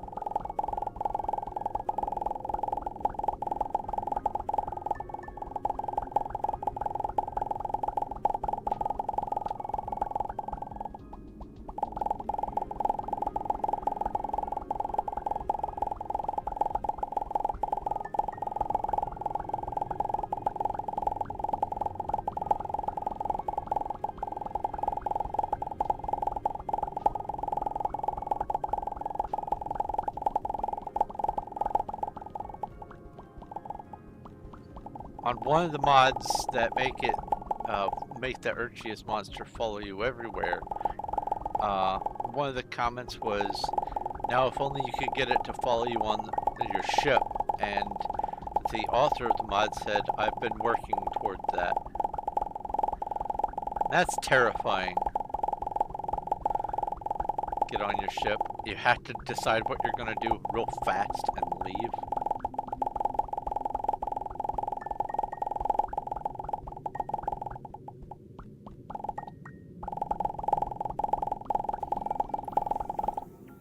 There's another one that makes it so it doesn't do damage, but it still does just incessantly follow you everywhere. That one's kind of funny. You're just wasting your breath, and that's no great loss either. We have another dad joke. This time I'll hit escape. Pause the game.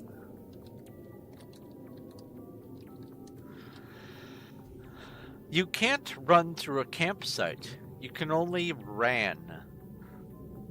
Because it's past tense.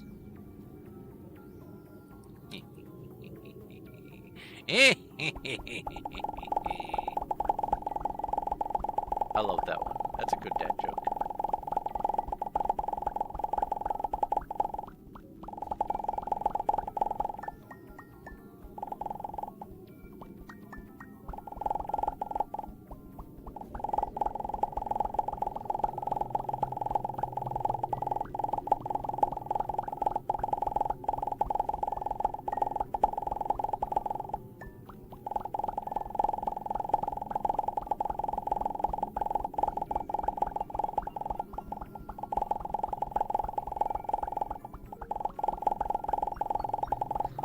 Also, interestingly enough, background blocks, there are more background blocks than there are foreground blocks by, like, orders of magnitude. And so, having a place where you can mine out all manner of background blocks is great for getting this achievement. And there again, moons are the way to go.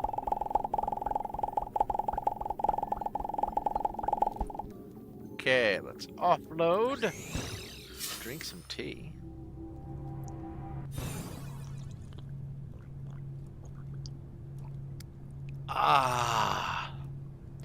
Just a little warmer than I prefer. Just hot enough to fog my glasses. Absolutely delicious. This time I made English breakfast tea.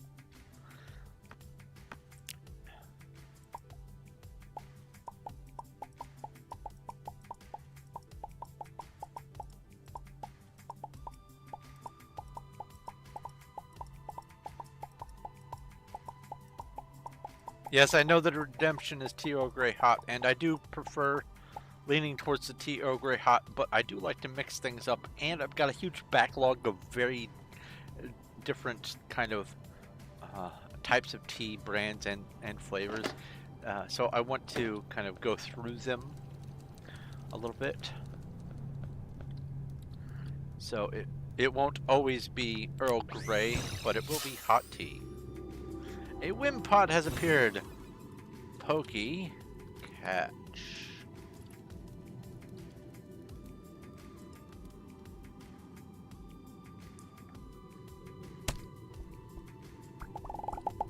Yeah, at one point I had over 1,200 tea bags across all of my different containers. Not counting also the canisters of loose tea that you put in a diffuser. So I just have tons of tea that I've had to deal with.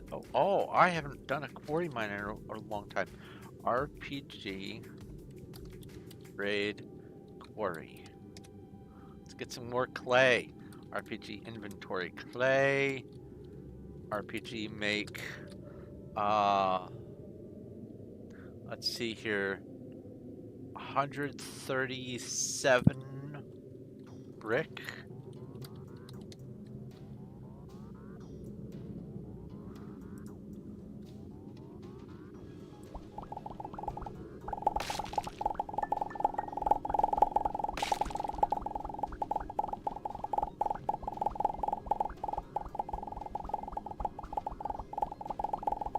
No one caught the Wimpod. That's okay.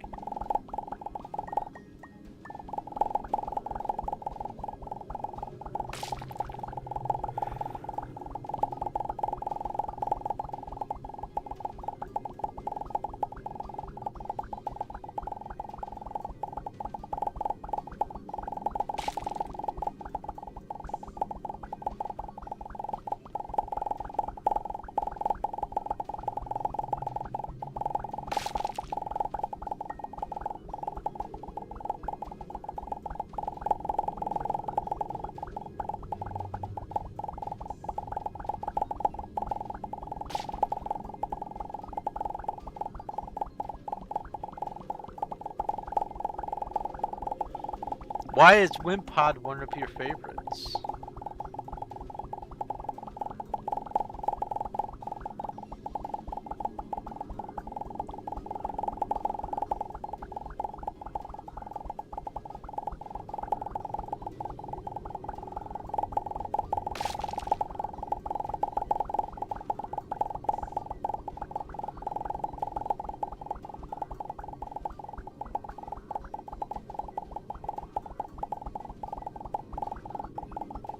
First card you got? Nice! That's cool.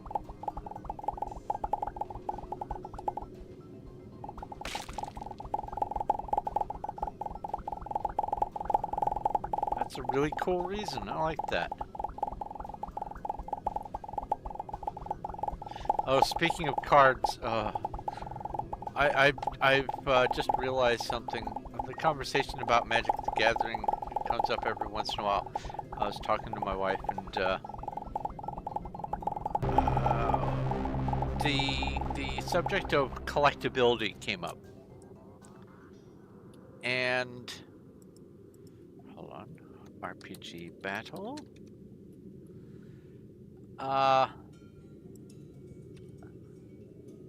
While I do love the game of Magic the Gathering, it's a lovely game.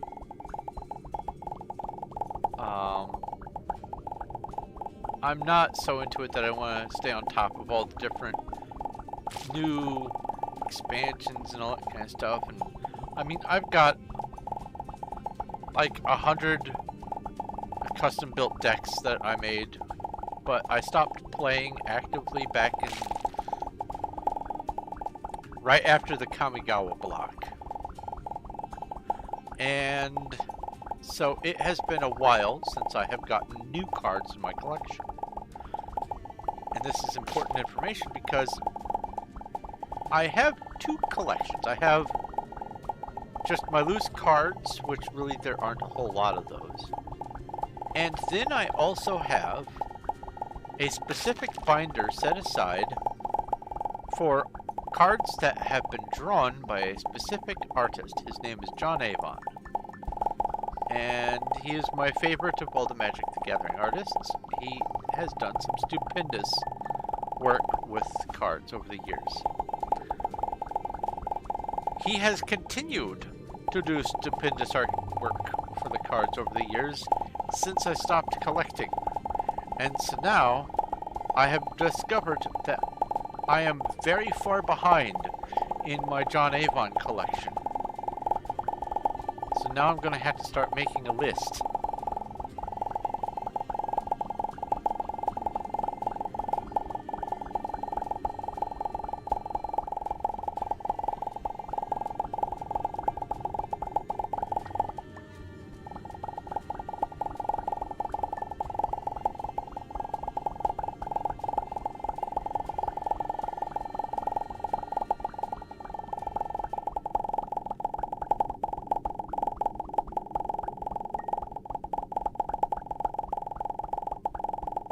One of the really nice things is John Avon is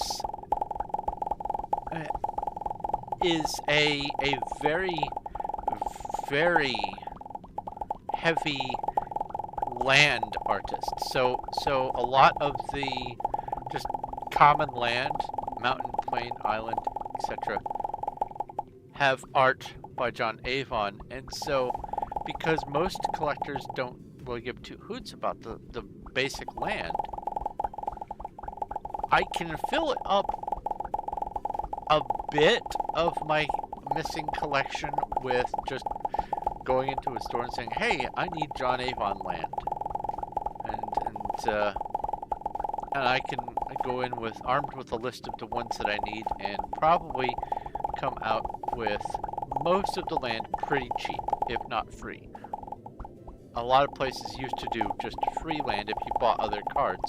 So what I would probably do is just, buy a few of the regular commons and uncommons and rares for the John Avon stuff that I want to get. Then I would get the land for free.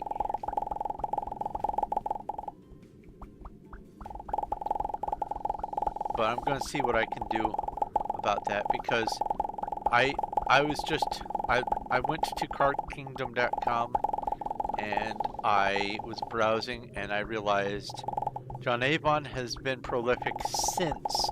He's actually put out more cards since I stopped collecting than he had when I was collecting.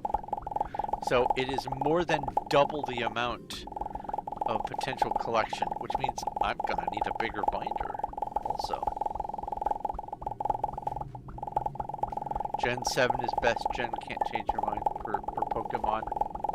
Yeah, I never really got into Pokemon. My introduction to paying any attention whatsoever to Pokemon has been with this specific bot. Even though I used to sell Pokemon cards and all that kind of stuff, I never really got into it, never learned it, because my brain set aside all of that collectible card game space for Magic the Gathering. And I probably missed out on a lot of good fun, but I also had a lot of good fun, so it balances.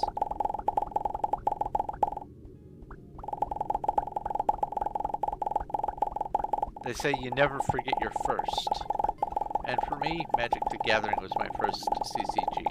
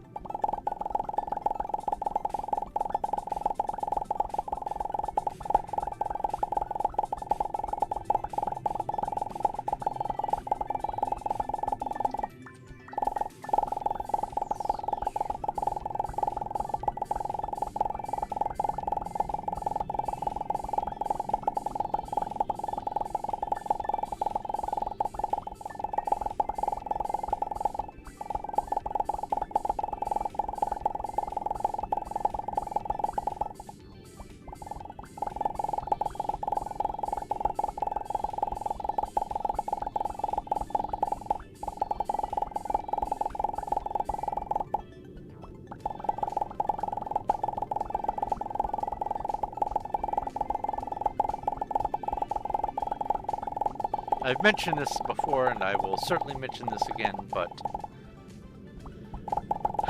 deleting all these blocks from the moon is so therapeutic. It's so stress relieving for me. All the way up until I forget to pause and the pink monster shows up. But doing this is just, it's fun. I'm having actual, honest to God, fun.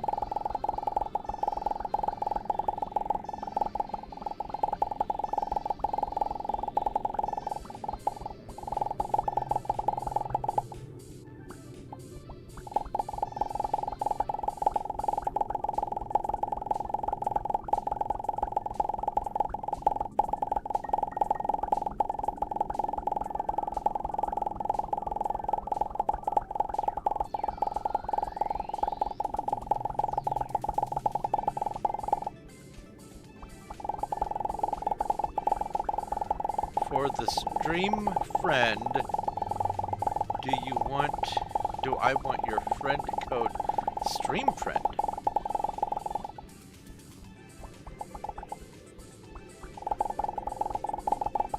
What is stream friend? Oh, Steam friend. I read stream. Yep. That's great. Yeah, if you want to fire me a message, feel free. Or you could look me up. I'm Thorn of Night on Steam. That's probably easier to do.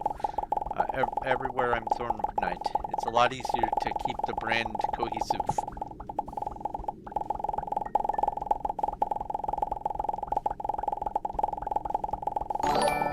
Woohoo! Steam ad. Da, da, da.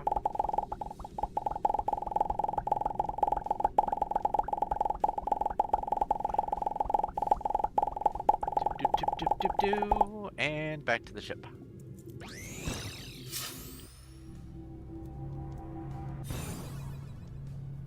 I swear my glasses work. My brain just said, you're talking about stream, not Steam, right?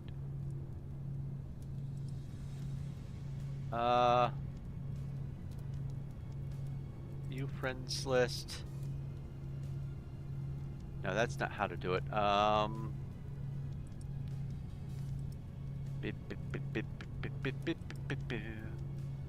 Add a friend.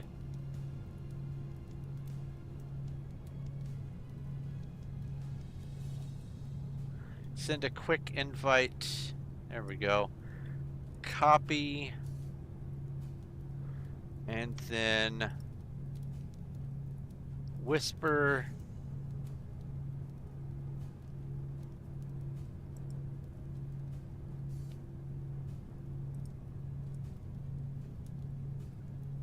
Let's see here. Let's try this again. Whisper. Ah, there it is. There we go. That should have done it. I think. A horde of wolves. Okay, so the last horde of wolves was recent. This will be how I can find out. I defeated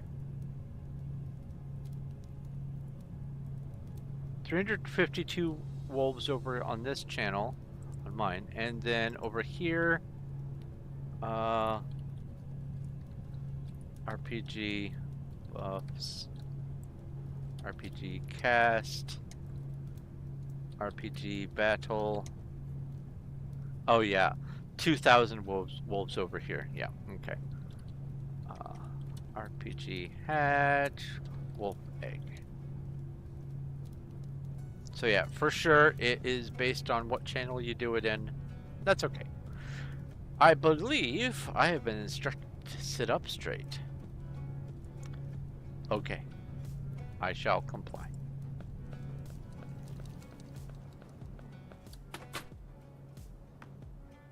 I almost clicked on take all. The sound.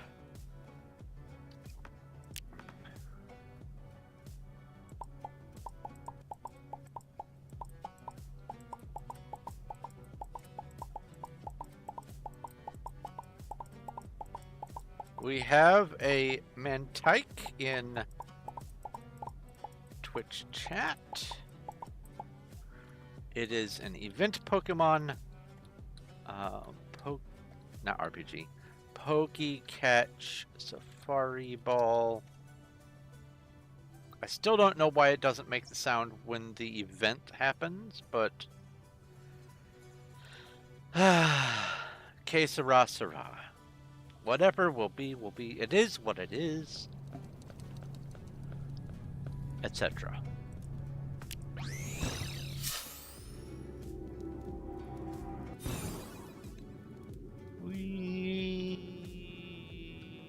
Oof. Wow. I made this joke on Minecraft before, but it's starting to get to the fall distance where you can start regretting things.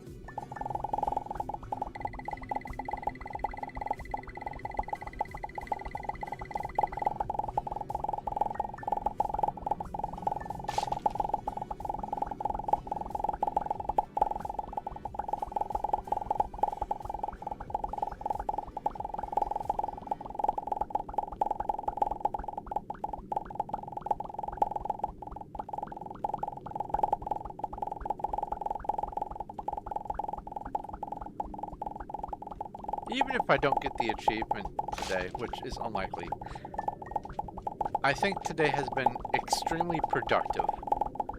Not just with the digging, but I've also managed to get a few other things hammered out. Added some stuff to commands.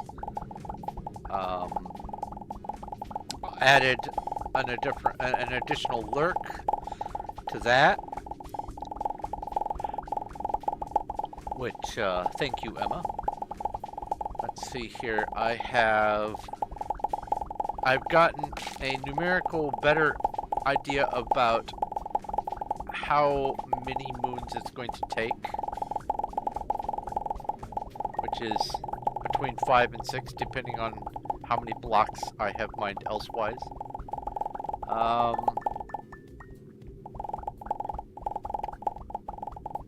I have definitely made some reasonable progress.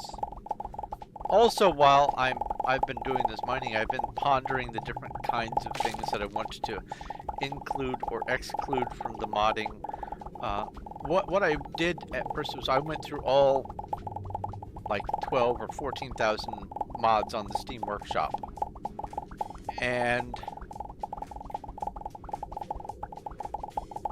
make the pickup sound more quiet. Probably. I probably will. But I added about, I went through all of the mods that are on the Steam Workshop, and I added a little over 500 of them to my favorites. Not a collection, just favorites. That way I can go through and assess them one at a time and add them to sort of an order of preference.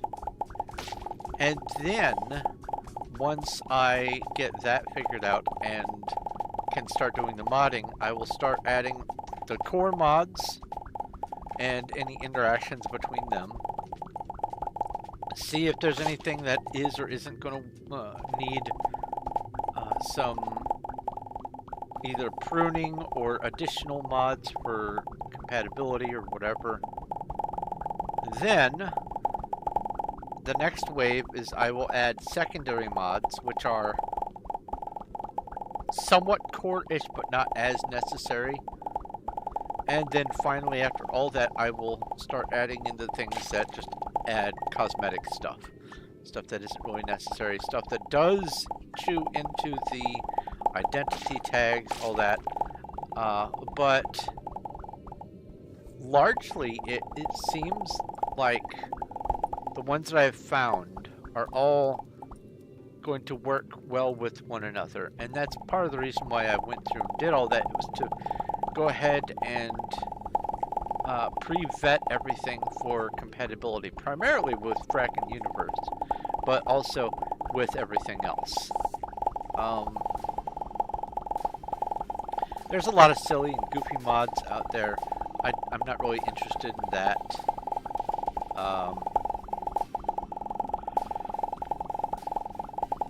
Like, instead of the Chucklefish logo at the start of the game, there's one that is the Thomas the Tank Engine or whatever. Just silly stuff. That's just kind of meh for me. I mean, for my beam down when I go to a planet, instead of that little thin band, for me, I'm going to be using a TARDIS from Doctor Who. But there's not going to be a whole lot of that kind of stuff going on. It's mostly going to be functional stuff that's going to be quality of life upgrades or more content to do. There are a couple of mods that I was looking at to add a whole bunch for building, but I'm already going to be adding thousands and thousands of new items. I want to see what I have first before I add more thousands of items for building. Ooh, Raid Quarry. That sounds like a brilliant idea. RPG Raid Quarry. 8 minutes. Never mind. It still sounds like a good idea. I just can't do it yet.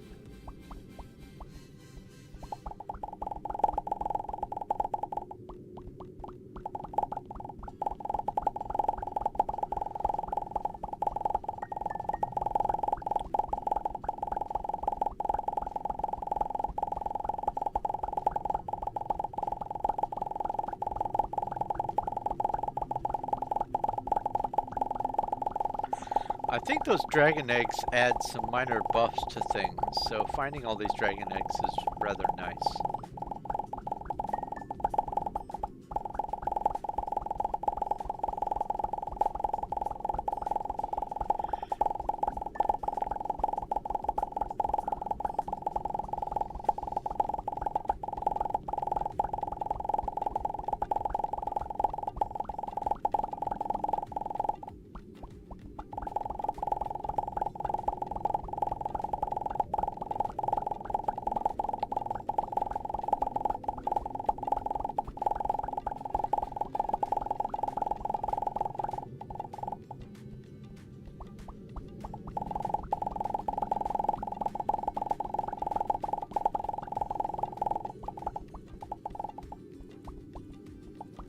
one of the mods, well, actually two of the mods, because there's a patch. But the main part of this is a mod that at the very, very, very, very beginning of the game, during the preamble, you're walking down the hall, you see this avian standing next to a vending machine and complaining that it didn't give it its Aki lemonade. There is a beautiful person somewhere in the world who decided, you know what, they deserve their Aki lemonade, and you can accept a quest to get them the Aki lemonade from the vending machine and give it to them. And I think that is adorable, and I'm absolutely including that. We have a horde of golems RPG battle where you need to upgrade. Jack Delaney _Twitch has redeemed TTS. Ask a question. What do you think the people of YouTube think when they hear us talking about RPGs and Pokemon? Also, sit up straight. Ah, sit up straight. Oh.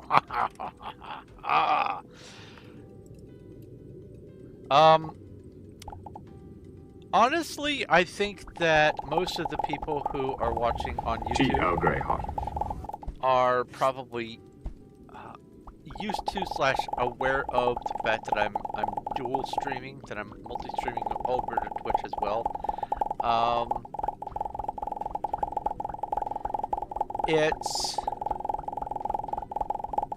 It's probably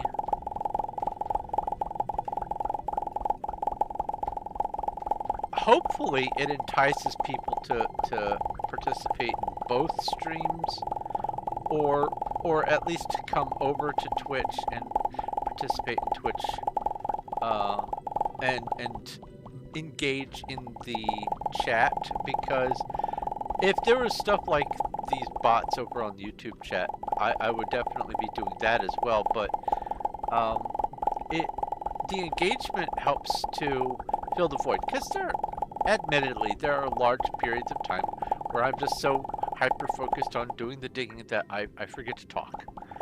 And having something going on in chat keeps my eyes busy looking over here, checking for things going on in chat. And also, it gives the people who are here an opportunity to have a little game to do, an incentive to keep engaging in chat. Taking off, Zach? Well, I will go ahead and drink this tea here.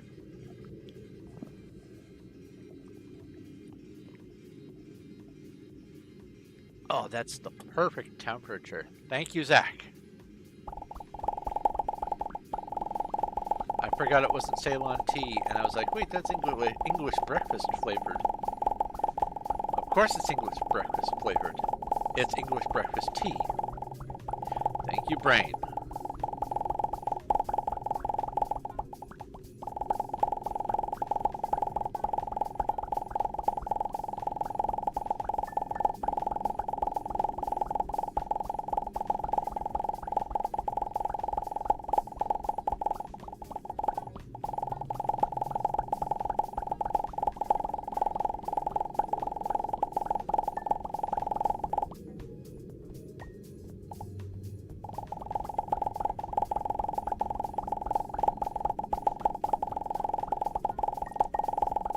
Maybe Lipton has orange pico tea. That might be it. That sounds more correct. I was rehashing what I was talking about with the different kinds of teas earlier, and I think I misremembered what kind of tea goes into Lipton.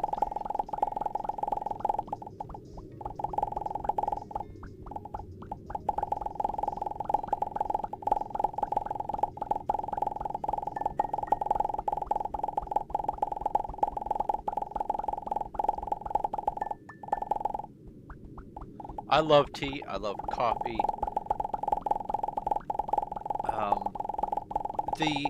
The different kinds of flavors, even after my bout of partial anosmia, I absolutely adore all the different varieties of flavors that I can get out of these different drinks, and have it effectively be all the same drink in the just different flavors. and the variety is just stupendous. I never thought years ago. I never thought I would have a favorite tea. It would just be like, oh, I like tea. But now I've developed a favorite tea desire. It's Lapsang Souchong. It's a very smoky kind of tea.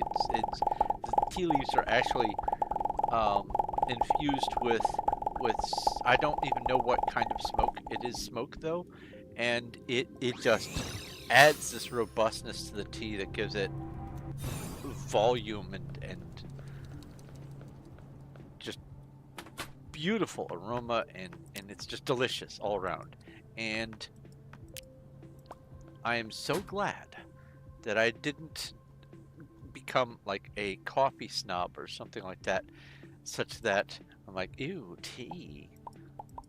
But also on the other side, I have had some very delicious coffees, and I am ecstatic that I didn't become a tea snob and go, ew, coffee.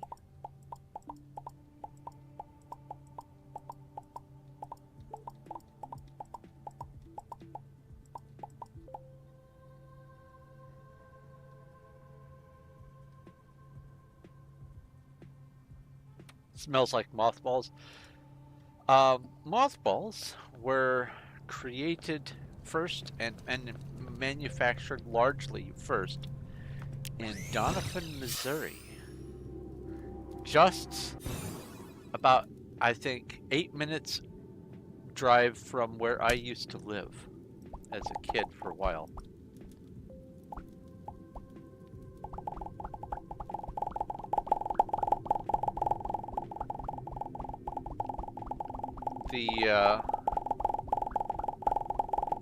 One of the other functions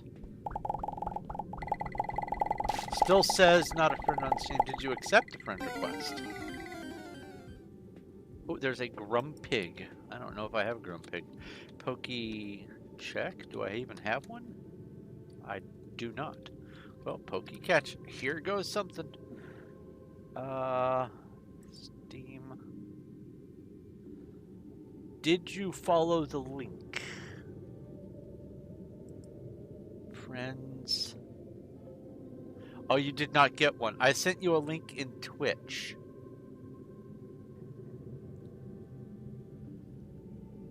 Here, I will generate a new link. Copy. And come back to Twitch. And come over here. Message you. Paste.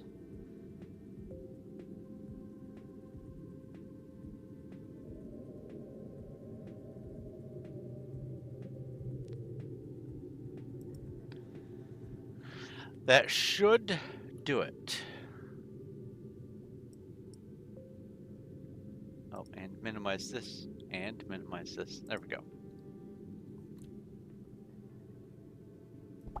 Oops, wrong mouse button. But yeah, one of the other things that cedar is good for. Cedar is one of the primary varieties of mothballs. Cedar has a chemical in it that makes insects just be repelled. And it's great for keeping bugs out of the trees themselves, which is lovely. But the other good function for cedar is cedar chips. Of all the different kinds of wood chips, cedar chips turn out to be some of the softest and some of the more absorbent. And so using cedar chip bedding for like rodent pets and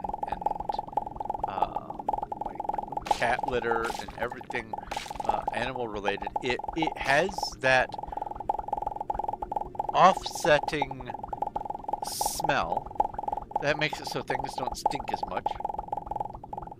It absorbs and holds a reasonably significant amount of moisture without going too bad. And just naturally, it prevents bugs from wanting to be in its vicinity. Hey, I got the Grumpig. Nice. So, cedar is a very versatile wood type. Also, it's a lovely wood. Good stained cedar looks really lovely.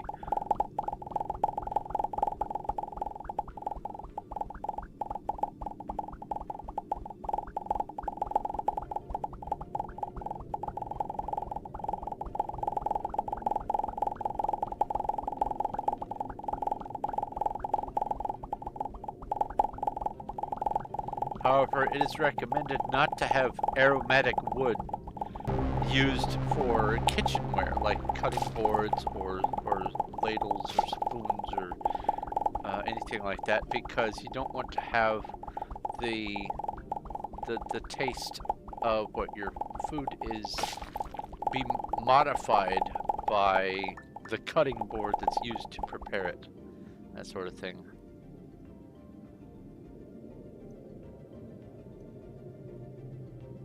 Flying harpies. Okay.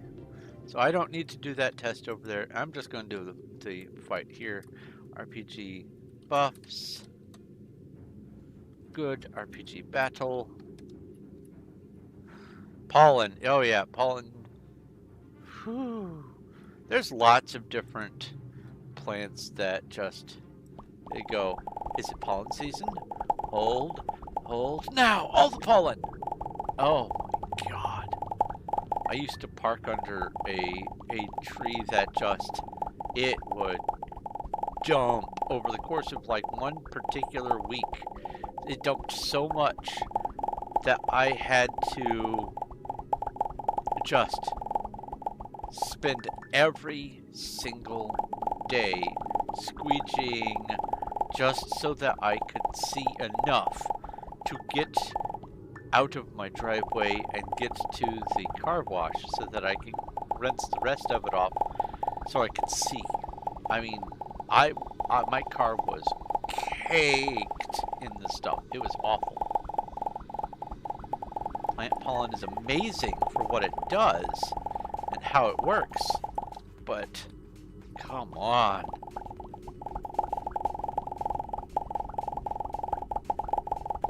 You're just wasting your breath, and that's no great loss either.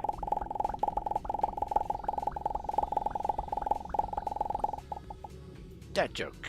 Let's get a dad joke. Over here. Dad joke.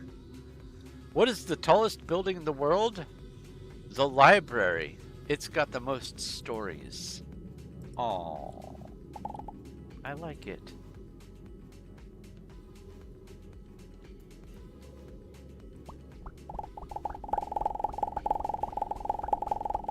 Mangoes.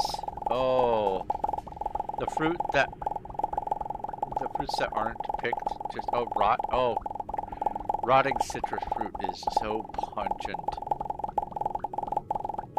Hooray! Steam friend!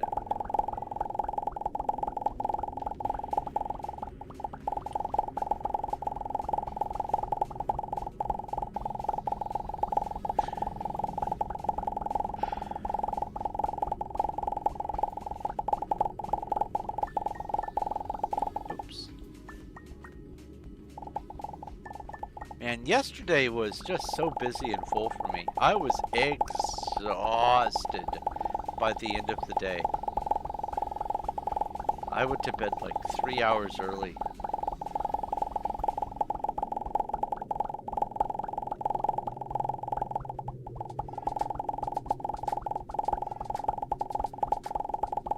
Got plenty of sleep today. Almost slept in too much. My blanket was very comfy. It was dangerously comfy. I hit my alarm and I was laying there trying to get sleep out of my eyes, and then I woke up again and I went, wait a minute, I've already woken up. What's going on? I looked over, it was almost half an hour later. I went, oh no!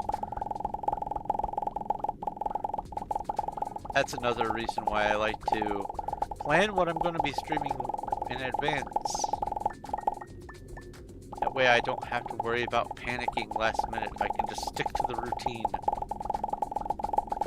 Yesterday, not only did I do a lot of work in Minecraft, but I started the day doing a whole bunch of outside and inside household chores. I mowed the lawn, threw my shoulder out of socket twice doing that. I did a whole bunch of other things. I had to help repair the bib for the outdoor faucet. It was a busy day. Lots of stuff going on. Finished the Menger sponge, 3.2 million blocks, not counting all the torches. Busy full day.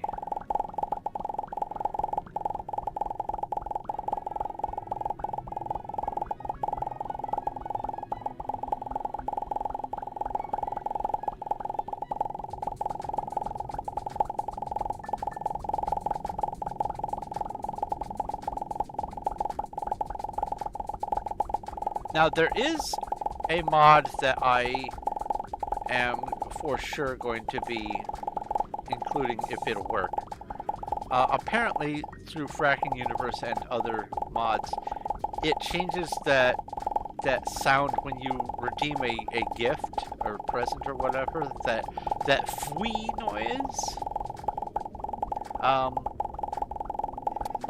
It lowers the volume and changes the sound.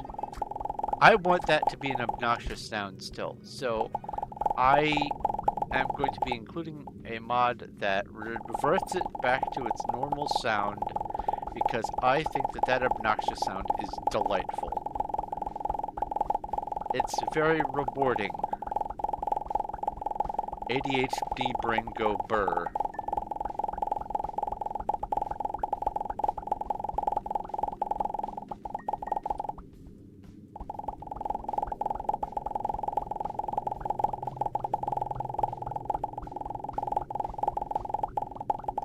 Oops.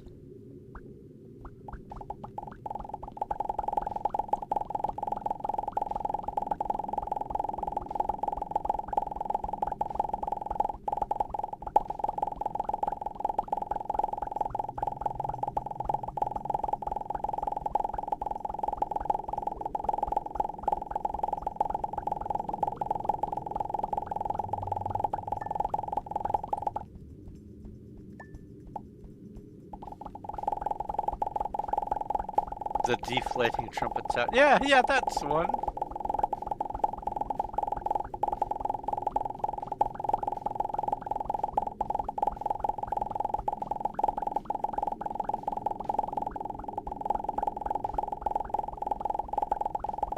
It's so obnoxious, I love it. Not all the time, but in small doses, the occasional, hey, I did a thing, here's a reward sound.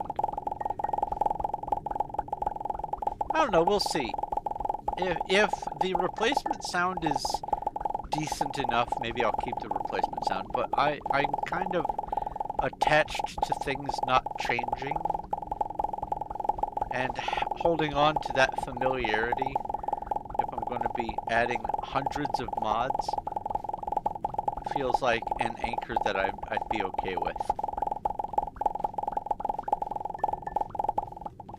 Oh, almost missed that.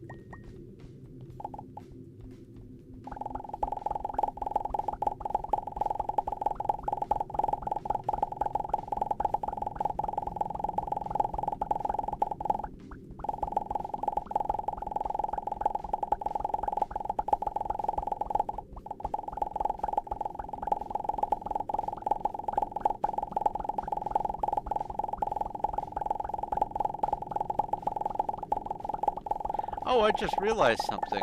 It's actually going to be fewer than 6 moons because the math that I did didn't include the setup that I already did, the pre-made digging.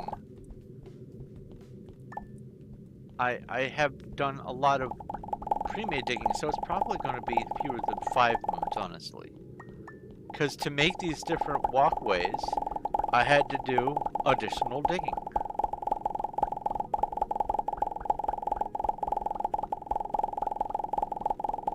Maybe there is a replacement sound, or maybe there isn't a replacement sound. But I saw so many mods that reverted the fanfare for opening your reward present or whatever, that it makes me believe that one of the big mods, maybe Fracking Universe, makes it a less obnoxious sound, which I'd rather it be the obnoxious sound. And also that right there was a lot of blocks for that layer. Turn off my alarm here.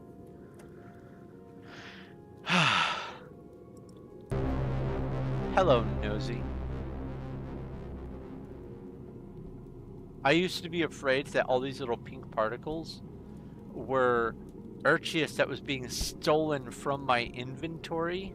It isn't. It's just an animation that lets you know you're in danger. A horde of vampires has appeared. Now these I am going to go to the other place because I really want to get one of their drops. RPG buffs. Oh, wrong one. RPG buffs. RPG cast. RPG cast fury. And RPG I'll go cast water 8. Yes. RPG battle. I still didn't get any. That's okay. 11,000 Slayer experience though, so that's nice.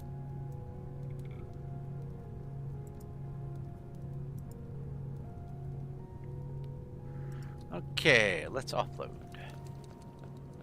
Oh, a Cacnea. Pokey catch. I have no idea what it is.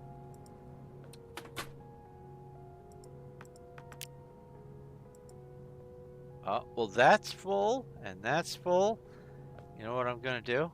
I'm gonna start dropping it on the ground. No, you know what? I'm gonna make another chest. Another storage locker. Why not?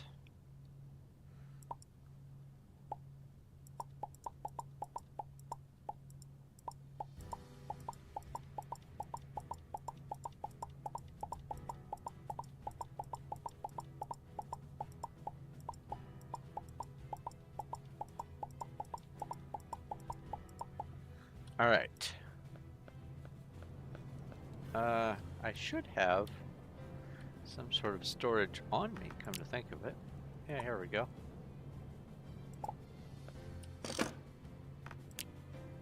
Boop. And I will also take this and put it in here. Boop. Okay, let's go back.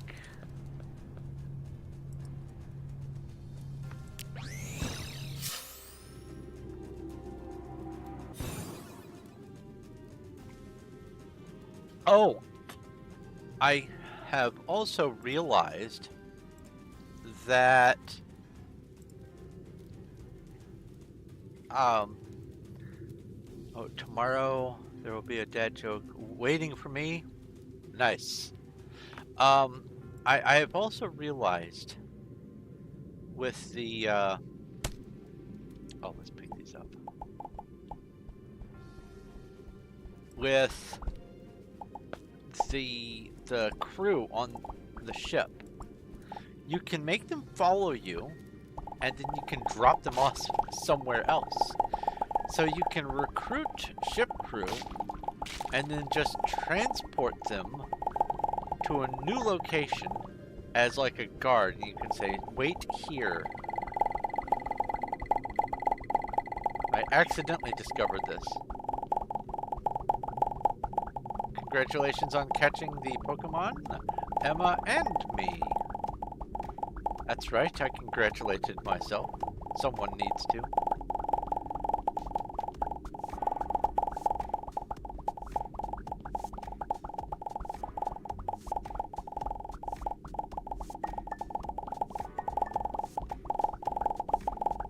increased money payout by 50%.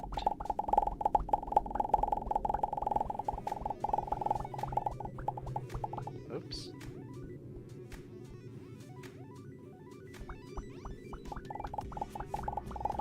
You have lots of animals, play lots of sports, and play 3 instruments. What 3 instruments do you play?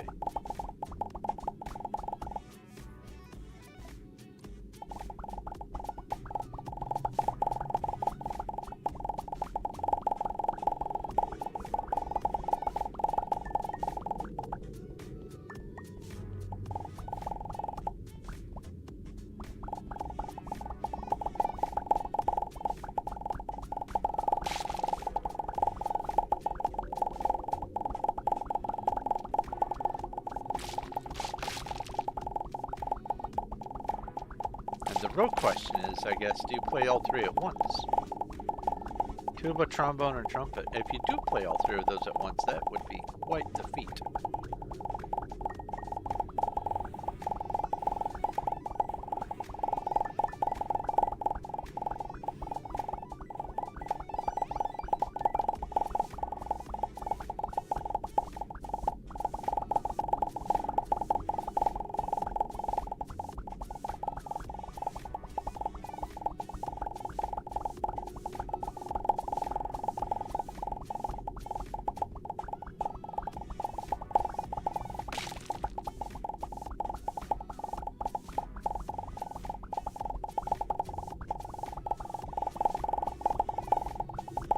I saw this mega tuba being played in person live, and it was so deep. It sounded like a foghorn. It was amazing.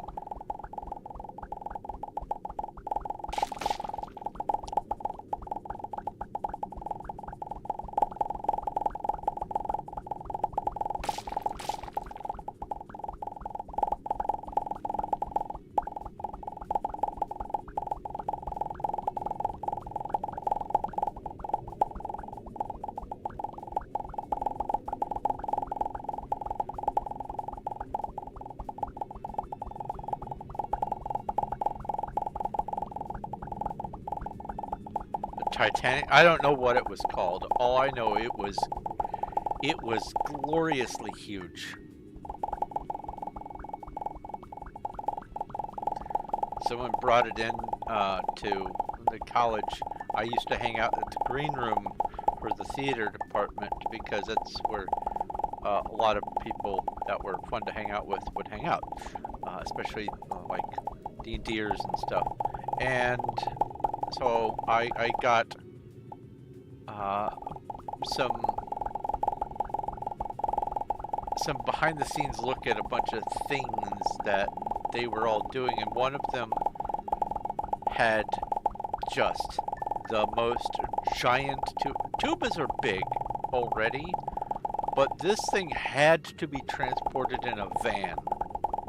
It was gigantic. Yeah, it was 7 feet, every bit of 7 feet. It was bigger than me.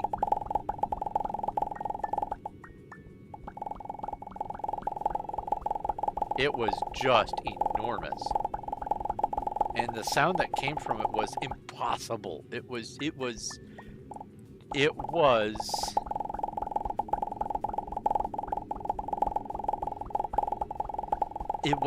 deafening so much as it just made everything vibrate. All the air, all the walls of the doors. Didn't matter if it was within auditory range. It was going brrr. It was amazing.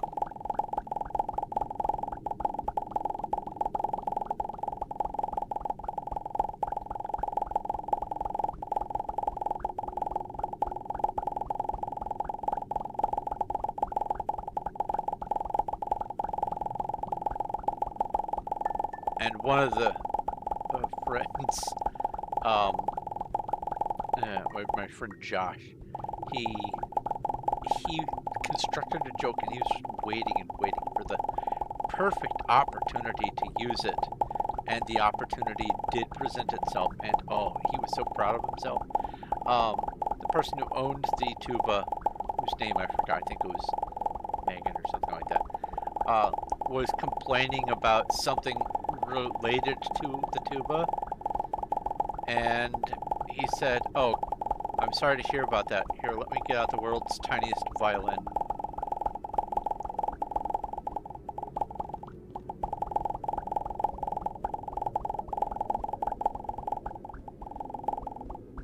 I knew in advance that he had come up with something snarky to say because of just how he had that look come across his face, and he was just hovering and listening so intently, so much more intently than ever before, and all of a sudden, he just got this grin.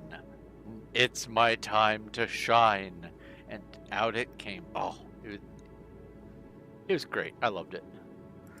He loved it too. Everyone was happy. We have a dad joke, but we also have a Horde of Fire Giants RPG battle. And let's come over here.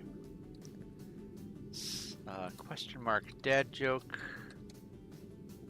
A cannibal is someone who is fed up with people. I love that joke. That's great.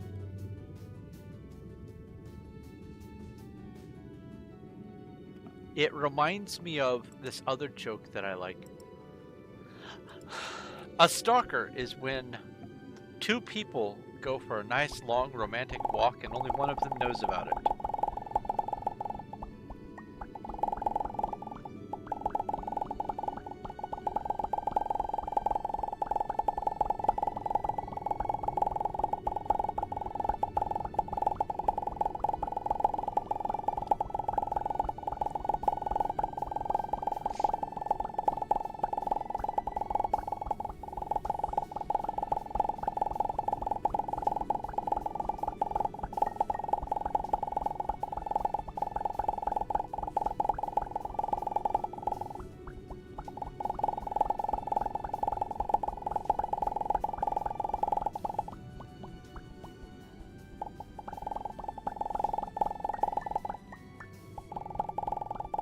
Oh, I forgot to bring up the inventory. Oops, oops.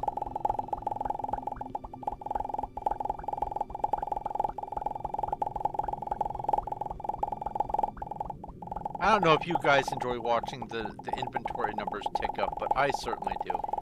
So, even if it's just for me, I like to have the inventory up so that I can see all these numbers over here changing around. It's like a little race. Which one's going to be the last one to make a new pile? Is the blue going to level up before the black one? Whatever. It's satisfying.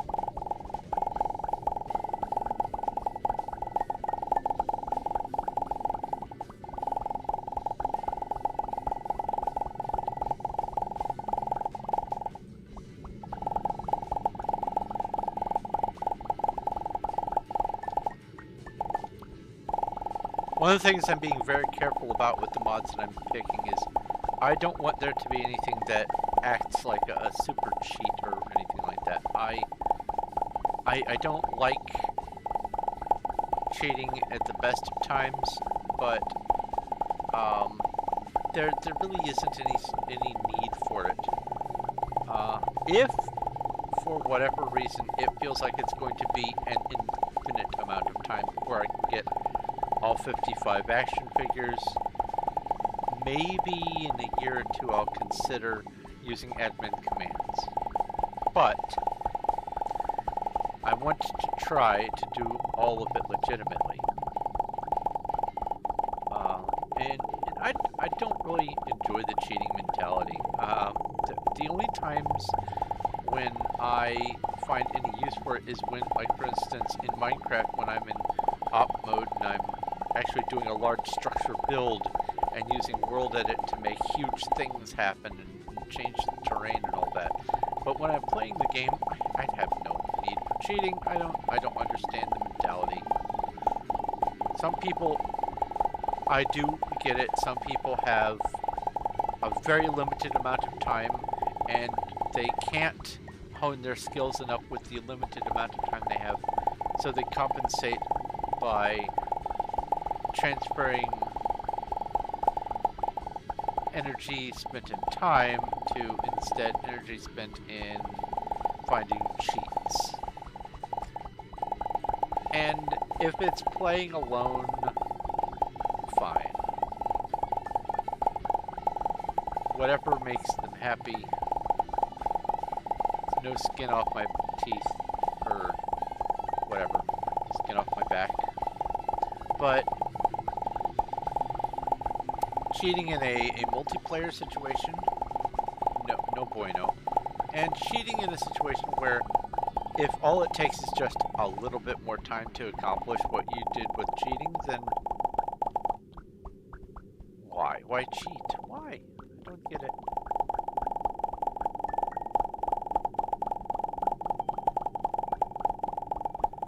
So it is going to be a balancing act for all of the different mods I'm adding. For one thing, I completely hid the category that adds the cheat and god items. Just outright hid that whole category. So I couldn't even accidentally get some. But I'm also trying to weigh the remainder of the mods that I found. Because there's some that make it so you can have, instead of stack size of 1,000, it's stack size of 10,000, or stack size of 100,000, or it can get really, really absurd really fast. And then, in addition to that, there's the mods that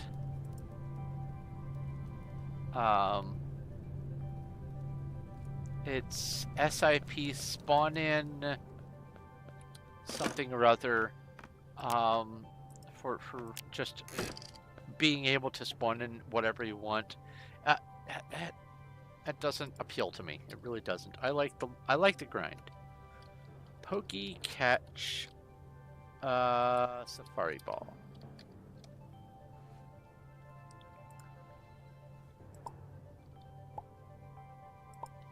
It's much more satisfying to say that I did the thing the right way.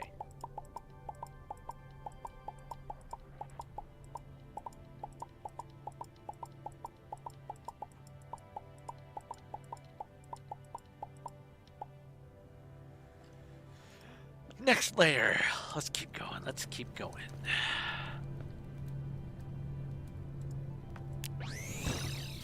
I figure about maybe 15-20 minutes. Oof.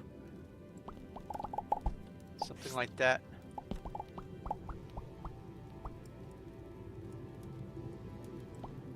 Tomorrow is going to be another Starbound day, and I will be leaning into catching the last 7 bugs.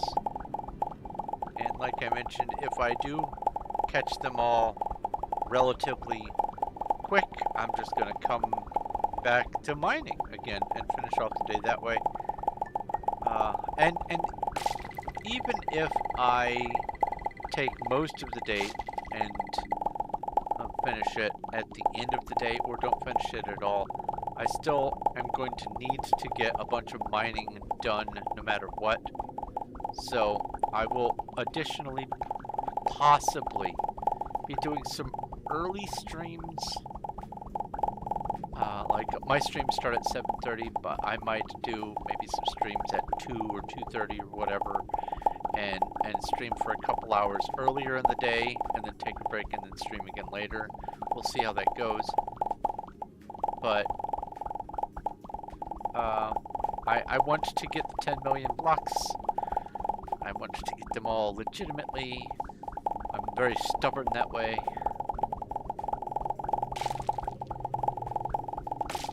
And then once I get the 10 million blocks and the last 7 bugs, it's modding time. Hey, I caught the pelipper.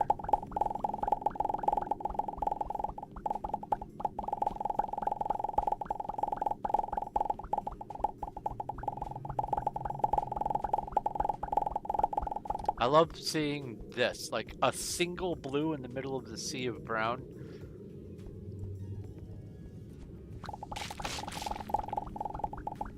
Before the backrooms became a thing and the phrase liminal space became part of the normal cultural language usage, I was aware of what liminal meant, and I collected a whole bunch of You're just wasting your breath. examples That's and no great pictures loss of either. liminal objects, and one of my favorite ones is when you are out in this massive field, and out in the middle is the only single tree, just a giant, like a slippery elm in the middle of a field, just sitting there all by itself. I love that stuff. RPG buffs. We have some sirens. RPG battle.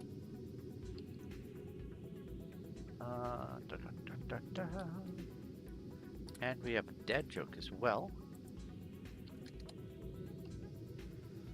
Have you ever heard of a music group called Cellophane?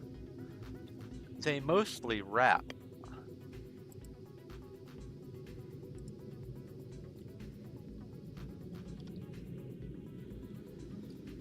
I'll let that one fester for a while.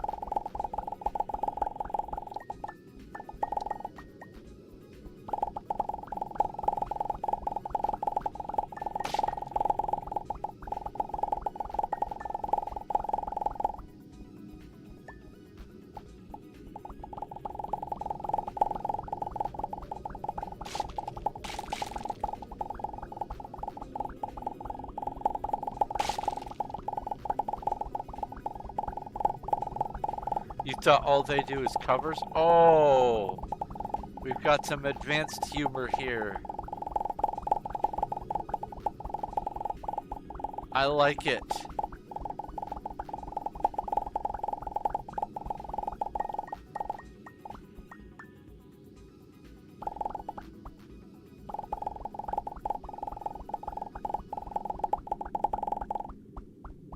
A very sophisticated humor palette. That is a grand joke.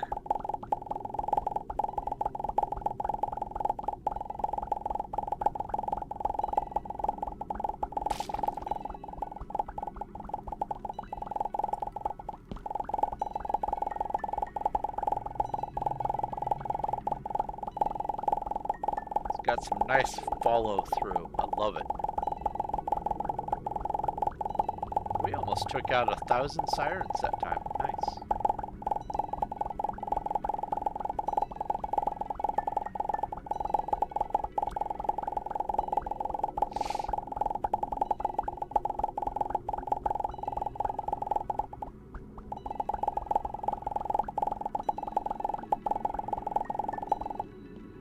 Oh, no, that was all got.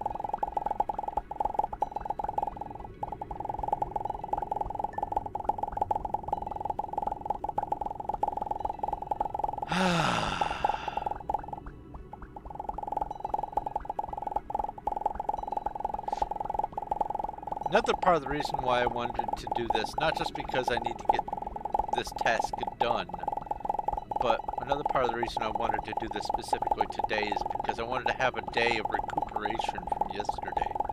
Yesterday was just a huge day. I was so exhausted. And I was trying to come up with how I was going to have a clear enough head to be able to do anything toward the objective of Skyrim, and my brain just said, just do something else. You know you won't be able to stay awake for doing something like that. Let's do something else.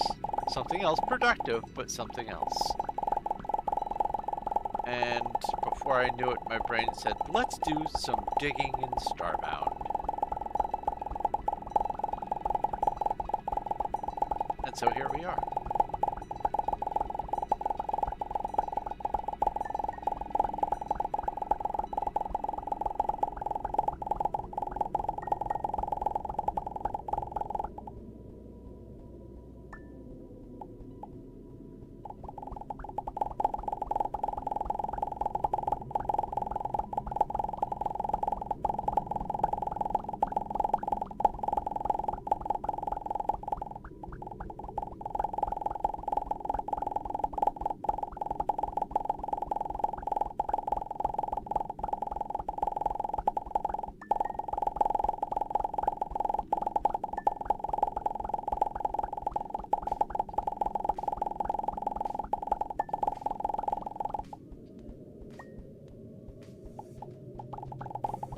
Imagine you're in a war and 4 people take down a 20th of your army.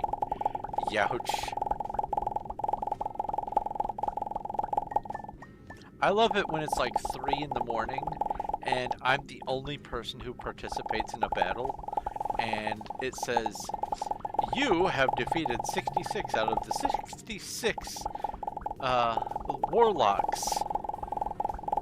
It just feels good, man.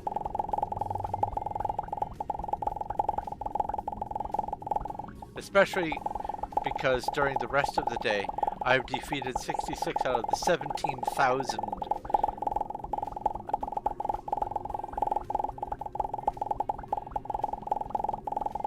And I know I'm still getting started on my character largely, but it feels weird to be in the same chat as people who are killing thousands or even hundreds of thousands of things at once. And then seeing my little bitty numbers. We all start somewhere, but it feels weird. Oh, my mouse moved up.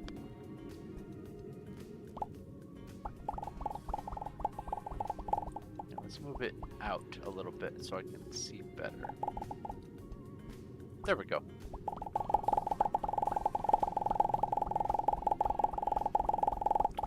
I figure about maybe 1 or 2 more layers before I wrap up. Sounds like a good objective.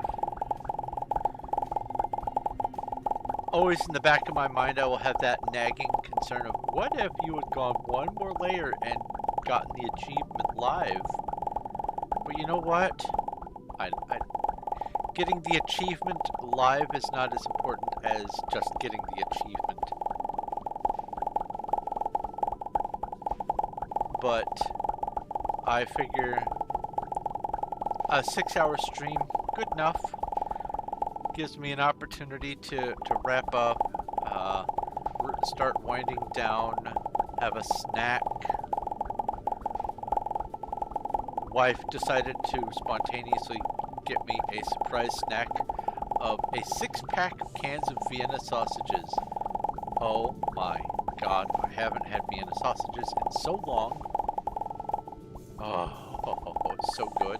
So salty, but so good. I'm thinking of saving one and having it with some fried eggs for breakfast. Because Vienna sausages have a certain taste and texture combination that it just, in my brain, says this would go great with eggs. Not fried eggs, scrambled eggs would be even better. Like, scramble up some eggs and then put the Vienna sausages in.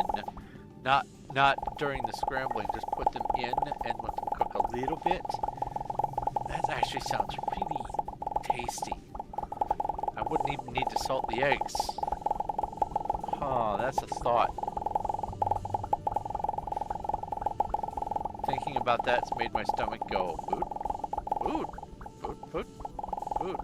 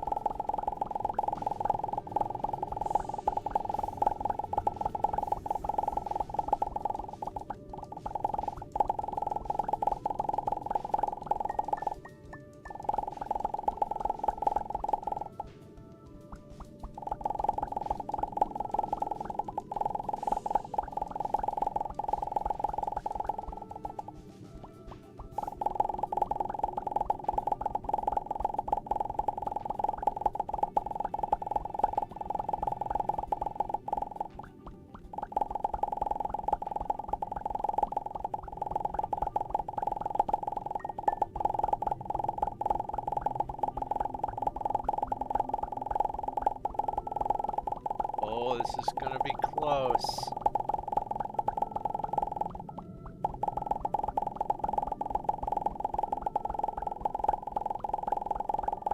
Oh boy. Overflow. It's gonna be overflow. Ah. Right there. Just a little bit of overflow. Oh yeah, I love talking about whatever. Oh, let's get back to the ship before that thing eats my face off. Horde of Skelly-Mans, RPG. Let's see here. RPG buffs. Yeah, that's what I thought. RPG cast. RPG cast. Rage. Fury is still good for another half hour. RPG drink. 2. I'm gonna be keeping on going anyway. 10 small strength and 5 small looting and RPG battle. 666 skeletons. That's metal. Ah. You're just wasting your breath, and that's no great loss either. All right, let's get a dad joke. We have, what do you call a nervous javelin thrower? Oh, I know what this is gonna say. Yep, Shakespeare.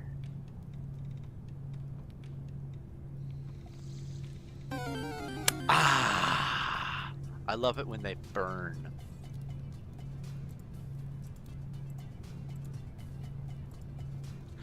A Tangrowth Pokey catch.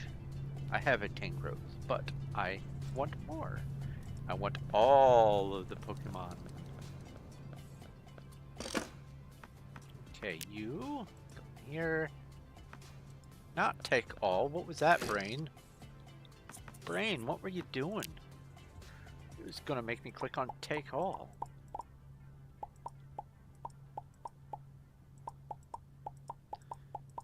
You can buy 5 Pokeballs right now with your 1,700 Pokedollars. Eventually you want to save up at least 3,000 so that you can buy 10 at a time so you can get a free Premier Ball, but until then, it is good to know.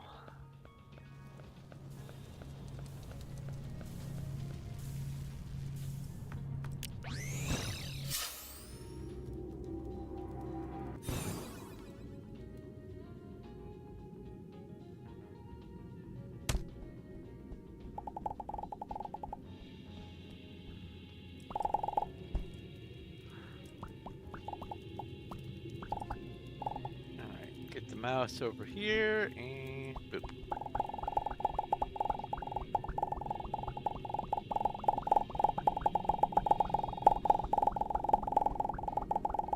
So speaking of Tangrowth, one of my stories in my Caitlin universe, I'm an author in case you did not know, one of the stories I'm working on, or one of the parts of the lore of Caitlin, is there are certain eldritch types of life forms, and one of them is it resembles a tree.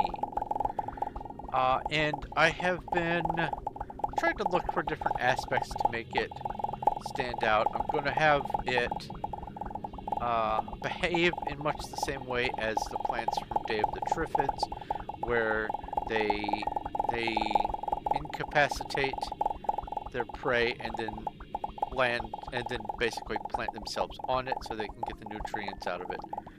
Mobile carnivorous plant kind of things, but they're tree sized. And they can stick around for a while. They will have some that grow in cemeteries, real big. But one of the things that I've stumbled upon in my exploration of the internet for ideas of attributes for these things is there's this phenomena that has been caught a number of times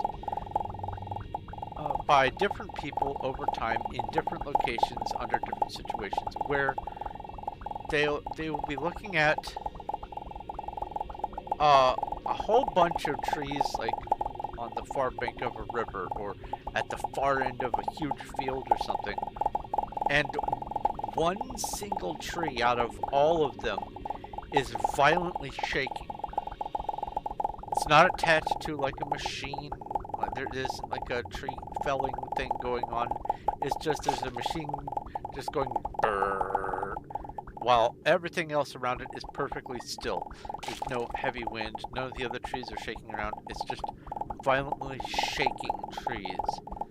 And there are a number of interesting explanations for how and why that might happen, but it has gotten me thinking recently, and so I'm trying to put myself in the mindset of not sentient plants, but alternative carnivorous plants. Like, I wholeheartedly believe that roses are in the family, and also briars are in the family of carnivorous plants. Not in the same way as Venus flytraps that close their,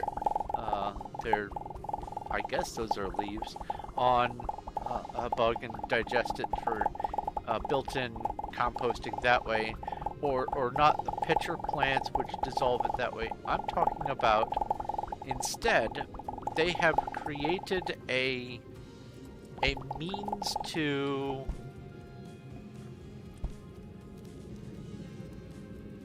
create an environment that causes animals to be dead around them, not by a poison or anything like that, but they ensnare their food. They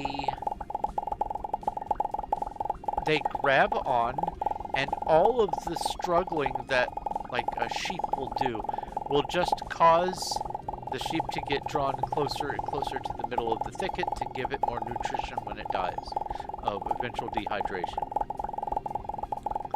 And I've been trying to think of alternate ways of thinking about plant carnivory, and I have a number of different ideas that I'm going to be using for different parts of different stories. And there's going to be some features that will appear in multiple of the books and short stories that people who tend to read all this stuff will go, hey, I recognize that from this story. But recently I've been on a sort of a thought kick of two different things. One, ghost hunters, and two, alternate carnivorous plants, or fungi.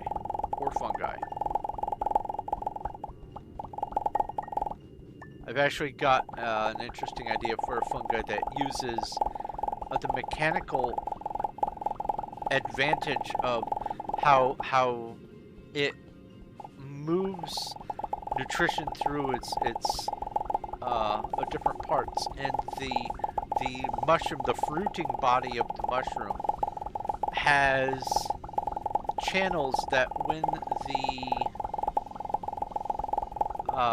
the moisture goes piped up to the top and gets sent back down into the stem, as it falls down the stem, it causes a little bit of bioluminescence.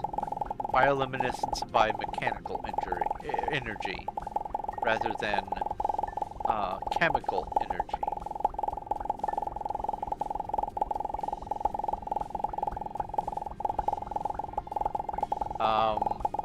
I have another plant that ultimately it has been inspired by my original idea of what if there are different species of mimic and we're just mostly only aware of the treasure chest mimic. What if, like, there's a mimic that imitates gutter piping on the side of a house, or a mimic that resembles a trash can. And I got to thinking about, well, what if it isn't mimics for us? What if it's a species of mimic that is designed to attract other animals? And I got to thinking about plants and fungi and stuff like that. That's where the root of that came from. We have a horde of goblins. RPG battle.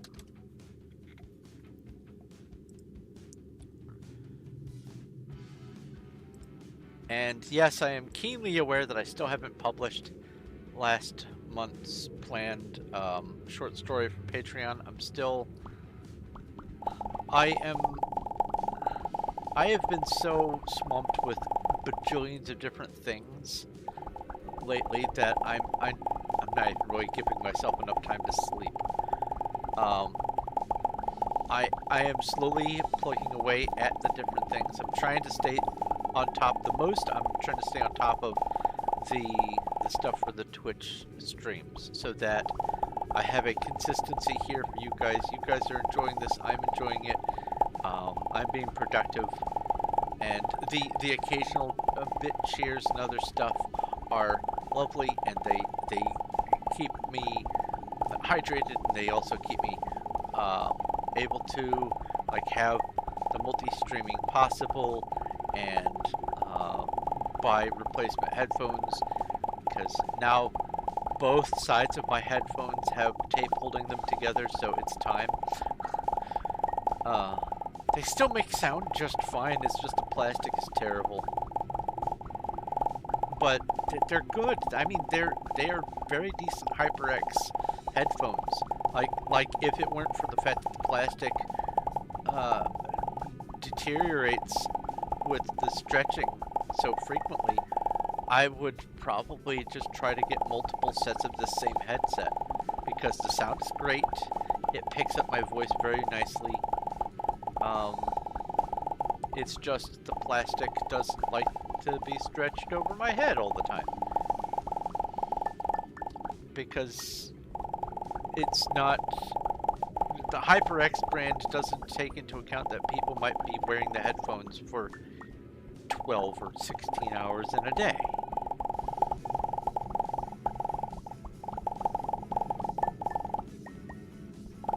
But what I do know is, when I get my next pair of headphones, the first thing I'm going to do is reinforce the part that stretches, because I am tired of having to replace my headphones simply because the structure falls apart, even though the speakers and the microphone are working just fine. It feels very wasteful.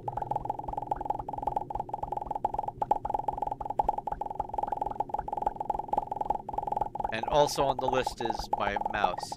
Scrolling up is generally okay, but scrolling down makes it try to scroll up twice.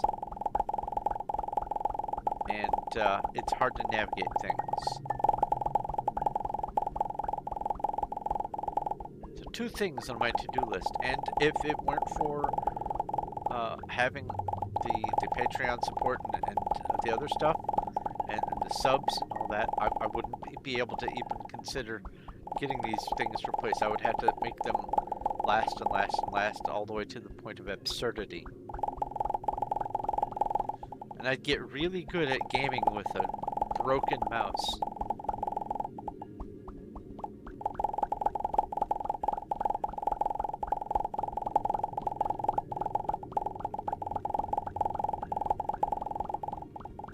I think what really causes it is I lean heavy into the mouse wheel click option for web pages. I don't right click, open a new tab. I just click with the mouse wheel itself, and that is open window in new tab, or open link in new tab. And I do that for lots of different things, and I don't think that mice are designed with my kind of usage in mind.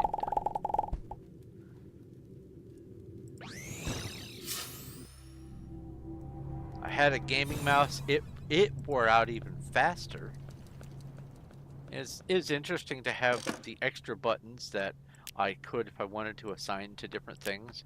But then I found out that my mouse usage would cause me to press buttons at the wrong times because the buttons were always within reach, and I have unwieldy thumbs sometimes.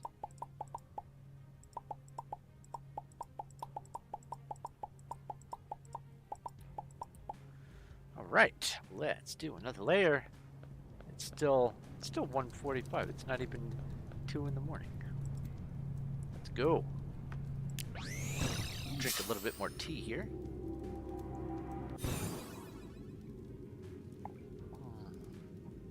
Oh man.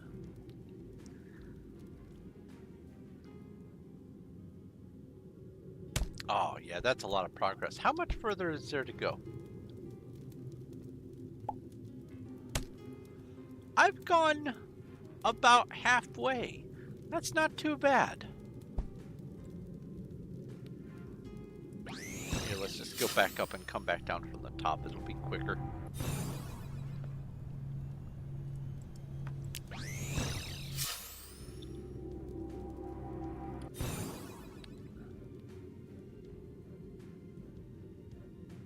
So, counting the different stops. Actually, I don't even need to count the different stops because I would still have the different stops and things interrupting my normal game flow no matter what. So, about 6 hours for half a planet.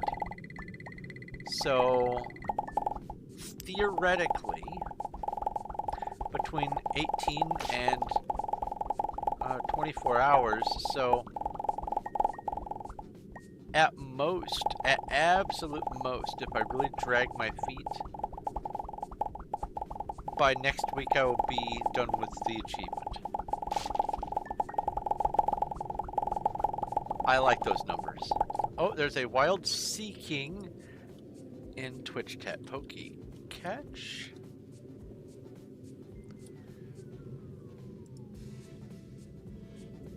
Yeah, if you have subjects that you want to hear me talk about, I'm more than happy to pontificate on any subject I'm aware of, and I love learning new stuff.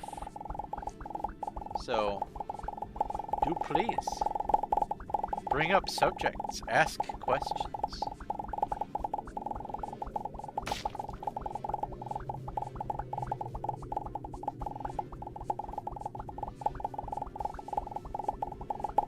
My brain loves food. So does my mouth and stomach, but my brain does too.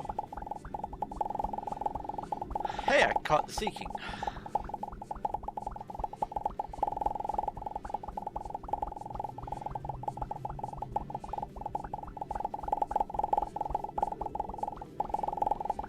One of the things I'm looking forward to with the mods is the ability to combine multiple augments together to put on your back item, and also augment slots for the rest of your gear as well. I am looking so forward to some of that functionality, and also combining augments for the pet collars. That's another thing.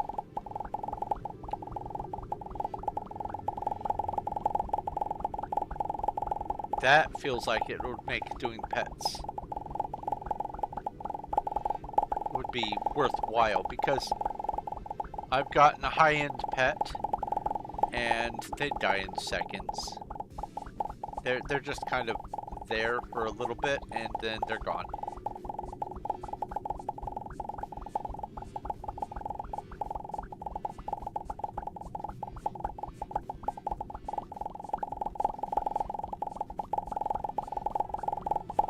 Aha, let's go take on this glitch castle.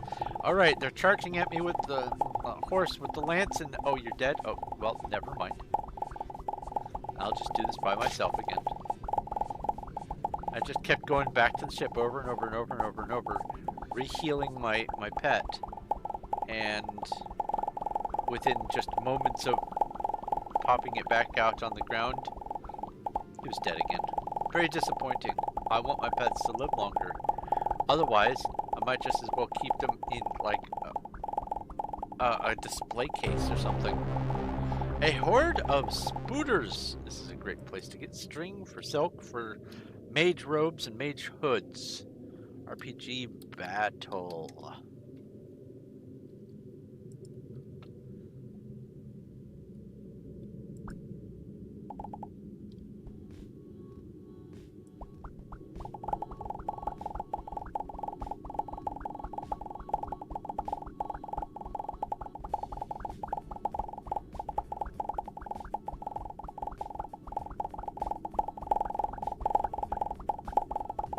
So I need, I think, 3 more Dragorite ingots so I can upgrade my chest plate to the next tier.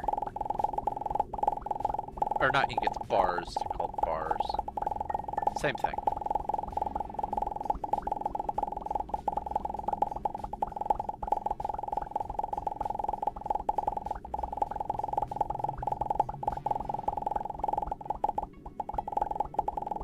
So as long as I kill 30,000 mobs a day,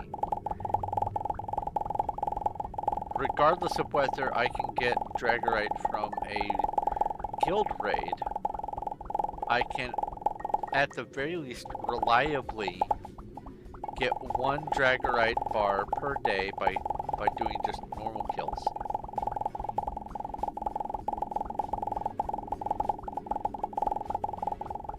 I've gotten to the point where I can count on the Dragorite bar challenge, which that feels weird.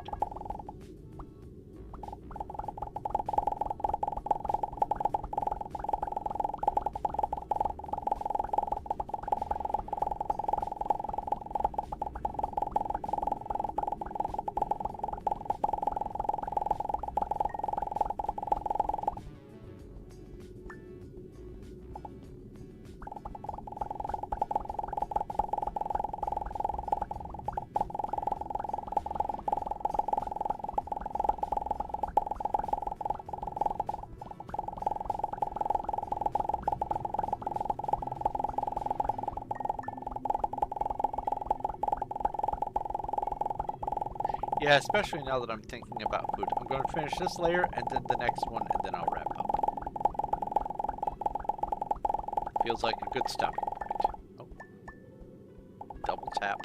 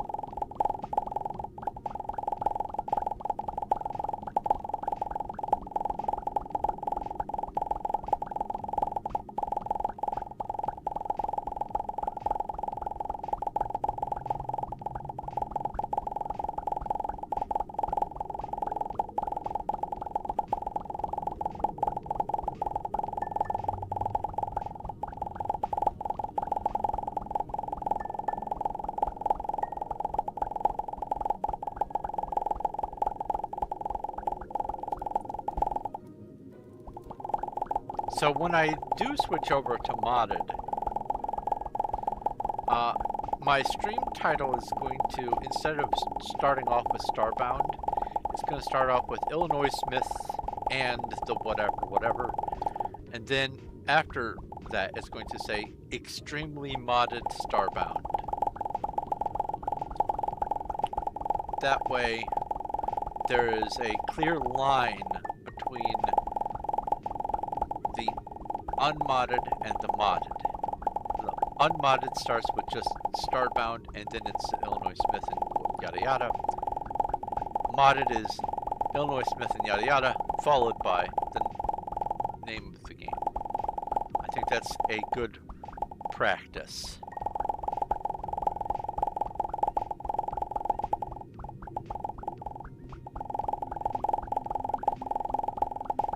The only way to play extremely modded. Yeah, well, for sure. When it comes to games that you are competent in, but you feel like you could do more if you had more at your disposal, modding is wonderful. Minecraft, Skyrim, Starbound. I'm sure Terraria is fantastic as well. There's a lot of games that make themselves so readily available for modding. It's delightful, and the best of them are the ones that already have a lot of freedom of decision for different aspects of the game. Like, maybe you want to do all mech fights, maybe you want to do all peacekeeper fights, maybe you want to go farming forever, maybe you want to do, instead of Stardew Valley, you want to do Starbound Valley, which also, that's one of the mods that I was looking at. There's lots and lots of different ways that you can approach these open-ended sandbox style games, and that open-endedness is what really lends itself well toward the modding communities that are available for them. The Fallout games, the Elder Scrolls games, all those things with all the different decisions you can make about how you want to do your character, how you want to explore, what sorts of fighting style you want to do, your perks, skills, and all that stuff. All those different kinds of decisions make it so there's lots of things that you can do with modding. The more things you can do with modding, the more fun the modding experience is. And I really love staying, quote, lore friendly. I just like to have more stuff to do, and the modding stuff that I've found so far just looks incredible. It really does.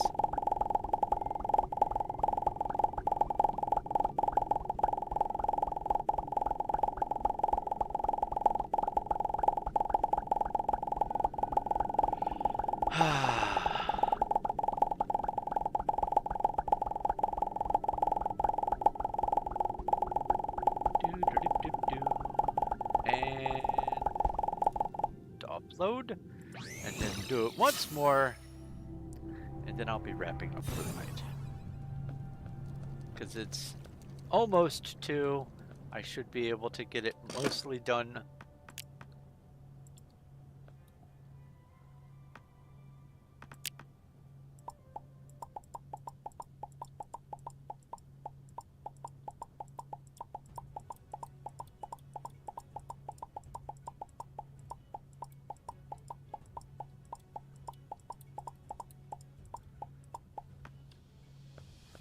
And off we go.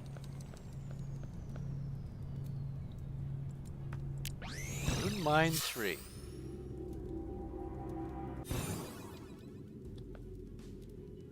Yeah, like I said, tomorrow, more Starbound, but it's going to be looking for bugs. And then if I get all the bugs, more mining. And if I don't get all the bugs, well, then maybe the next week I can finish the bugs and some mining. We'll see. However, if it's only like one bug or something like that, I'll probably just go ahead and try to finish it off stream. But I want to try to get those sorts of accomplishments recorded,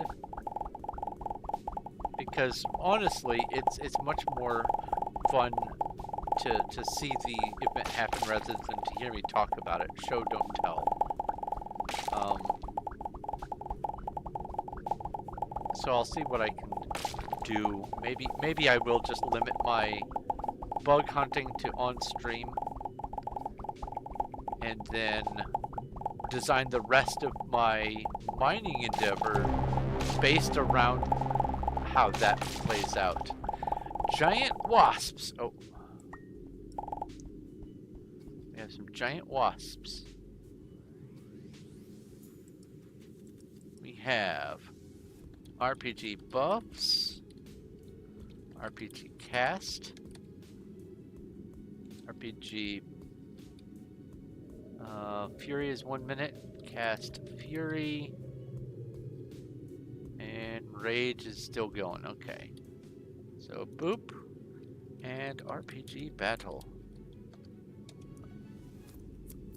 My connection hiccuped slightly. Uh-oh. That's no bueno. During the alert. Oh. You know, that makes sense, because what it does is it pulls the sound from the web source, pipes it through Streamlabs OBS, and then streams the sound.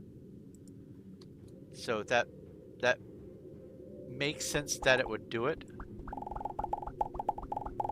I hope it doesn't take too long to recover from the derp, though.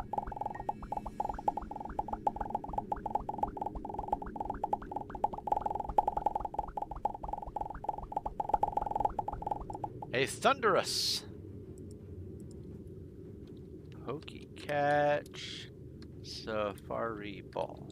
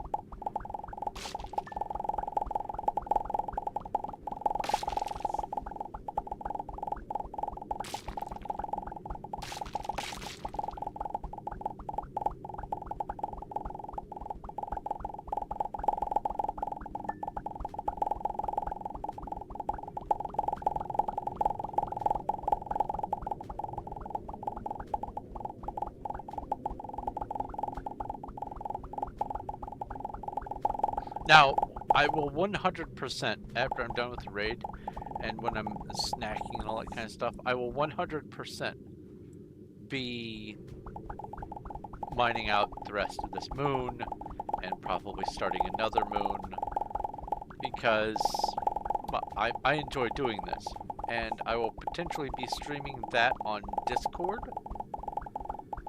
but there's no obligation for anyone to watch. I just like to make it available. Also, not always, but frequently when my stream is over, Emma here also streams some stuff on the Discord, whether it's RimWorld or Starbound or Terraria or whatever. They have lots of different things that they do, and sometimes they give little updates on the progress for some of their builds. They have, over time, they have become a fantastic builder over the years that I have known them. They have gone from absurdly colored rectangle to intricately designed structure, and watching the transformation happen has been a proud teacher moment for me.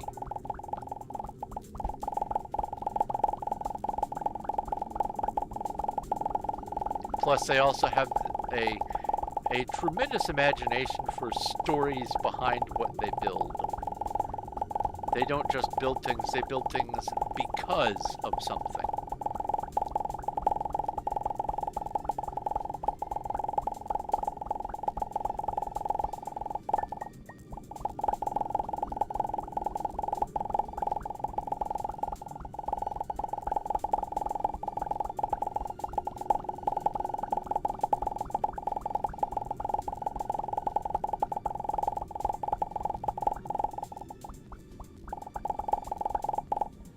of the things I'm very glad to have been able to do is encourage many people to improve their building skills and the way they approach the games.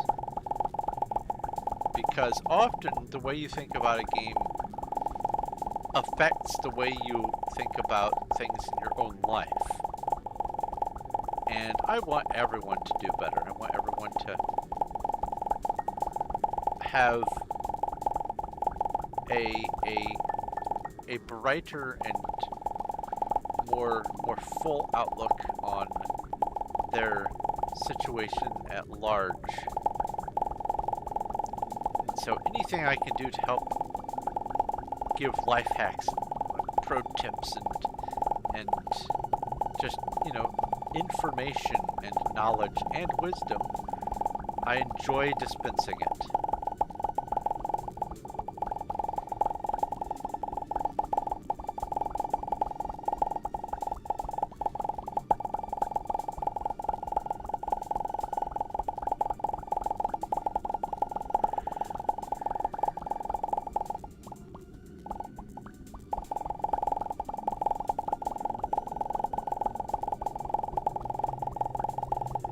I know I don't have all the wisdom and all the answers. So, therefore, if I do know something for sure, I want other people to not have to learn it the hard way.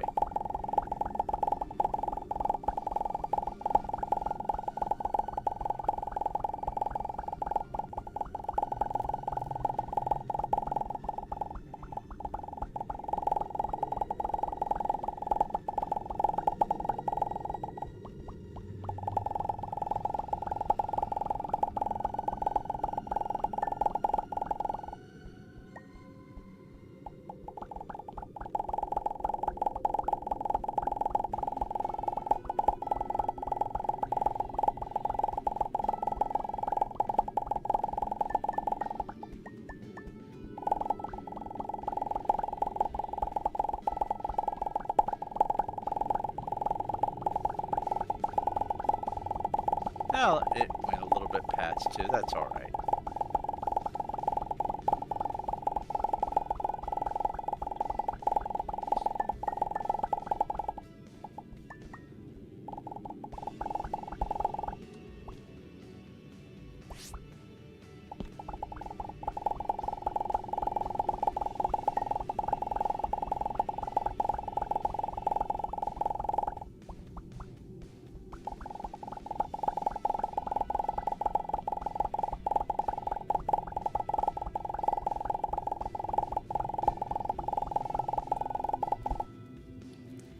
Before I make any decisions, let's see here. There's so far right now, Jimmy is playing, Lucient is playing Gunfire Reborn. Lucient seems to wrap up around the same time I do, and Jimmy, I don't know yet. I'm trying to decide in advance if I want to forego raiding out, but either way, I'm on the last round around the planet, so I'm going to go ahead and start talking about the end of stream stuff. Like I said, tomorrow's going to be more Starbound, working with the bugs, and then we'll see what happens. So I've got 7 bugs to get. Most of them are on liquid planets. At least 4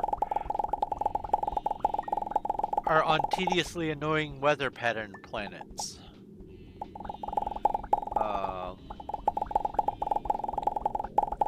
And then beyond that, there's just the achievement for 10 million blocks.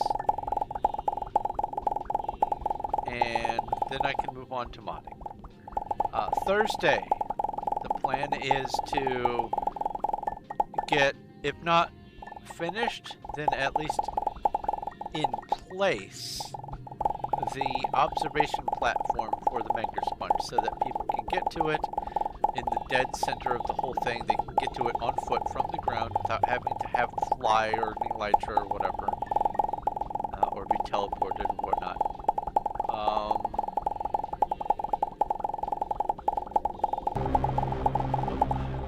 Horde of Werewolves RPG battle.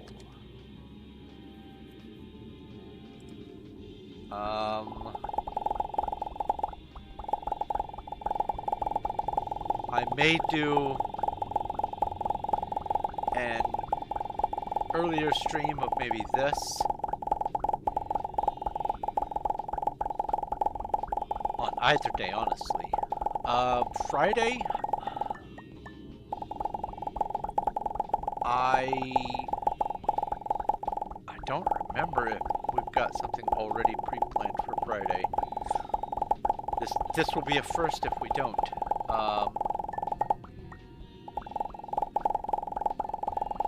I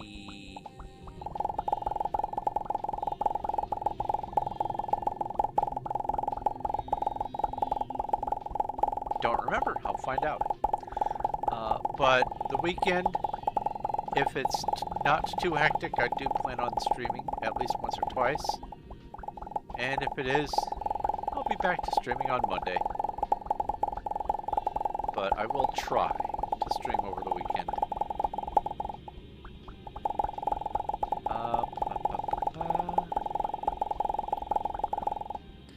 Like I said, I will also be over on the Discord, either streaming or just chilling after I'm done with this stream. And I am there almost all day before I stream, and am more than happy to hang out and or just chat in the different channels or whatever. So if you haven't joined the Discord, there's a link to that down in the area down below the stream, either YouTube or Twitch. I have the link in my YouTube description and a link in one of my Twitch panels down below. And when you get there, all you have to do is pick a role, and you can be part of the family over there.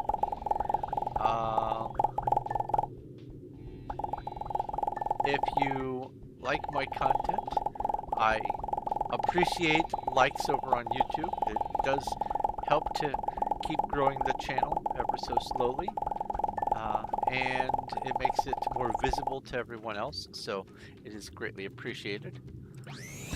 And also, if you haven't yet subscribed on YouTube and followed on Twitch, now is a great time to do that, because like I said, I want to keep on growing so that I can keep on having more things available for you guys to do with you guys.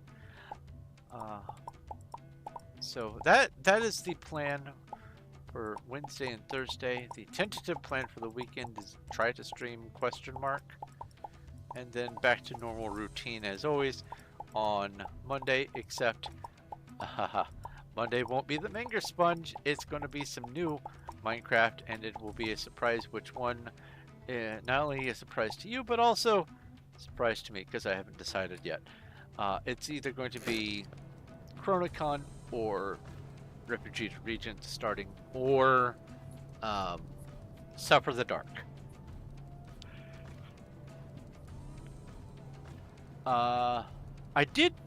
That's one thing. I did try to find the Starbound 3, and it's not on CurseForge.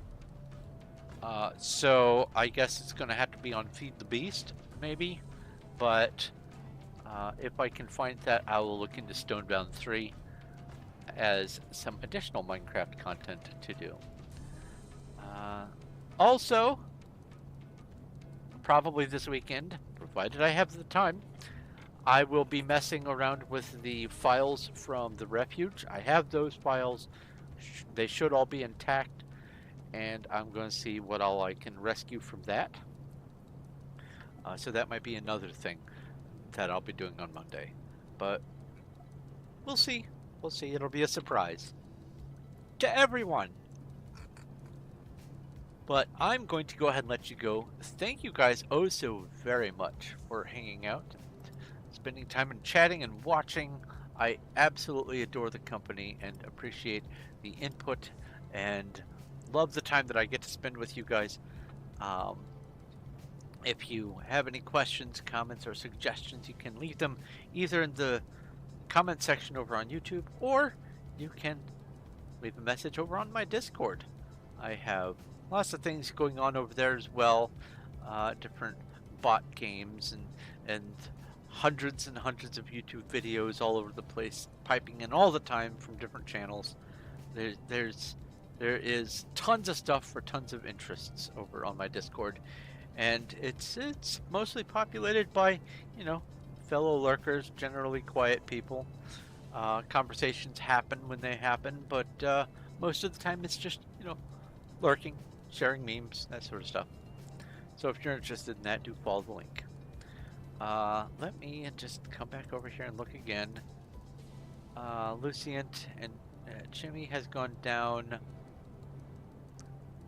You know what? I'm going to use a dice roll. Let's go with roll. If it's going to be alphabetical, so let's see here. Boop. I can't read that. Scrolling down. 9. So it'll be Jimmy. More Daisy. If you're interested in Daisy and zombies and occasional PvP and maybe a little bit of a potty mouth, then I will be going over to Jimmy Ganja. Oh, there's a Puccina in chat. Pokey catch. Let's go ahead and go raid message here so that you can capture that if you want. And I will go ahead and go /raid Chimiganja420. So anyway, thank you guys very much for watching. This has been Thorn of Night playing Starbound as the character Illinois Smith, who is just getting their feet wet and preparing to move into modding very, very soon. And there will be some more of the Starbound stuff tomorrow. But until then, this has been Thorn of Night, and I will talk to you later. Let's go rating in 7, 6, 5, 4, 3,